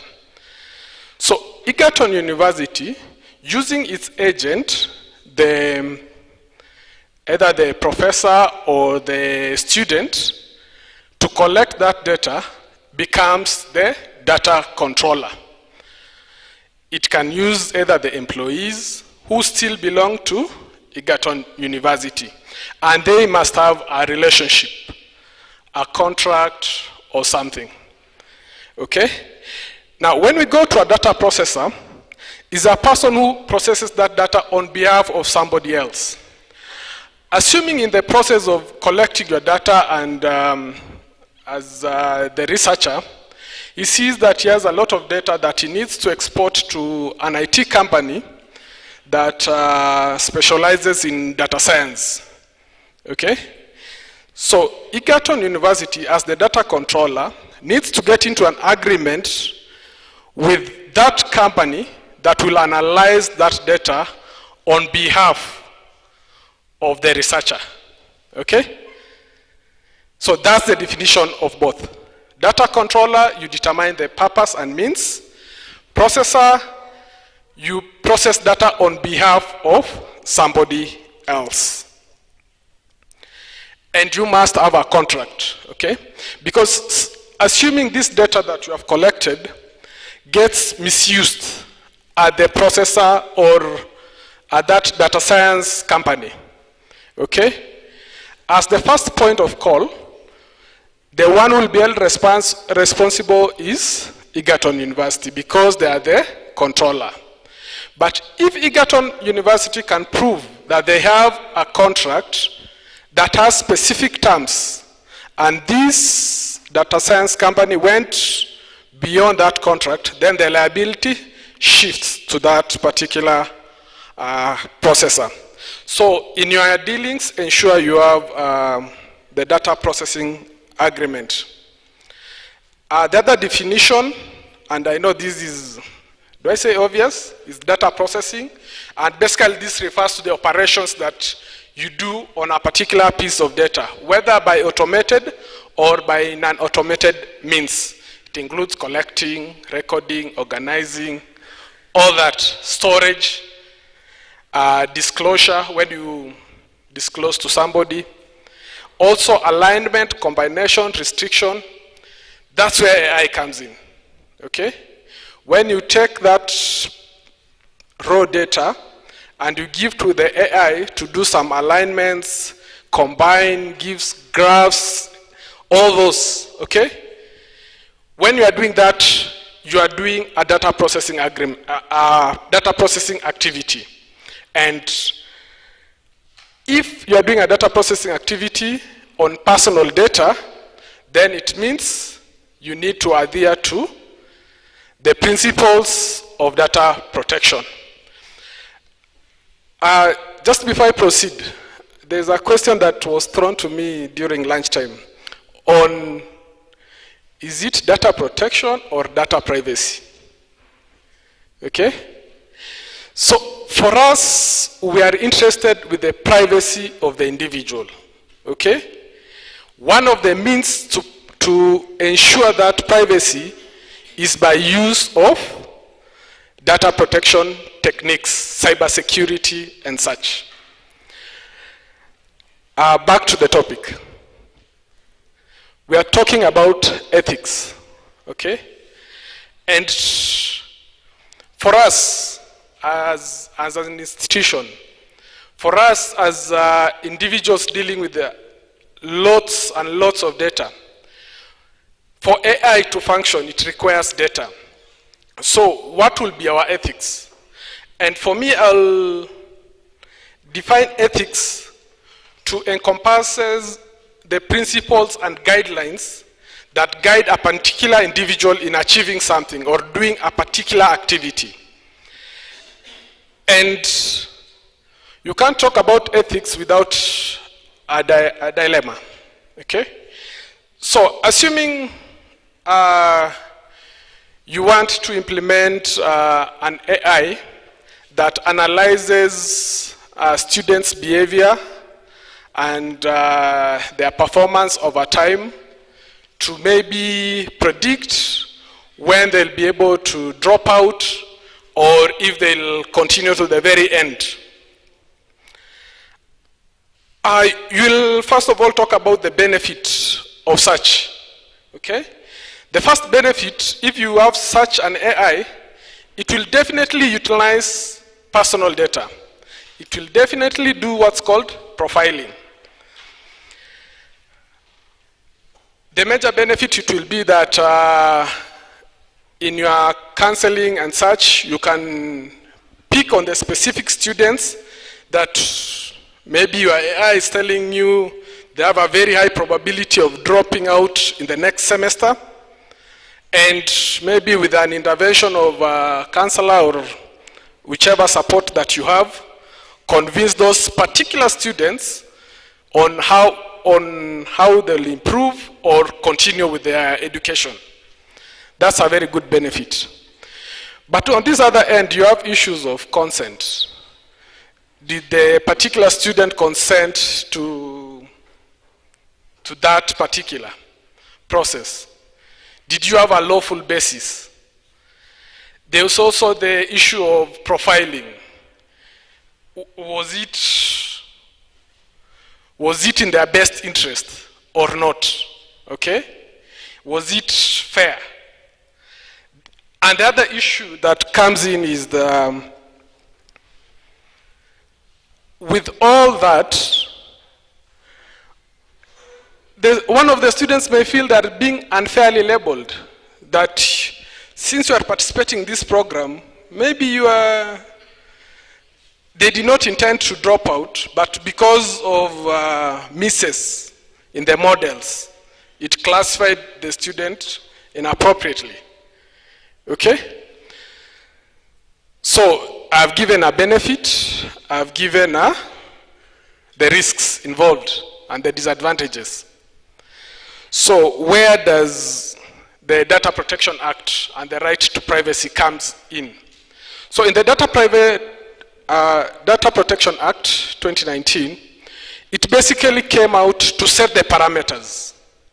What should you do? What should you not do? Okay? And in this is what we usually say, you have to adhere to the principles of Data Protection Act. Famously, we usually say it's in section 25. Okay? I'll give you some more examples as we progress.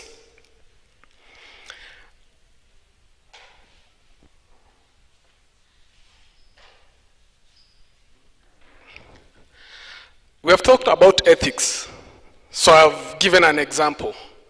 And I've answered it by saying the Data Protection Act came in to give those guiding principles and to enable you or our society make ethical decisions. I know you'll also ask me, so where does cybersecurity comes in? And basically cybersecurity is using technologies, processes, best practices to defend against cyber threats like hacking, phishing, ransomware, data breaches. So in cybersecurity is focused in ensuring the integrity of the data, the confidentiality, and the availability of that data is maintained at all times. And in doing that, you are basically promoting the privacy of that particular individual.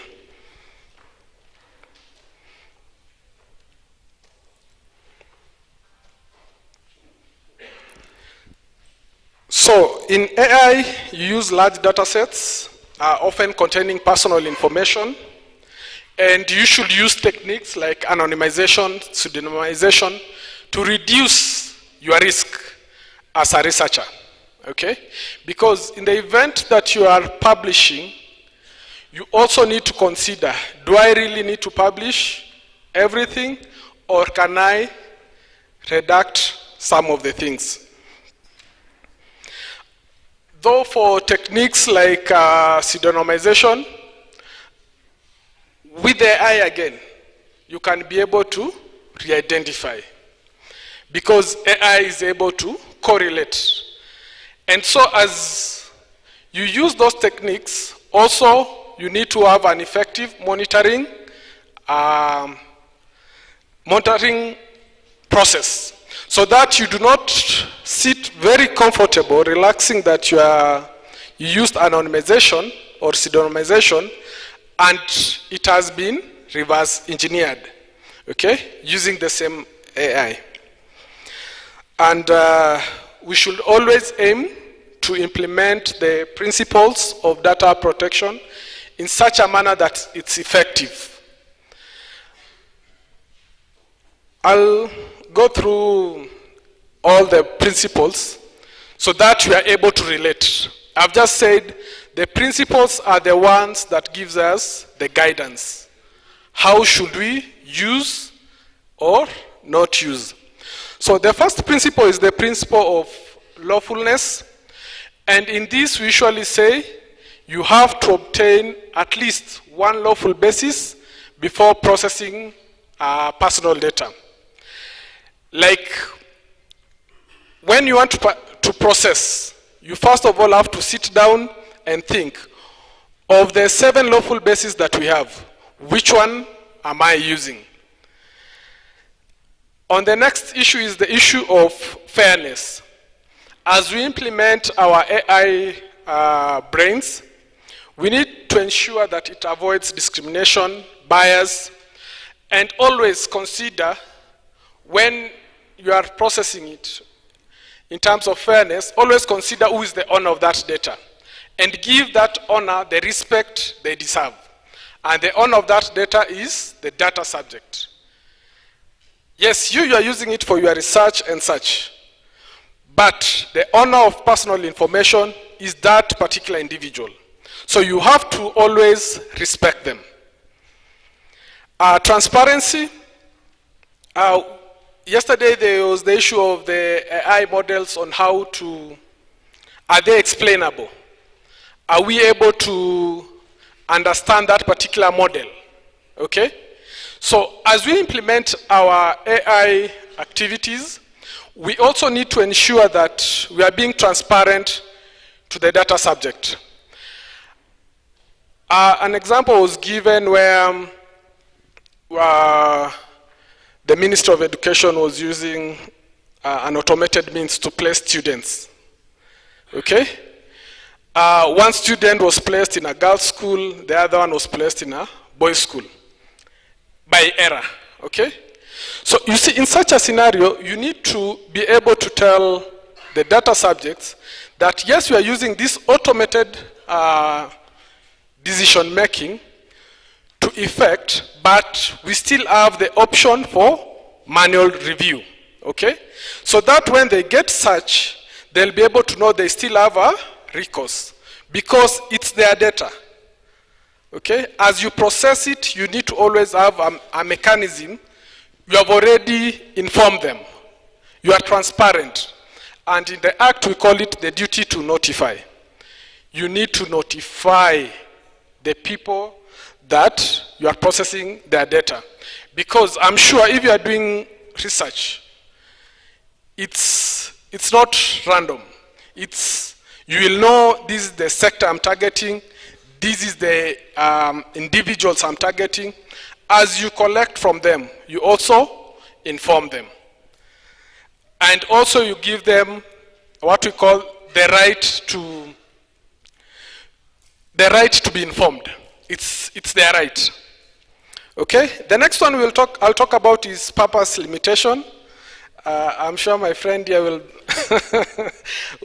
will be very interested because he told me once that purpose limitation is where they have a problem.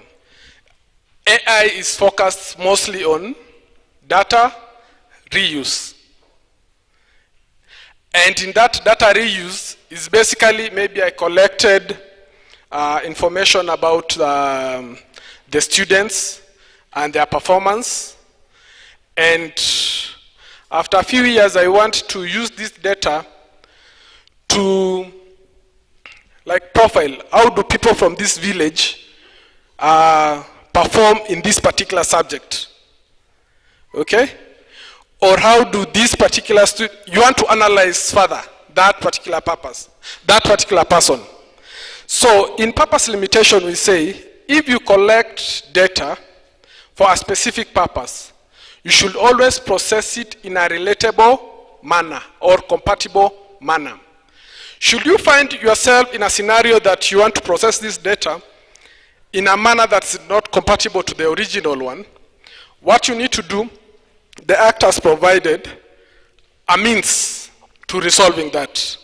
And the means to resolving that is for you need to obtain a new lawful basis.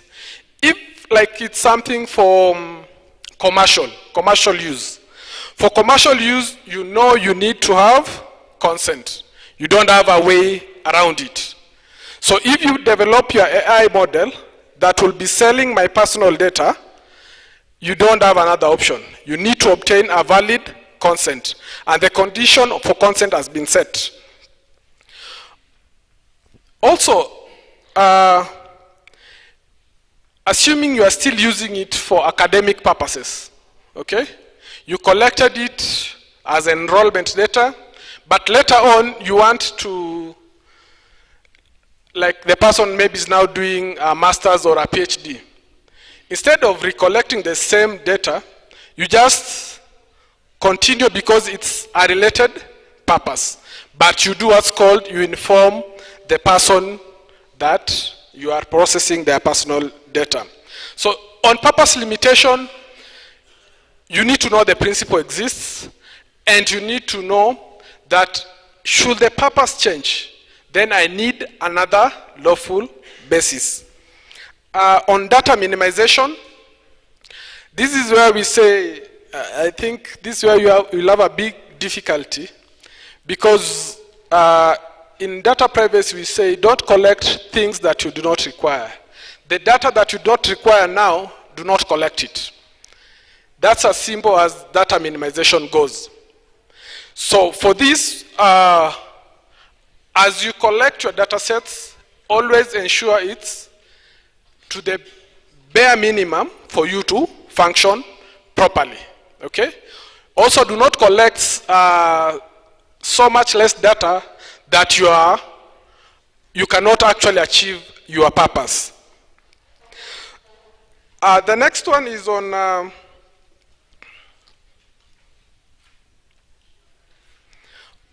data minimization. When you collect, always ensure you minimize collecting sensitive data as much as possible.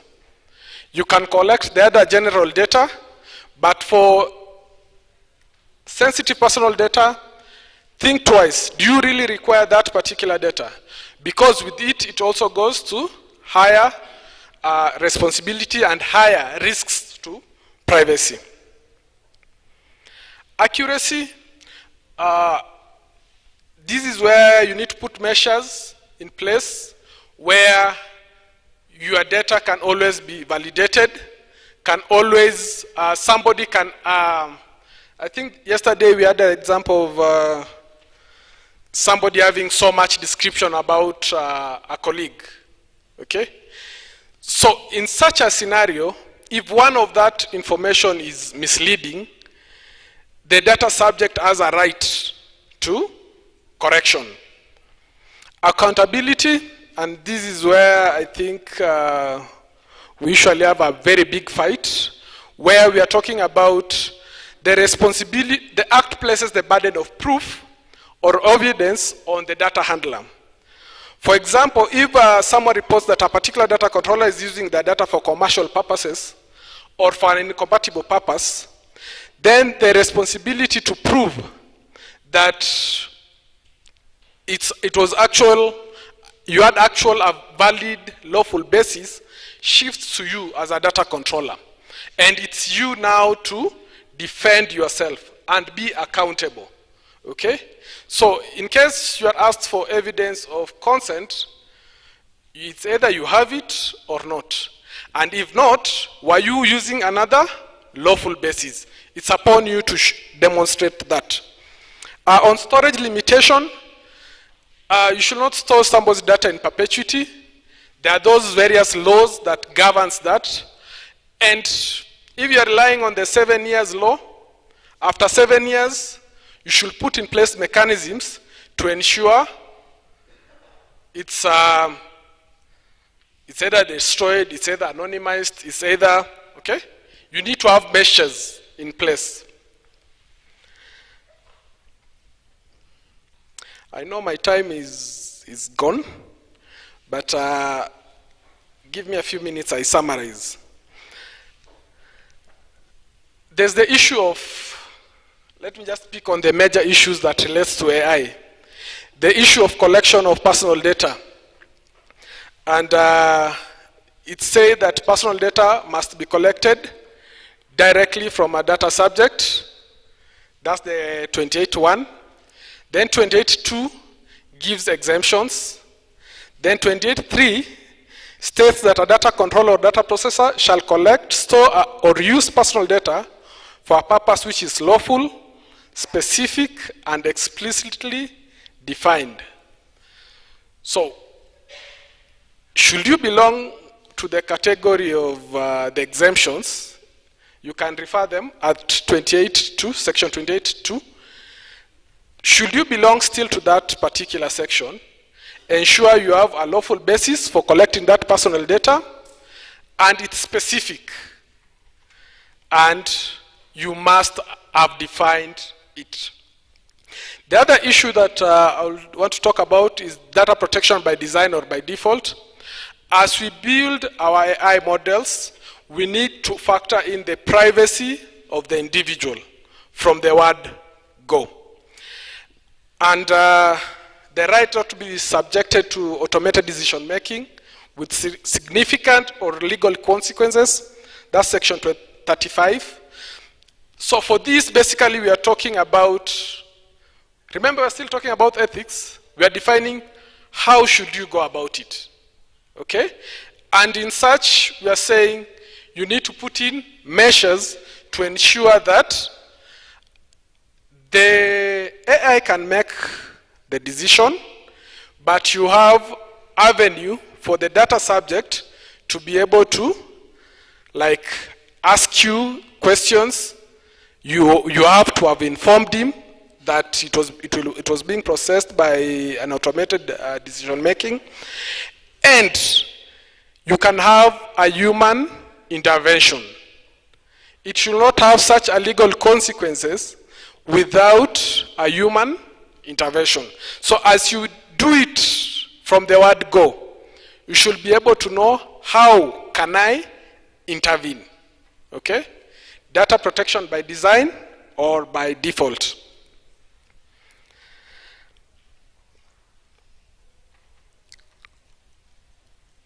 Allow me to talk about the rights of our data subjects in just passing. The first one is the right to be informed, and this we usually say is an absolute. You need to tell me why you are using my data. I am the owner. I need to give you the necessary permission. And even if you are not relying on consent, like you are relying on another lawful basis, just inform me. Don't hide. The other one is the right to access. Should you have implemented your model and it's about me, then I need to have access to that data. There's a form that has been prescribed. I have filled in that form and requested you to provide it. Then you need to put in measures for you to access. And then there's the right to correction or rectification. This is where now I know it will get more difficult. Assuming I'd published, we talked about the eology yesterday, okay? I'd published that eology there. But maybe just it's the names that coincided with my name. It's not about, that person was not related to me. But you have attached that profile to me, okay? So when I come and tell you that your model is having a wrong reference, you need to have a way of enforcing that correction. And it's given 14 days. Within 14 days, you need to have communicated back on which measures you are doing. The right to deletion or the right to be forgotten. If the main article went down, it should not remain in your other side unless you have another lawful basis. The right to object to processing. I can say, in this particular instance, I do not want my particular data to be processed. And lastly is the right to data portability. So, for takeaways, I think I will encourage those doing any form of data processing and have been asked by the Act to register as mandatory sections like education, health, to register. Also, as a parting shot, I've taken you through the data principles. Always strive to achieve it. Ensure you implement data protection by design or by default. Should you be processing those large volumes of data, you are required to do data protection impact assessment. And we have provided guidelines on how to do it in our website. And for breaches, should a breach occur, remember you need to notify our office within 72 hours. Thank you.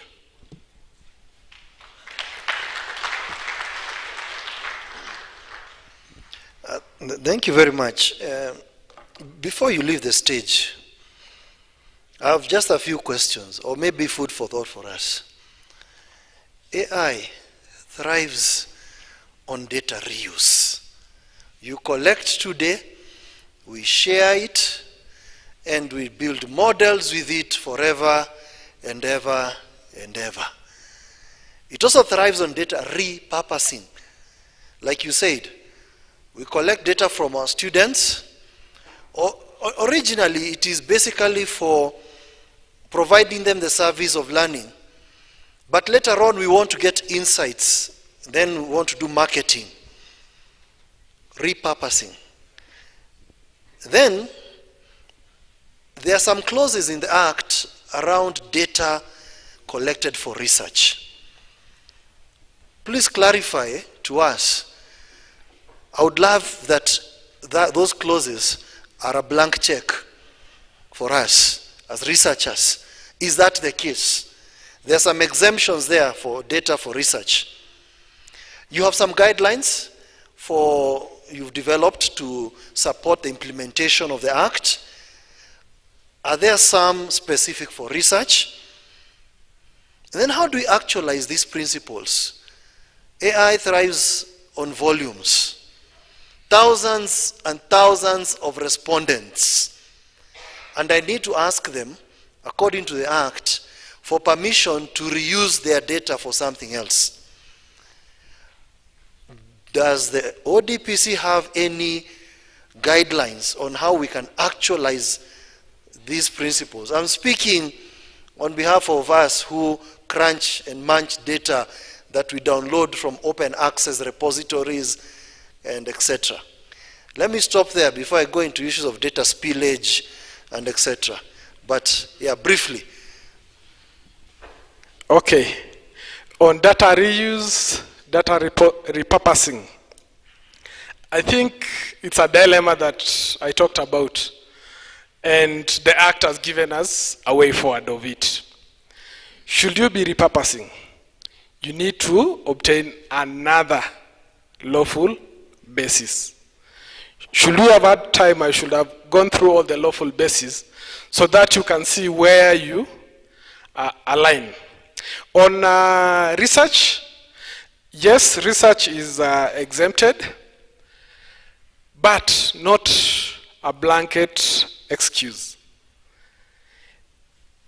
You need to put in safeguards, the guardrails, okay? And the guardrails have been defined in the principles. So you just go check the principles and, okay? So, and then again, when you're doing your research, you do not end up making data that is identifiable. You remember I started by the definition of personal data, and the Act is for personal data.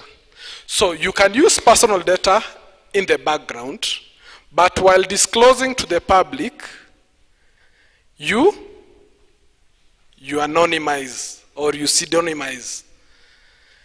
The Act does not prohibit you from using the personal data. It prohibits you from violating the principles, which in essence you'll be violating the privacy of the individuals. Okay? So that's how we go. Guidelines for research, I think this, I'll have to pick it up. It's something that we'll need to put in our schedule of the other guidelines that we can develop specifically for research. On volumes, in the Act it says that you need to put in an effective measure. They didn't go in to say which effective safeguards have you put in place. So, should you have a way of conducting them? And more so, when you want like to reveal details of a particular person, okay? So if you are repurposing and using it in that particular place in a very secure manner, and you are not disclosing it to anyone, even to that particular individual, then that data that comes out is not identifiable to me. Like, I can give an example. If you see my car outside there without the number plate, will you be able to relate that car to me? Yes? So the question is, while you are publishing that particular research, ensure you don't have the number plate in it.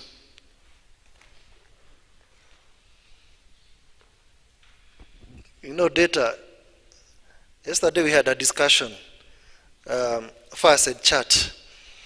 How many attended? Great. The title was AI, the Digital Pandora's Box. This is another Pandora's box, if you understand the concept.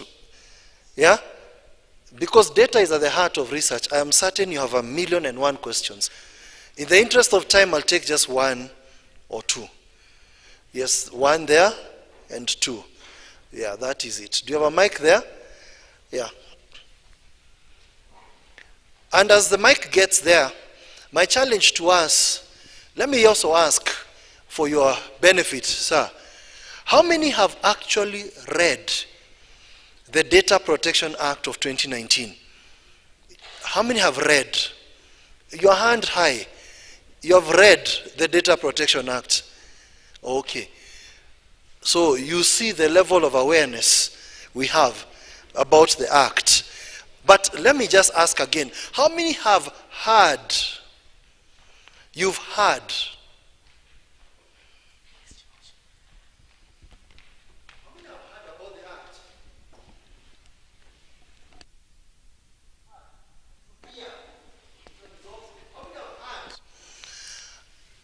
Okay, so many have heard, but very few have read. Let's hear the question. I hope the mic is there. Okay, the mic is coming. So, ladies and gentlemen, you can tell we have some homework, isn't it? These clauses that I'm referring to, you need to be personally aware of them. I was only waiting for the mic to get to you, sir. Mr. Kaikai. Thank you. My name is Kakai. I run an organization called the Citizen Voice. I want to use an example in a family where we collect data for, let's say, succession, land succession, and this person is Kulabusia, not his real name. Not his name, I'm doing pseudonymy. Then we collect information from a particular family, but because we don't know the hierarchy in that family, who is the spokesperson in that family, we go ahead and collect the information, we get information, the right information, yes. But nevertheless, in our organization, we want to pursue justice as far as land succession is concerned, let's say property or so. Eventually, these guys, when we were presenting as an evidence, you know, this data issue, you saw an affidavit. One of the member in that family saw an affidavit, but one of the family member there says, no, we are not consulted. How do you go about that? Okay. The next question.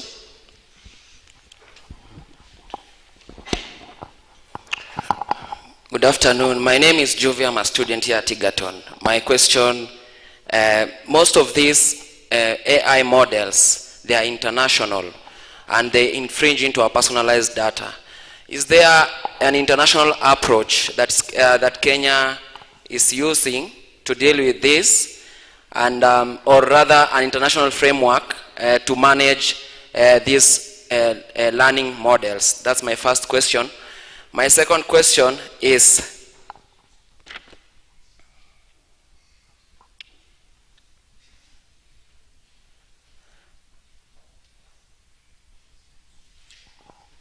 okay, I think I'll just leave it for there.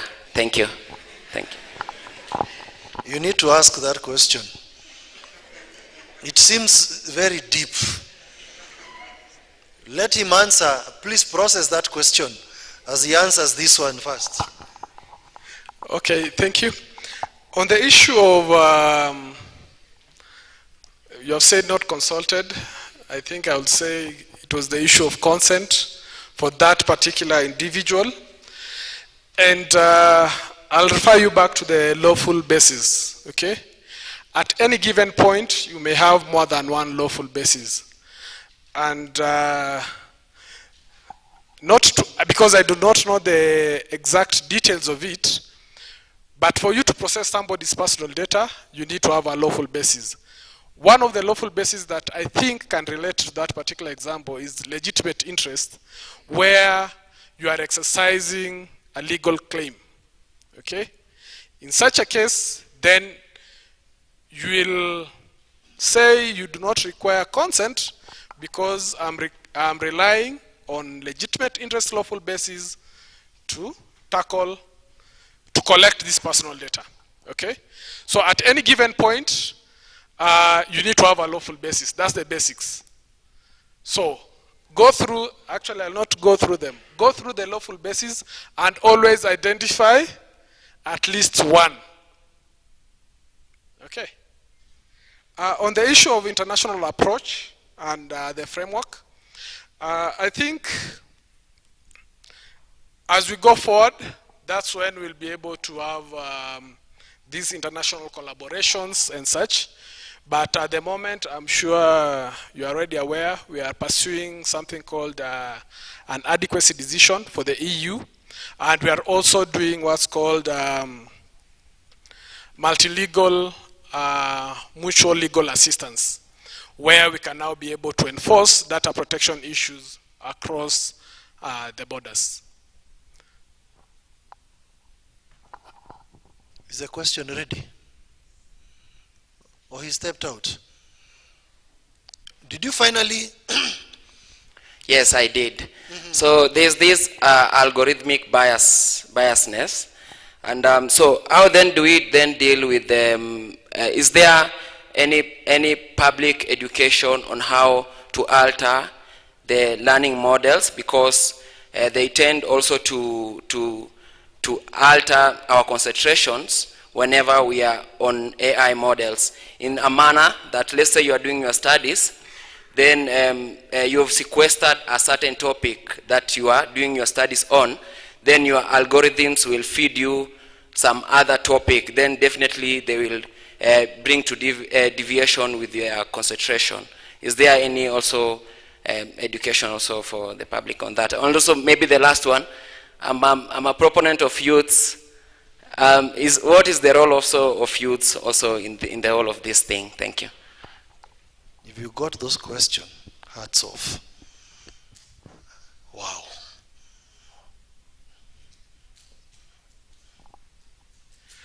Okay, on the issue of altering the models, allow me not to answer that because it's more specific to a particular piece. And what I will handle in case you have a specific model that is altering or displaying wrong information about you as an individual, then you can always raise a complaint with the office, and the office will investigate and give you findings within 90 days on specific, and remember it's personal data, if there is such a specific issue, then that we can be able to handle. Wow, thank you. Let's give him a round of applause.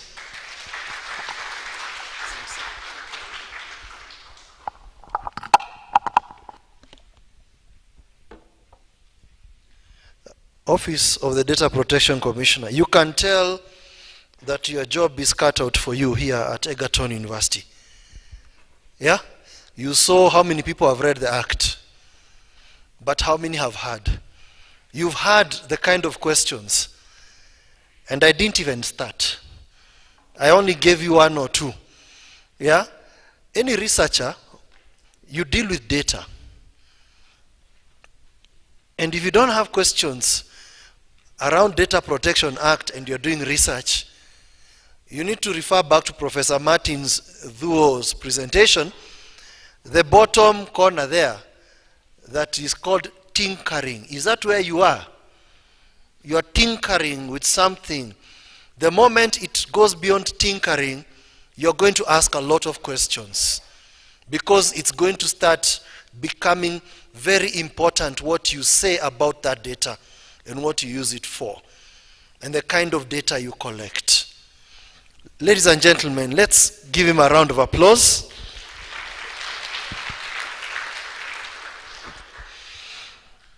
Next, we have an organization whose mission is to organize the world's information and make it universally accessible and useful.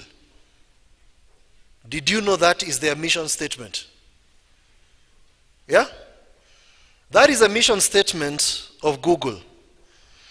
That is the foundation of all their products and services. In other words, everything you get from Google is about your data and what they can do with your data and what they can do with the data for you, first of all, and for themselves. You wondered how Google makes money. I think by now you know, isn't it? Yeah, that's another Pandora's box. What are they doing with my data? Anyway, Pascalina Kimeu is not from Google, but she works with Google as a partner. She'll tell us about EduFlare, and she'll take us through some hands-on on some tools that we can use from Google for our research. So specifically, I think it is Gemini. Yes. For the next 45 or so minutes, I believe we should get our phones out. We are going to do something, yeah? So welcome, Pascalina. Thank you. Let's welcome Alva. Thank you, Dr. Moses. Good afternoon, everyone. I'm happy to be here. Actually, it's my first time to be in Egerton, Njoro, and it's a very productive area. I might probably choose not to go back to Nairobi. Anyway, as Dr. Moses has introduced me, I'm Pascalina Kimeu, and I'm the program lead of EduFlare organization, working in partnership with Google Gemini, that is Google for Education. And for today, before I get to why we are here today, this is to also inform you that we are running a program that is targeting students and educators to discover the power of generative AI. So I'm going to talk about the sessions that we are running at the end of the session. But for now, we can just go straight to the use of AI in modern research, given that this is an institution where we all, in one way or another, we get to do some bit of research. Yeah.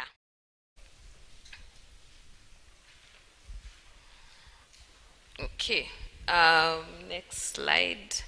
So we're going to talk about AI in research, and in this case, we all know that when it comes to AI in research, the first thing that comes into our mind is about literature review, data analysis, and insights, of course. So for this, I'm very particular in use of Google Gemini in research to enhance a lot of productivity, accuracy, and creativity that comes with use of this particular AI.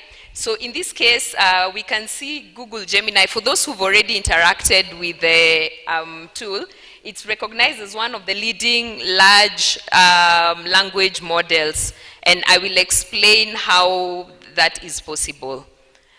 Okay, so one thing that we can note is that at least 75%, there has been some potential 75% reduction in the time spent on literature, and we can all agree.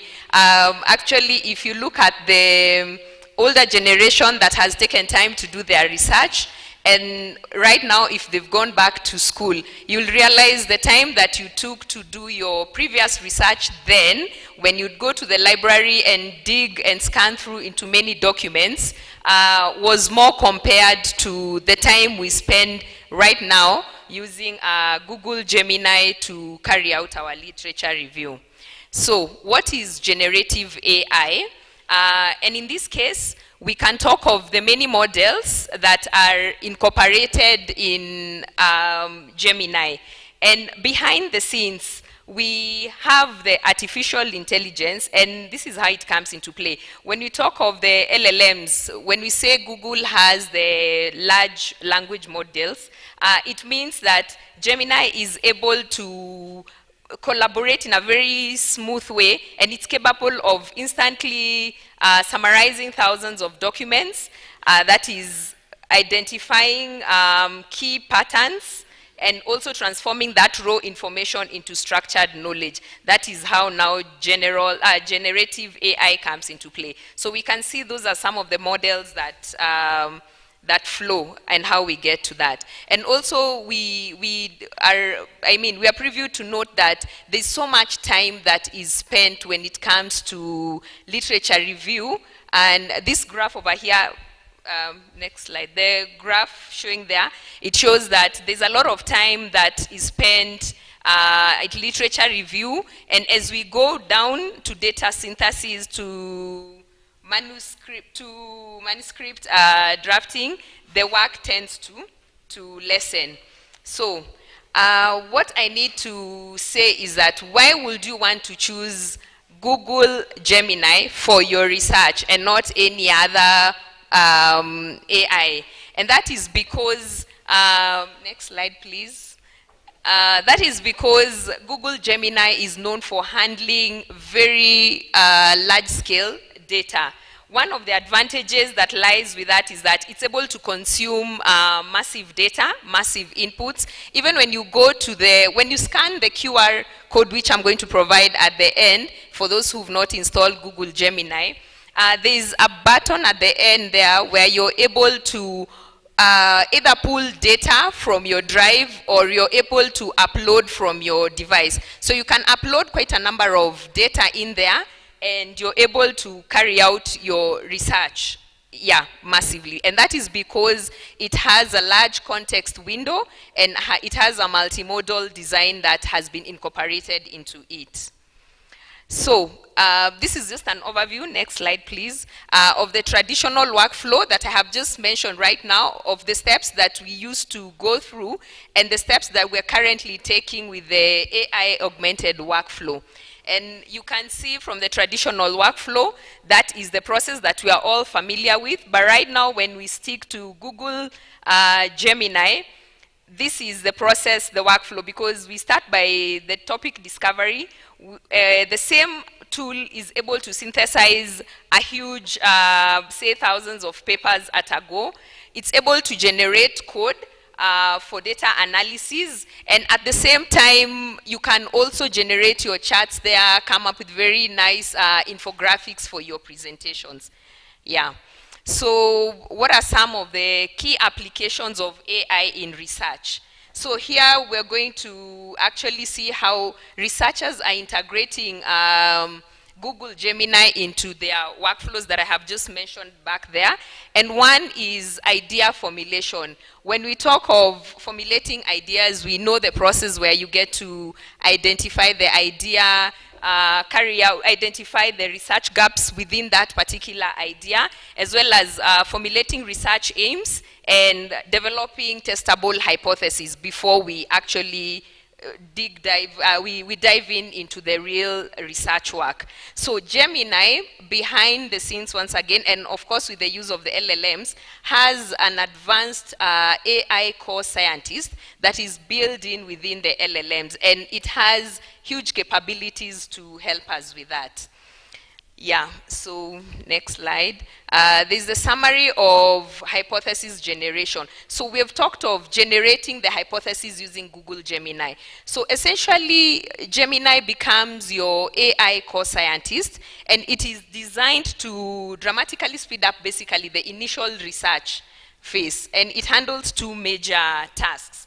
That is, the first one, it uses deep research to synthesize huge amounts of literature, and also find, or rather identify, the knowledge gaps that are within the hypothesis. Second, it uses a multi-agent system to critique and refine the specific ideas that have been generated, making sure that the resulting hypothesis is not just creative, but it is evidence-based and it's backed up and it's ready for the experimental testing. So those are some of the things that you can actually use Google Gemini for. Then now we go to literature review.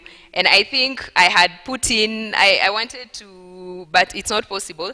I had come up with a topic and I wanted to explain how you can get a topic. For my case, I had thought of, say, integrating a research I was doing recently for integrating ICT 4D into the global health systems, targeting the low and the middle income. So I wanted to show you how I picked that particular topic, went to Google Gemini, typed in there, I wanted to get some literature review on that particular topic. And in this case, I'm targeting the people who are actually working on their research papers. So when I typed in that, Google Gemini gave me a very good outline, outlining some of the areas that I might probably be interested to look in. And when I reviewed the topics and I realized this is actually giving me a very good outline, I clicked on a button that is down there, that is deep research. Now with the deep research, you get to generate so much content, and it also highlights some of the places where it's picking the information and you're able to go in to that particular document and read further. So with that, I know we are also used to copying that information and pasting it probably in Word. The good thing about Google Gemini is that there are functions where you'll be able to either share that information with someone, or, because in this case you're logged in into your Gmail account, or export all that information, because it's a lot, into an external, into Google Docs. So I'm trying to tell you some of the functionalities and the advantages of engaging Google Gemini. So once you're able to do that and you're able to synthesize your information, there is also a button at the far right where you're able to even generate the infographics, assuming you want to do a presentation on the information you've done the research about. There are infographics and it gets to summarize for you. So that is just a summary of what Google Gemini can do for literature review. But anyway, that is something I wanted to do practically, but we will do that later in our groups. Yeah, so there's data analysis and modeling, which is very, it's actually being handled by Google Gemini. And in this case, at the analysis phase of research, AI provides a very powerful suite of tools that automate the key processes, ensuring very high quality and actionable results. And these tools enable automated data cleaning, because now in this case you're able to clean your data very fast. It also allows correcting all the errors and filling in all the missing gaps. It's also efficient in pattern recognition, and as well as clustering in complex data sets. So these are some of the advantages you get to experience when you actually use the Google Gemini. And also, there's the natural language processing, the NLP, that has a capability of transforming the unstructured text, say things like surveys and maybe data from social media, into usable insights. And lastly, there's the aspect of advanced visualization, where you ensure the findings are both immediate and they are easily interpreted for any person. Yeah. So next, we'll be looking at the writing and editing. This one we are all aware at what the generative AI, Gemini, Google Gemini is able to assist us in drafting manuscripts. And if you can compare with other AI tools, you'll find that the good thing about Google Gemini, given that our target here is Google for education, there's a lot of information and research papers behind these models. And that's why when you say type a topic into Google Gemini, you get to find very rich findings as opposed to these other AI tools. And those are some of the things that I'll probably want us to also compare at our free time and get to understand why generative AI tends to give us an opportunity to come up with very good manuscripts. Okay, and it also, the good thing about it is also helps us with formatting citations, which is very important.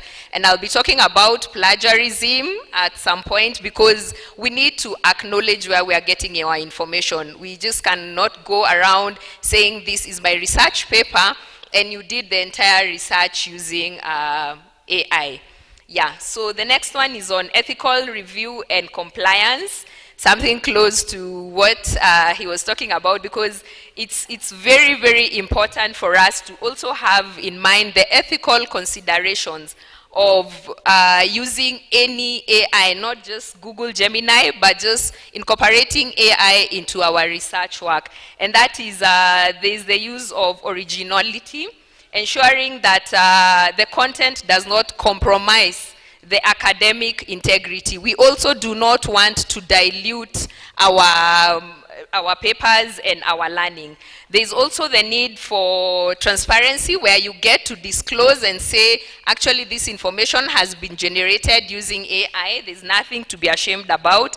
And there's also the aspect of biasness and fairness, and ensuring that yes, that the data can actually be audited and the outputs can be validated. Yeah, so this is just a small graph where we're looking at some of the policies, domains that say, for instance, Egerton decides, I don't know whether there is a specific policy paper when it comes to use of AI in the institution. But I think if it's not there, maybe they're working on it, or probably it's there. But some of the policy domains that we're looking at is authorship. For educators, when you're coming up with content, you also have to be very keen with what you're picking, because one, when it comes to the standard requirement, it must be exclusively human. You have to put in the human aspect of it. AI cannot be listed as an author. There has to be an author, because, I mean, AI is a group of many LLMs behind it. So you cannot say AI is the author, no. So you have to put in the human aspect of it. Then AI output cannot substitute the author's authentic and original contribution. That's why we have to put in a human touch to our work. And also this goes to the students when you're doing your assignments and your research papers. There's the aspect of disclosure. This is mandatory. There's the need to be transparent and disclose, as I have mentioned before, the tool that you have used. Go into the finer details of mentioning the version of the tool, as well as the extent of the use is also required. Failure to disclose, that is definitely a breach of scientific integrity, and it constitutes to plagiarism. There is the use of content use, and we need to identify to check the grammar, of course, the ideas generations, and outputs cannot be used directly as the final manuscript. So there's need to read through our research papers and put some thought into it. Then there's also the image and the data alteration, just as he talked about. It's prohibited, basically, and the use of image and basically clear documentation of the content being altered, the tool, that is prohibited. Yes. Next slide. So, there's one thing I need to note, that there's notebook LM. And before I get into this, because I'm not going to get into the practical bit of it, I want to mention that this notebook LM is an app that we can all check right now and download it. It is a dedicated AI research assistant from Google that is being designed, that is designed for knowledge grounding. And I was just talking to some colleagues in the afternoon, telling them how, as educators, you can actually make use of this app, the notebook LM, because you're able to upload all your notes, as well as for the learners as well. You're able to upload all your notes into it and organize your classes and your topics and how you're going to train your students. So the reason why I am not going to get into this, it's because later we have sessions, as I have mentioned. EduFlair has partnered with Google Gemini Academy, And we have training sessions for both students and educators. I have already talked to quite a number of people here, and I'm already in a WhatsApp group with quite a number of students, and I'm being assisted by Paul Kahenya, where I have shared a flyer of the training and some of the things that we're doing. So there are these classes, and when you join the classes, we're going to go deeper into the notebook LM. There are even examples that we're going to show you, practicals of how you're getting materials, you're putting them into notebook LM, and show you how it's generating topics for you. So this is to encourage everyone to join our classes. So I will leave you with this quote, and again, it's not my quote. I have actually quoted the person, that AI will not replace humans, but humans who use AI will replace the ones who do not use. So let us not be left behind, let us not be replaced. That is because AI is not going to replace us in our work. Yeah. So for this particular page, maybe you can just the next slide, please. Yes, you can leave it there for a few seconds or minutes. I wanted us to scan the QR code. This is for actually joining our classes, and also to tell you that we have ongoing sessions. Actually, we started our training sessions, and we're targeting students from higher learning institutions this month of October. So we've already begun the classes, but please join in the classes for this month. We have 4 classes, 21st, 22nd, 28th, and 29th. Then in November, we have sessions every Monday and Tuesday at 11 a.m. Once you've scanned either that QR code or you just click on one of the links here, you'll be able to join our classes. And they're very interactive, so there's some form of interaction. We get to learn from each other. You get to ask questions, and we answer them. So this is to encourage everyone. Please do join our classes. Let's get in and learn and discover Google Gemini together.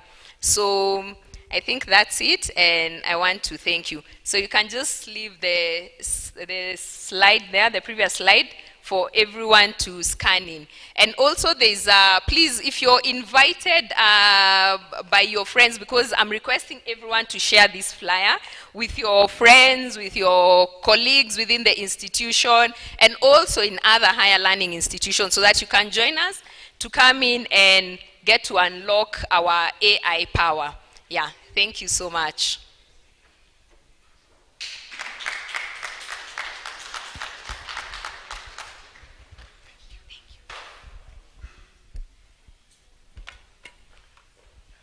Thank you very much, Madam Pascalina Kimeu, for that insightful session.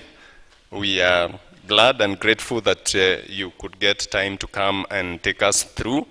Please let us applaud our presenter kindly.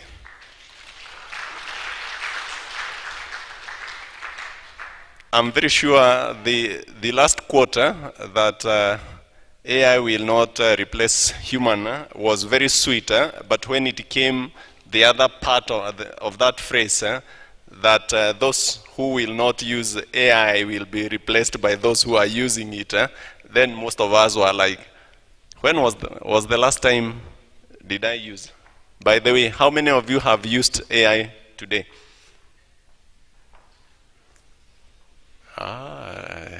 I see. So you can see. And now because you have used AI, I would want you to kindly be upstanding, and then we welcome the Director ICT to introduce the members who will be taking us for the last session. Please stand up for 1 minute.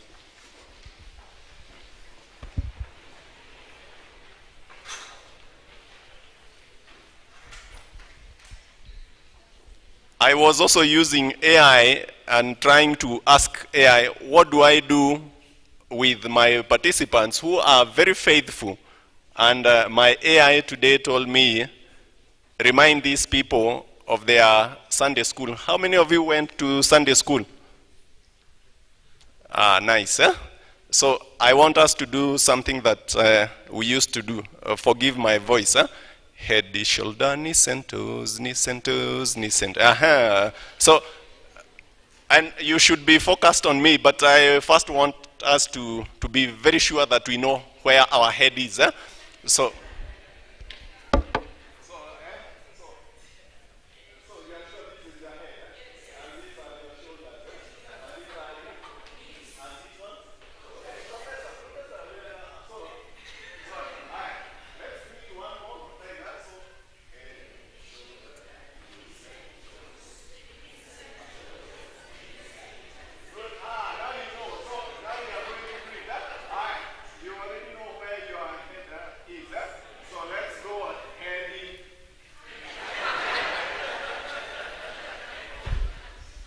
So, welcome, Director, so that we can bring this to a close.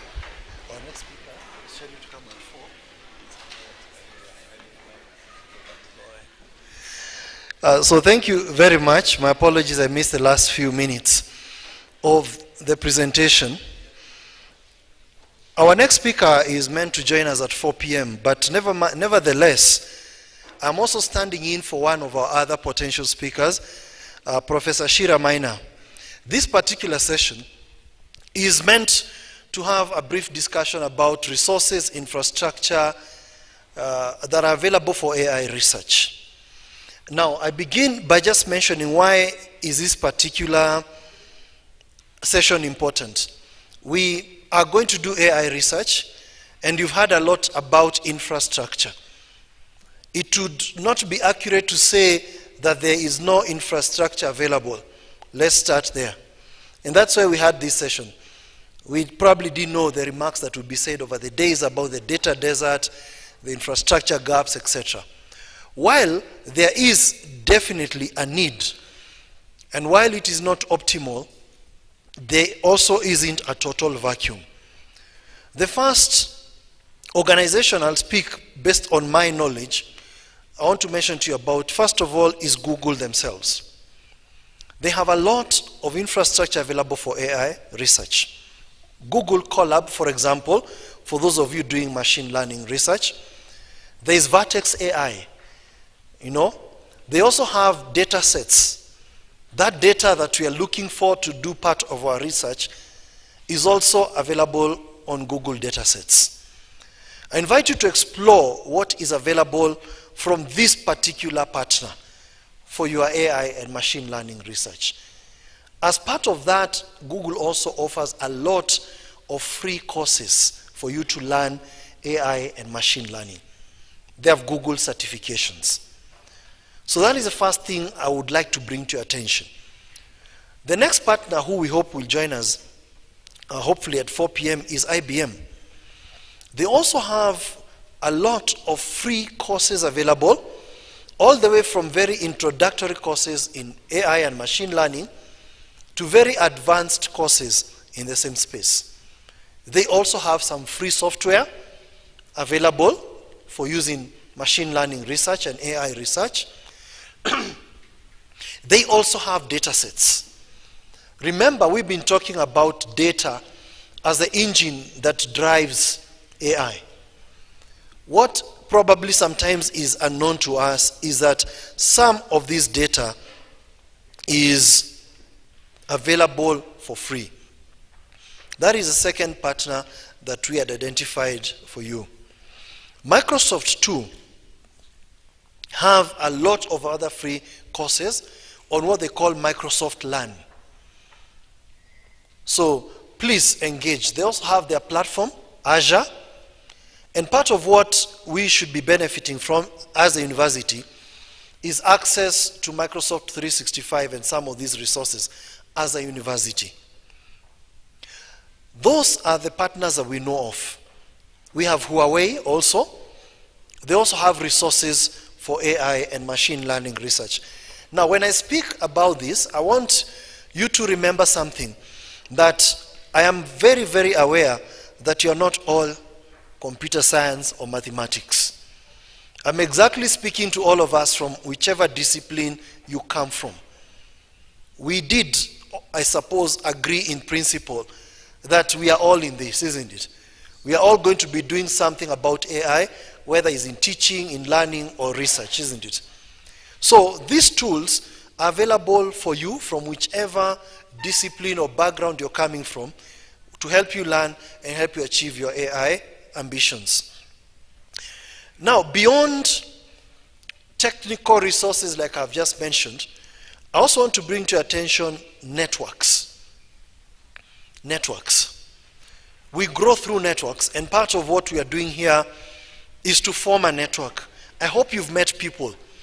I hope you shared your apprehensions and fears and hopes with an individual or two in the room.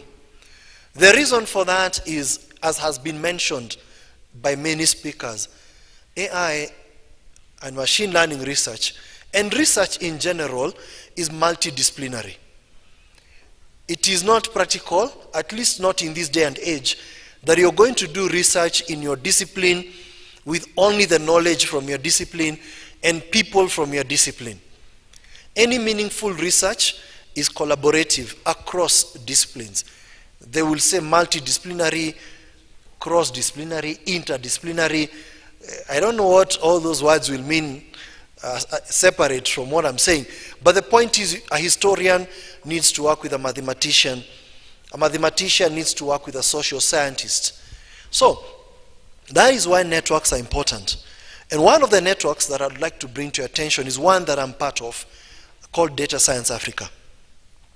So Data Science Africa is a Pan-African organization established over 10 years ago.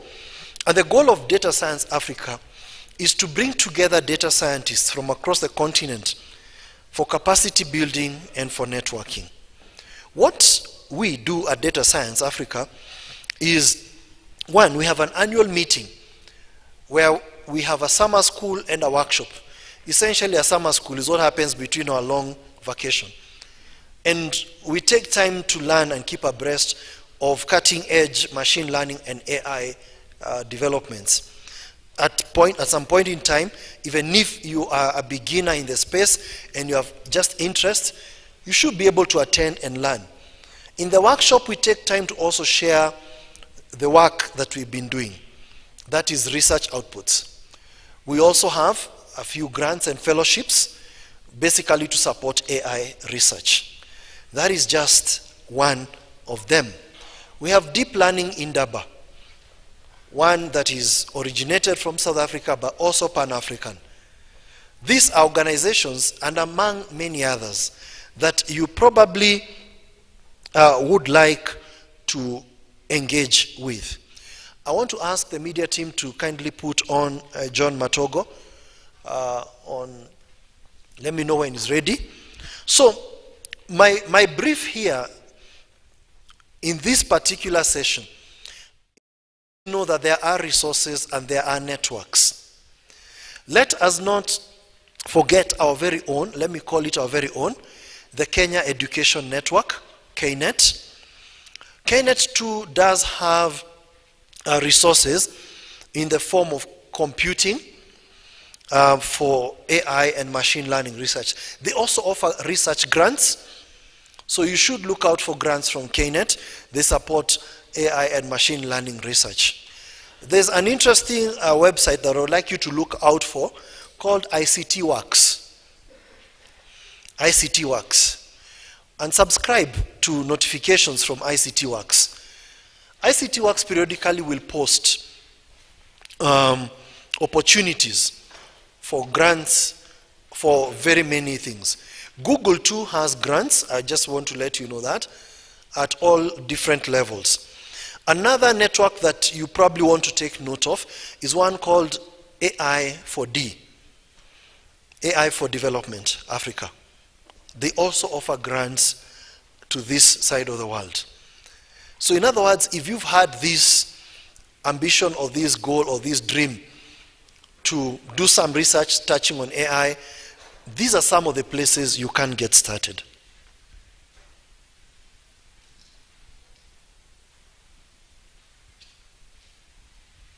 So Pascalina had not said something that I expected her to say. She's ready, and then we'll have John Matogo coming up next. Thank you, thank you.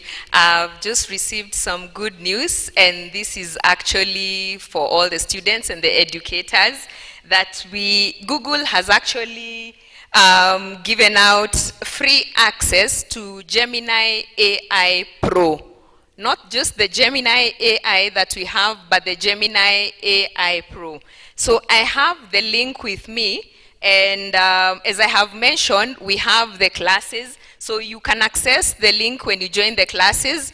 I will also share the link with Paul Kahenya and also Dr. Moses. And I'm also going to share the link in the WhatsApp group that I have just been incorporated in by Paul Kahenya. So make sure you're where I am, either in the WhatsApp group or in class, to get access to the goodies. And this is also to inform you that even after the 1 year, there's no expectation that the students will be asked to pay. It's just to make sure the students are familiar with Google Gemini, and also you get to discover the interactiveness of the application. Yes, thank you.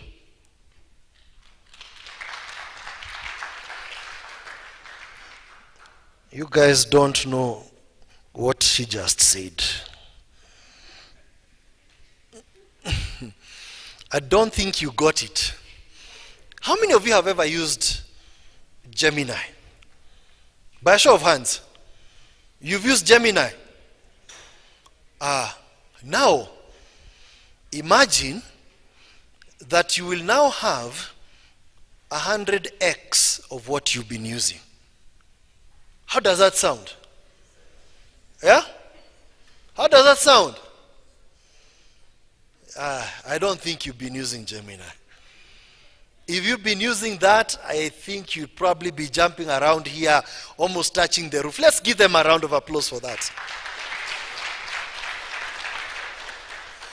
Pascalina, what that effect means is the students, and I hope the rest of us, the lecturers, have access to the full power, the full, not trial version, not the full power to do research, to generate unlimited images, generate video, generate PowerPoint. Did you people hear this? Yeah?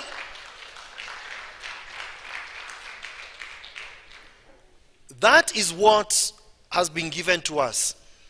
And we'll work with EduFlair to train you. We thought we'd use the free version, but now you have the full package. It's a transformative moment for the university and for higher education. Thank you so much. Pass our kind appreciation to Benson Kenoti. Benson Kenoti is the head of education, Google Sub-Saharan Africa, and he has made this possible together with the team at EduFlair. So at this point in time, I want to welcome Mr. John Matogo. John, can you hear us?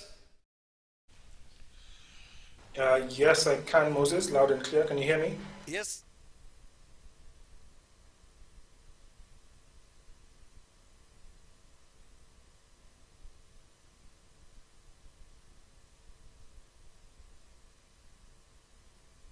Yes. And I probably didn't quite say right everything. We're looking forward to hearing about the infrastructure and resources for AI research available from IBM. Go ahead, John. All right, thank you, Moses, to everyone in the audience. First of all, allow me to express my apologies for not being there in person.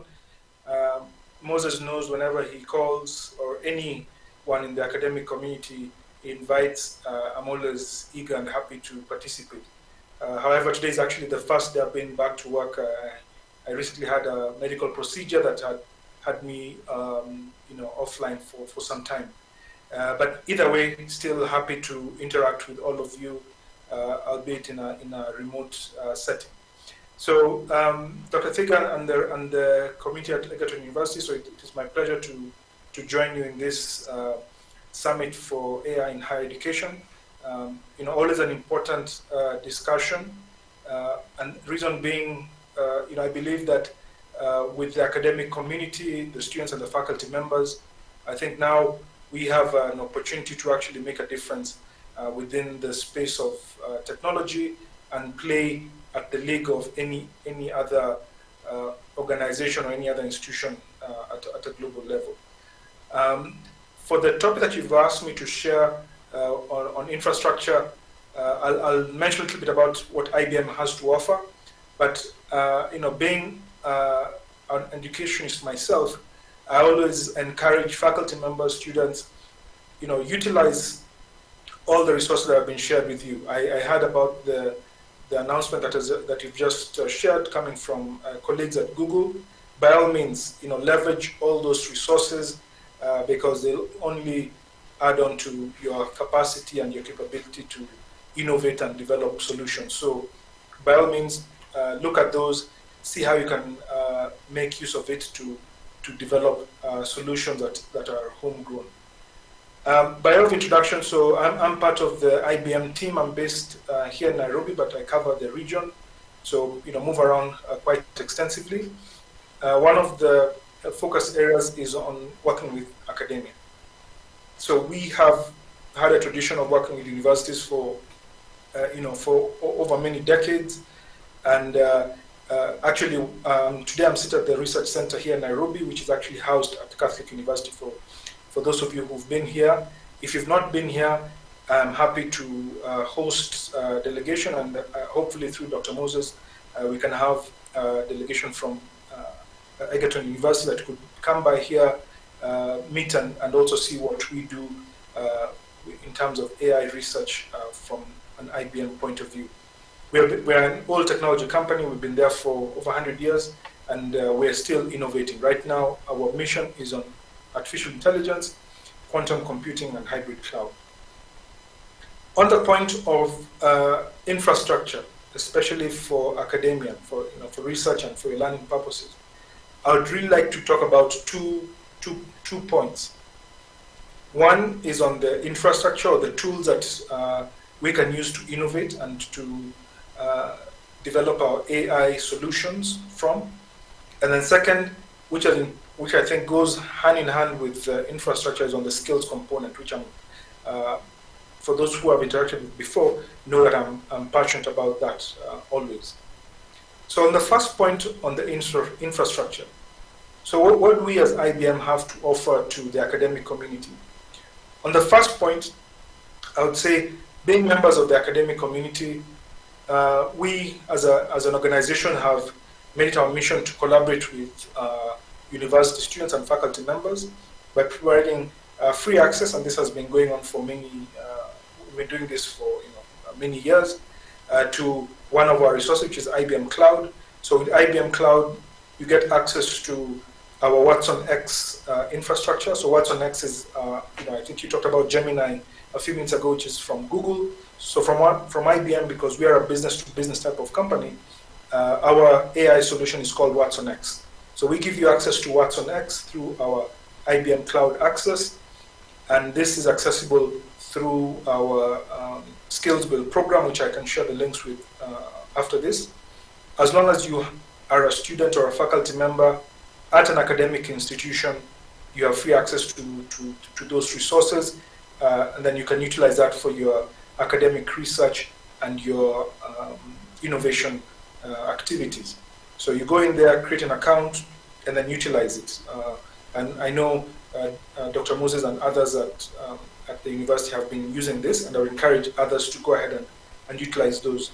So in this case, it comes already pre-packaged. You have a lot of AI services, for example, Watson X Orchestrate, and then you can build your AI tools, your applications using this infrastructure.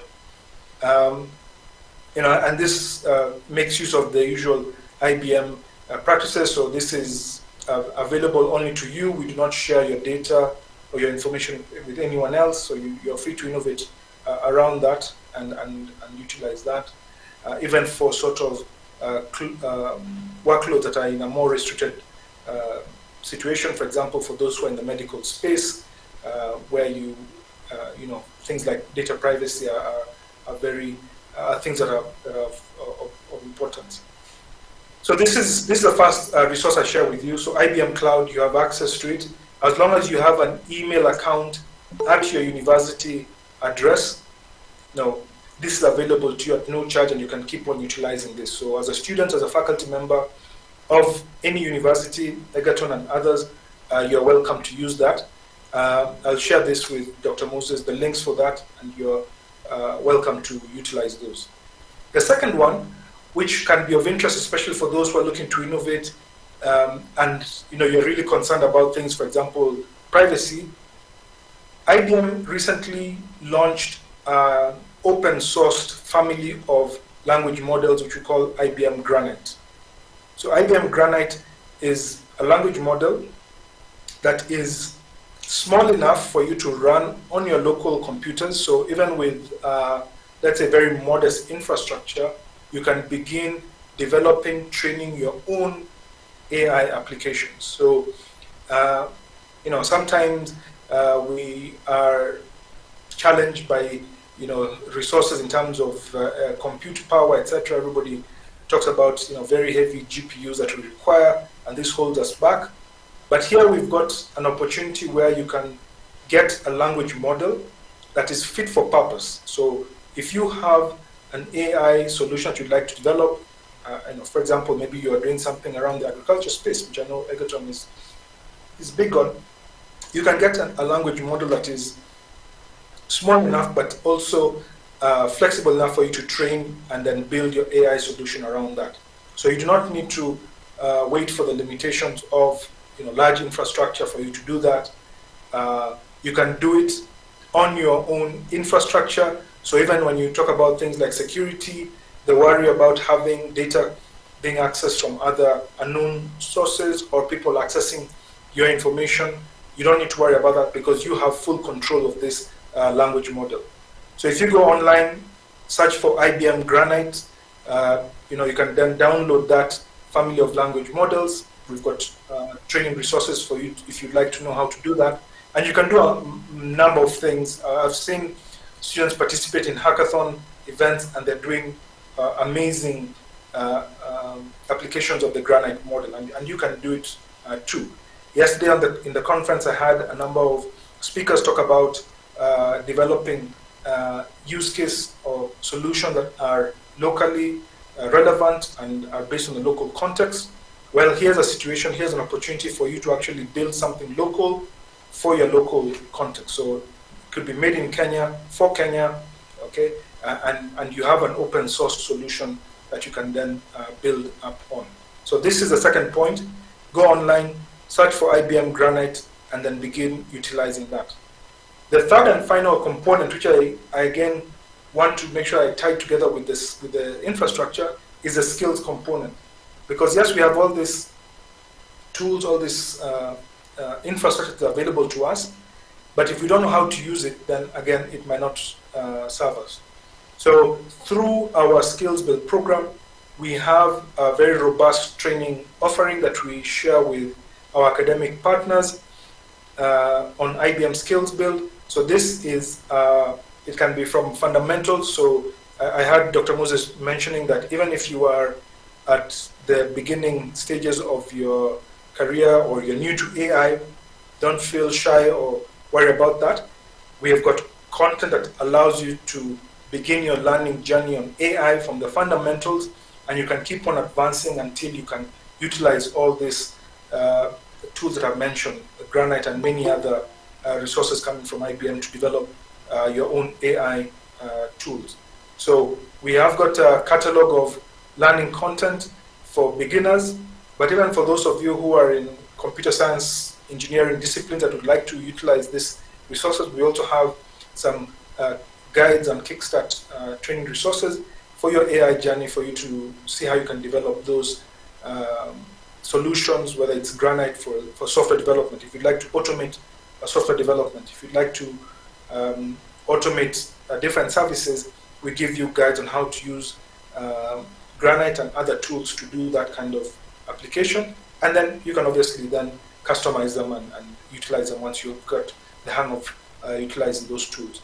So I will share these resources with Dr. Moses, Thiga, and the Egerton community. Feel free to sign up. All these resources, especially the learning resources, we give them to you at no charge.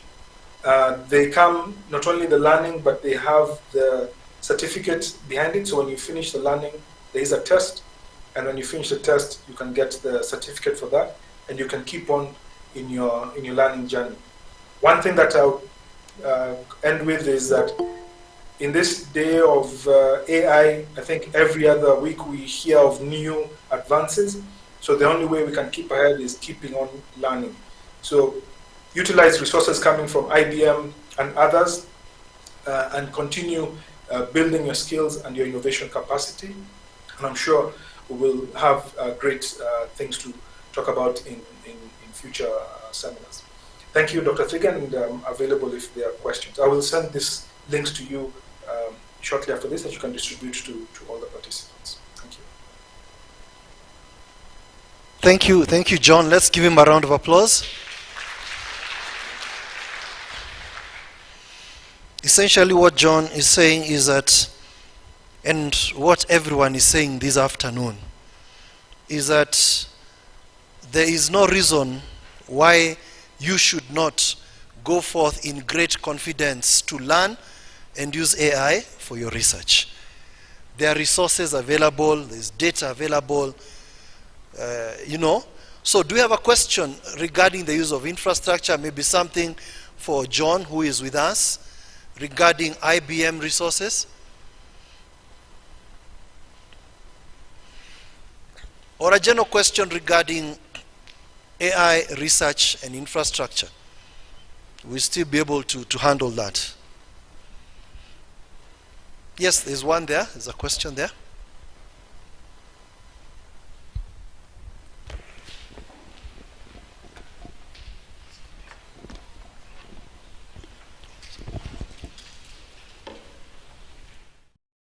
Good afternoon.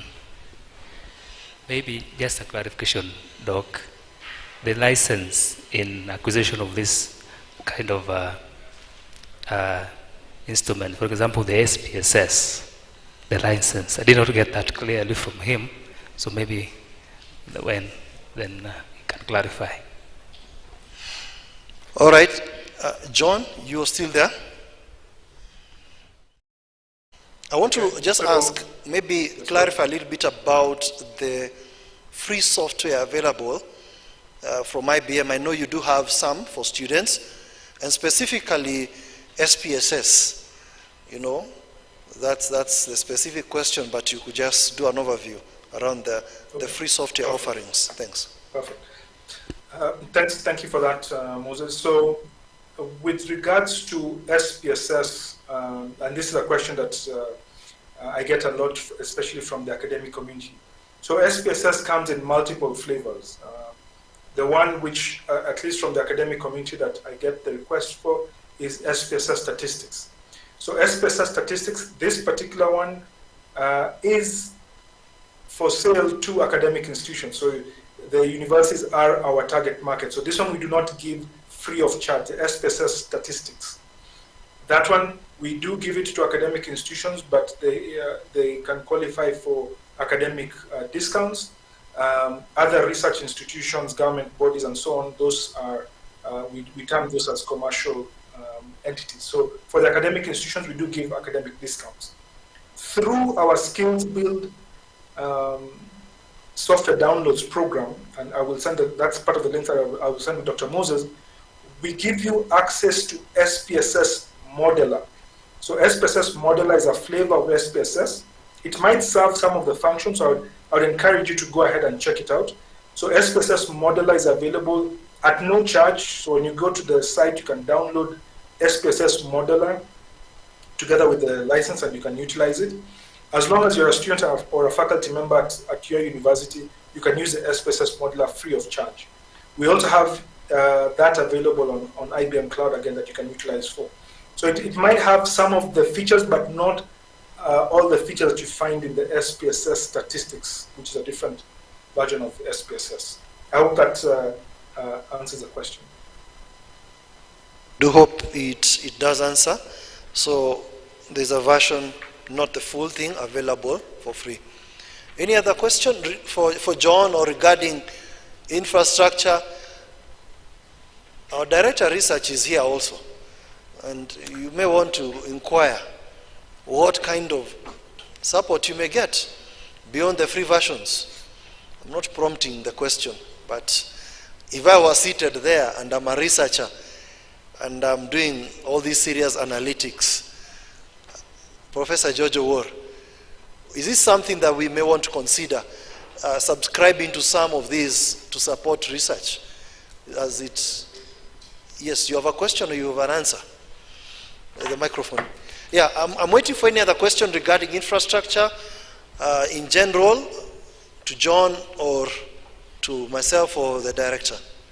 Yeah, I just wanted, thank you, John, for giving us that background. But I wanted just to ask, particularly the corporate-based subscriptions, if they are there, and how long, and other than the corporate ones, are there that they are free open source, so that someone can subscribe. And that infrastructure they have at, is it Kansas City, isn't it? Can someone visit and maybe have a group of scientists visit, and then they are taken through what they are doing there? Because I think people talk about whatever happens at Kansas City, but they watch it. They don't even have not visited. I don't know how many have visited the place. Okay, it's quiet. Maybe, John, you'd respond to the issue of the corporate subscriptions. Yeah. Thank you, Moses. Thank you for the question, Dr. Ward. So, on the first question about the corporate subscription, so I would first, excuse me, I would first ask you which specific product or tools are you talking about? There are some which, like I said, like the SPSS statistics one. Yes, I don't know that we can organize the different models for the licensing. You could have a group or a corporate subscription like you talk about, or it could also be based on the different seats that you're looking for. For that, because the universities are a primary market for a primary target client for the SPSS statistics, that one I can connect you with colleagues who are in the sales team that could work out for you a package discount for that. So that's let's say the answer for that commercial one. I would also encourage you have a look at the links that I will share with Dr. Moses, because some of the software downloads is quite a comprehensive package of software titles. So we've got different software, based if someone is doing work in cybersecurity, for data science. Like I mentioned, even the SPSS, we have a version of it that's available there free of charge that you can utilize within the university as long as it's for academic purposes, where we'll have no charge for you. So it might be useful to do a thorough analysis of what's available on the free access academia offering. So do a thorough analysis. Let's look at all the software titles that are available there, what's on the cloud, because you might find actually that the functionality that you're looking for is already available in the free version before you look for the paid for version. So this is one request I would make, because you might find that, just like in some of the tools that we use for word processing and spreadsheets, they have got so much functionality that we actually utilize very small percentage of it. So I would say let's have a look at what's available on the catalog for the software downloads. As long as it's a student or a faculty member from your university, there will be no charge for that. If what you're looking for is not available there, can only be available on the commercial one, then let's open that channel for discussion, and I will connect you with my colleagues in the sales team who will work out an academic discount for you. That's what I would say for that component. For the second question, just a slight correction. We are located at Catholic University. So this is in Nairobi, in Lang'ata area. We're located on Catholic University, not at Konza. And with regards to the visit, I welcome you. Give me a date and let's work out when you will visit. I will also request some of the research team leaders to be present so that when you come, you can get a comprehensive overview, understand the projects, and then explore how to work together. I'll be very happy to host you and a delegation from the university for such a visit. Back to you, Moses. Thank you. And Professor Orr, I'm also aware that the concert team are also open for visits. So any other question? Yes. Dr. Catherine Getao. Okay, so thank you very much for the hard work that you've done, campaigning for young Africans, young Kenyans, to get access to very valuable resources. I'd just like to know, what's your dream? What's your end game? If every young person here took the full opportunity that you have opened up for them as young Africans working in global technology companies, what's the future that you see? And how can you inspire them to move towards that future? And the question is for both of you, since you're from different companies.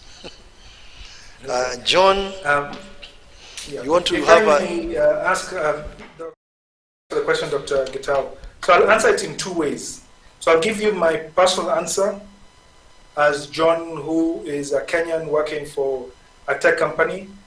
My personal dream, and this is actually one of the things that motivates me, especially when I work with academia, is, because when I move around the different universities, I see a lot of potential. I always tell students and faculty members, how can I help you, or how can you use my situation being in a company like this to give you access to resources that will enable you to innovate whatever you can, so that you're able to do the best work that you can. So this is my personal motivation. My dream would be when we have some of these global showcases of talent that I'm able to, showcase students, and I'm beginning to see that coming out now. Students that are coming out from our ecosystem that are developing and actually winning and being recognized at the global stage. So just to give an example, over the last sort of 5 years, we run a global hackathon called Call for Code. Some of you in the audience may have heard of it. And I've always campaigned and asked students, participate, join Call for Code.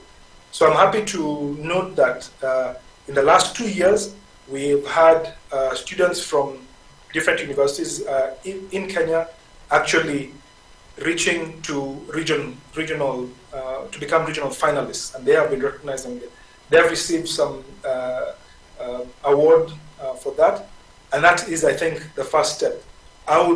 My dream would be, at least from an IBM point of view, if I'm able to say we have a global champion that is actually coming from Kenya, or from at least the region that I serve as well, that having gone through our what we are making available to them, develop the skills, and then they are able to utilize that to actually develop solutions that are now being recognized at a global stage. And if they eventually are either bought or make their own companies, this is something that I think would be a dream that I would say it would be my personal ambition and goal for that to realize something like that.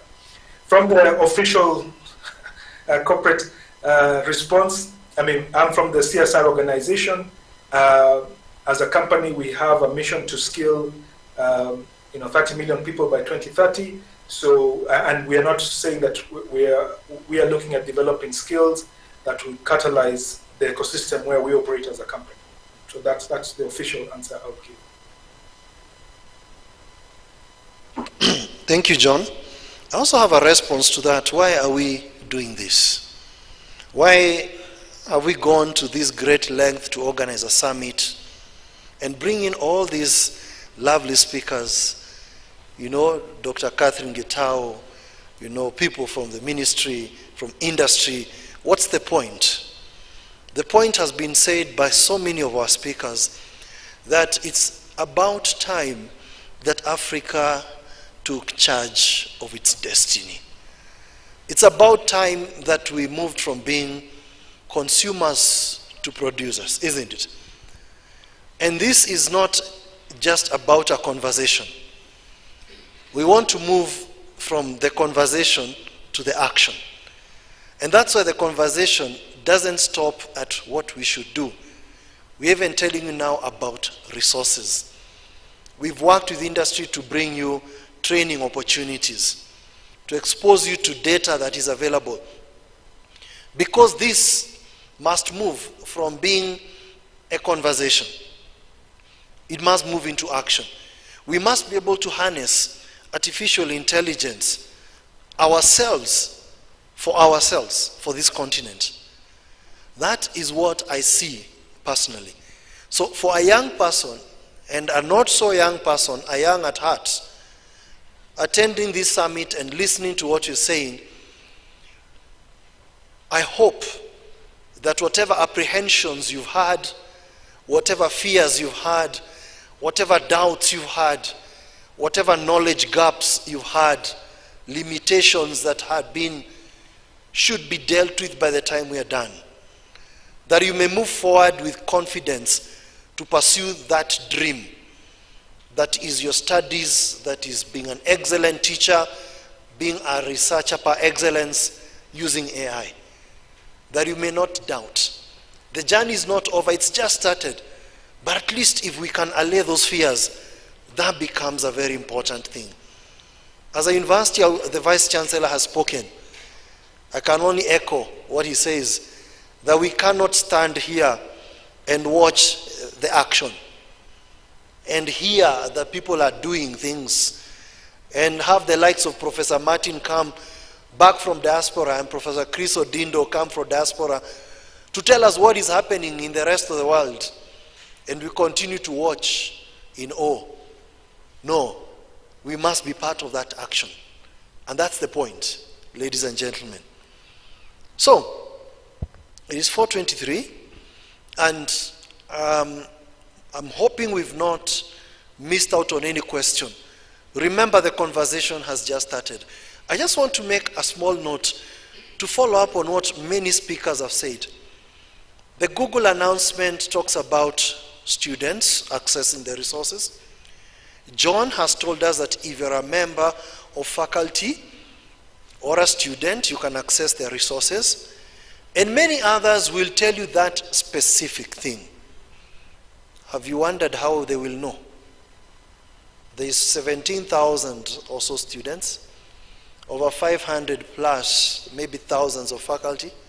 How will they know that you're a student?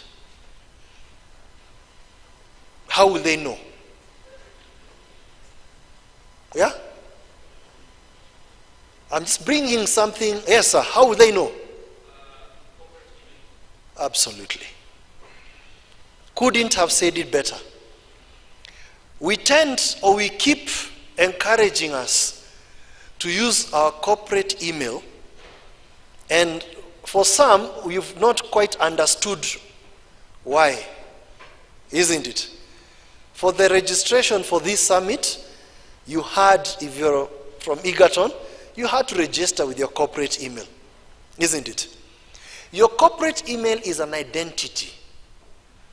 That is how all these multinationals will know that you are from an academic institution.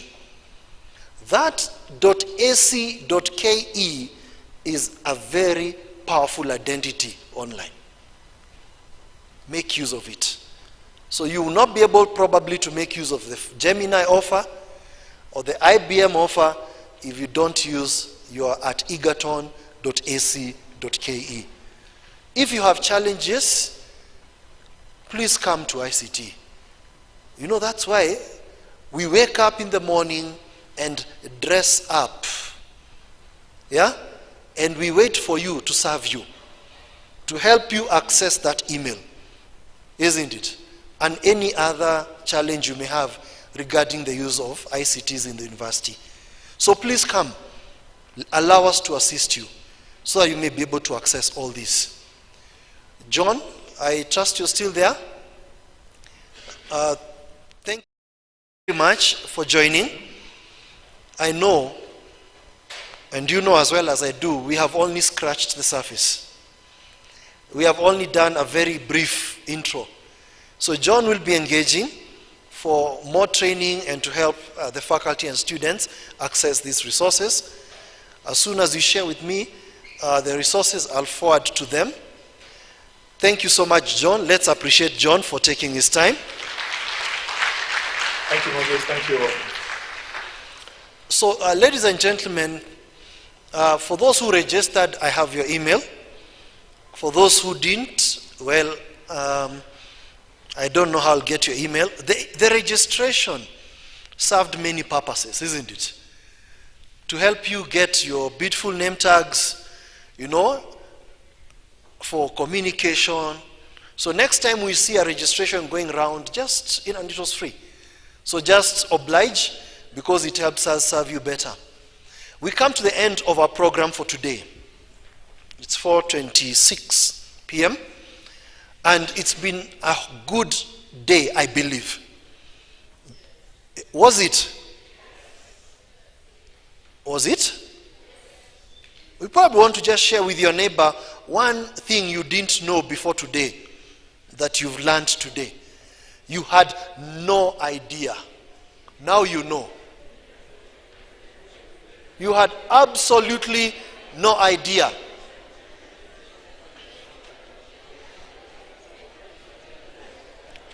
Yeah, somebody wants to voice it on the, where's the microphone?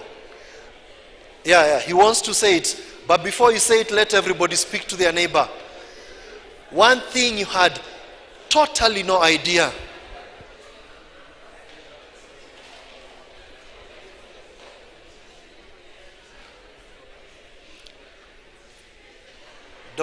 Professor Mackenzie, you have no neighbor. You can tell me. Let me be your neighbor. Yes, sir.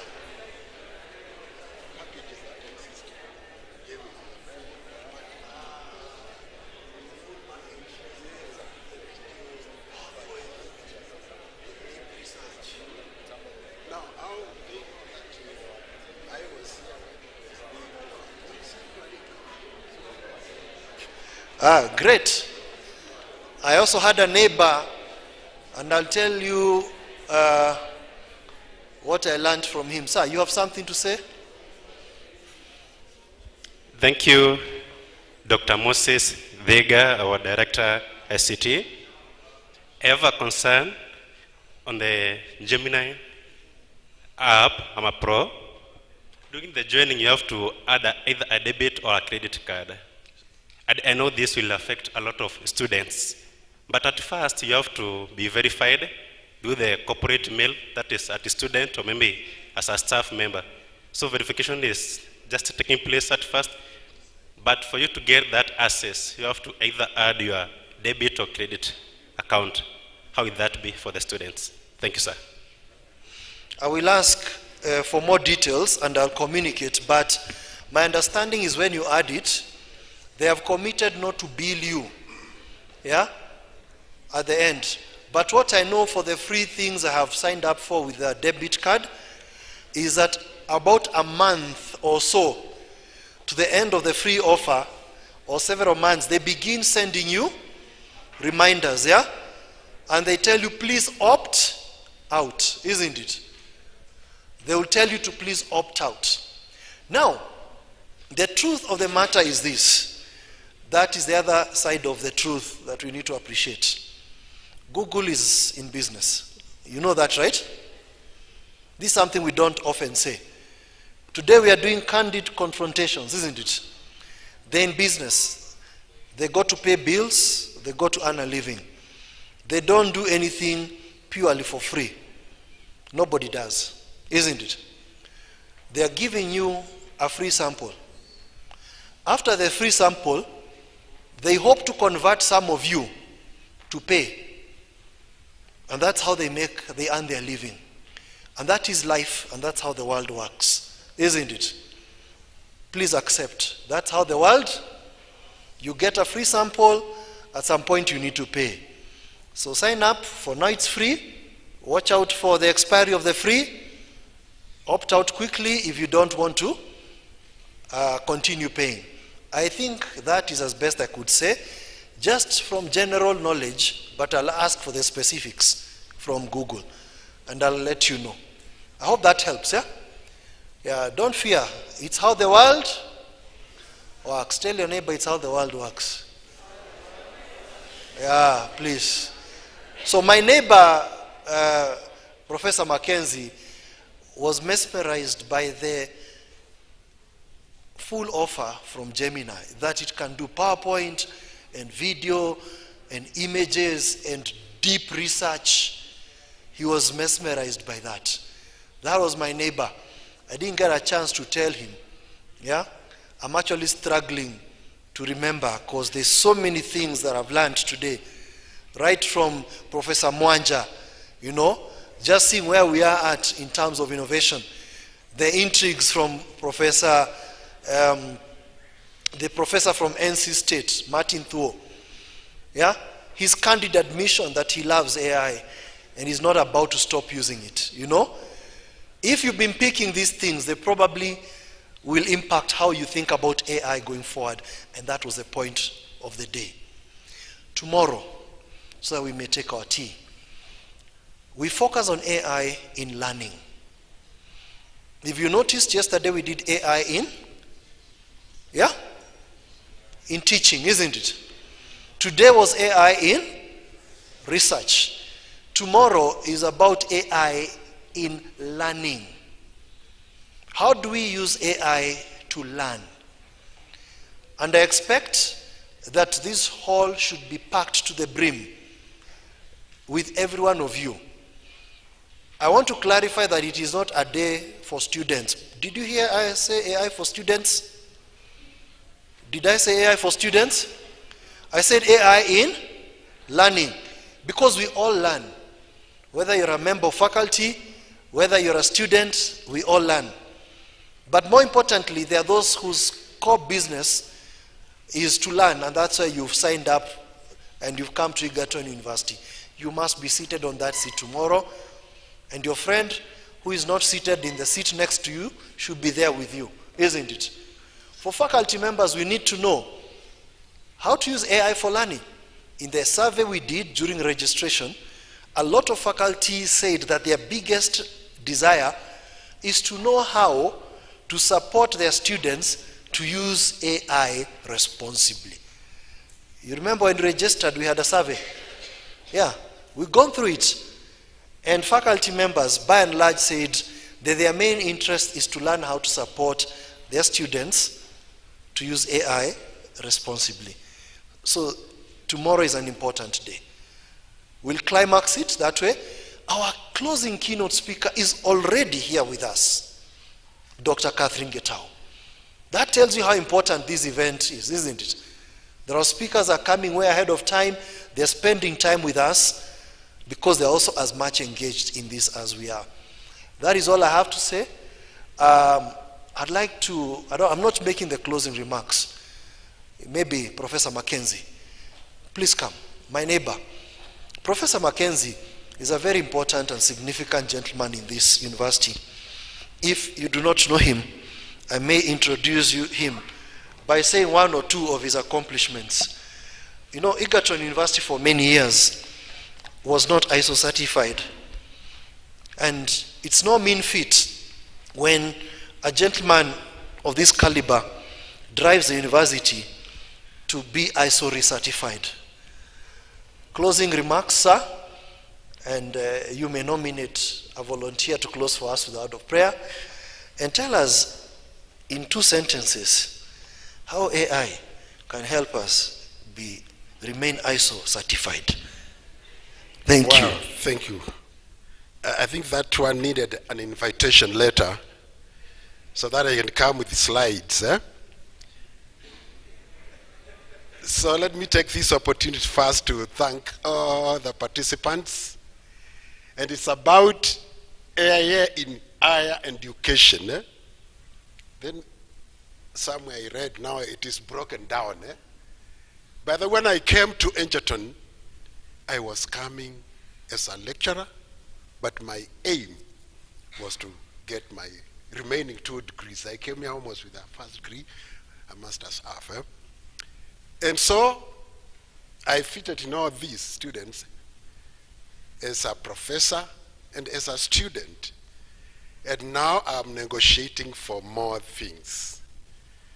I really want to encourage all of us that definitely Moses has done great bringing us this summit.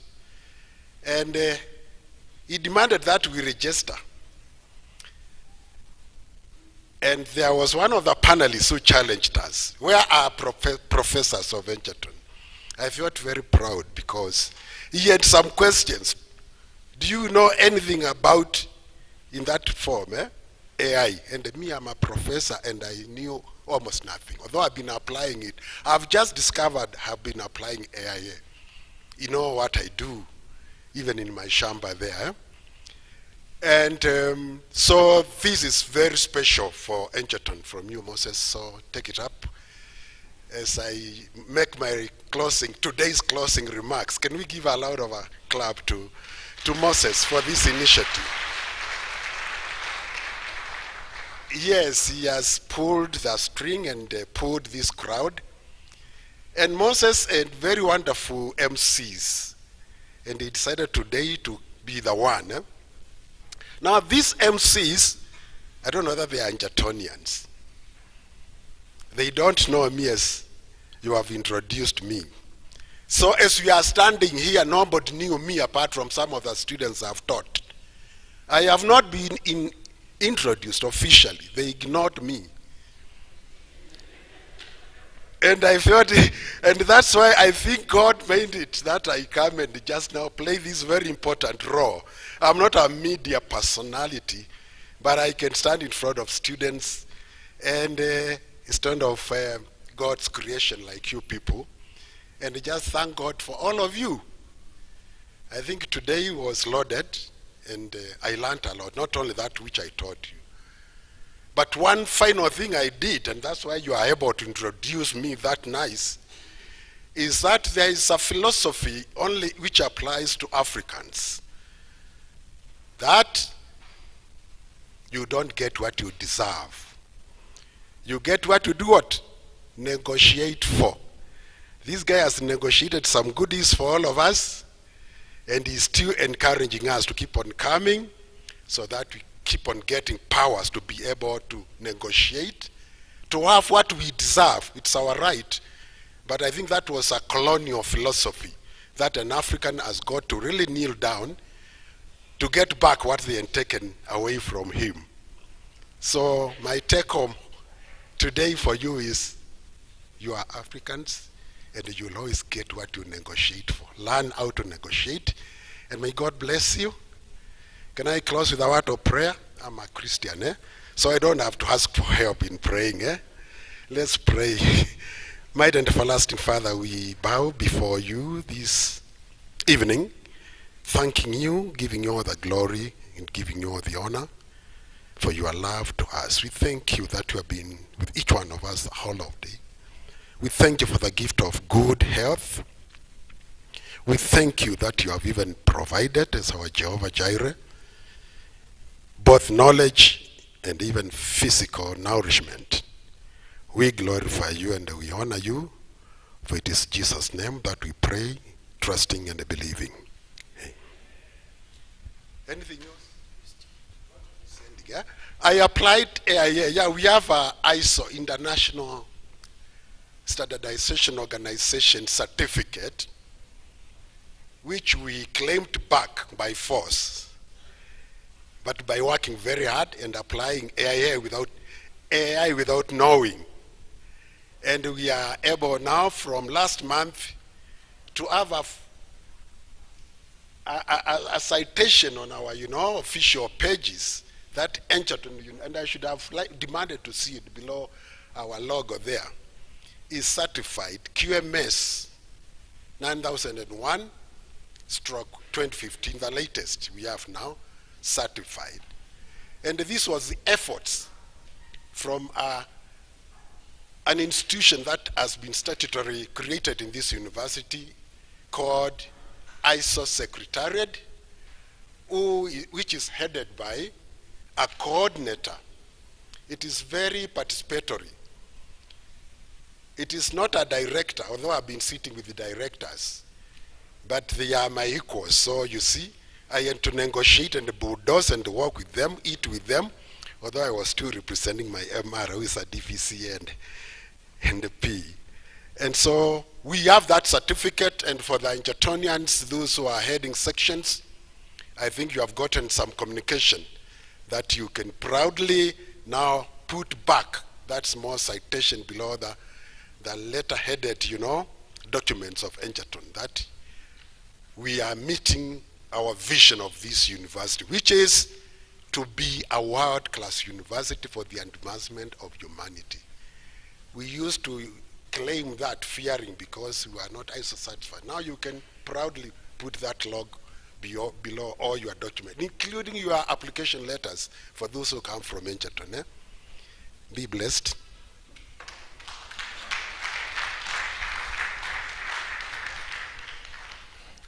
For real, we are done.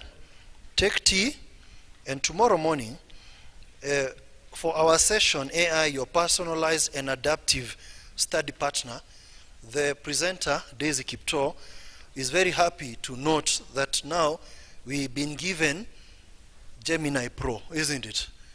So she is asking that you come with your laptops tomorrow, because she's going to use Gemini Pro. She was going to use a free version, but now, behold, we have a gift. Let us unpack tonight, and let us come and consume tomorrow. Come with your laptops. I know we don't have power extensions, so you may carry an extension or two. It may help a friend, or we hope your laptop, but it's only an hour session, so it should last. Thank you, enjoy your evening, and enjoy the tea too. Thank you.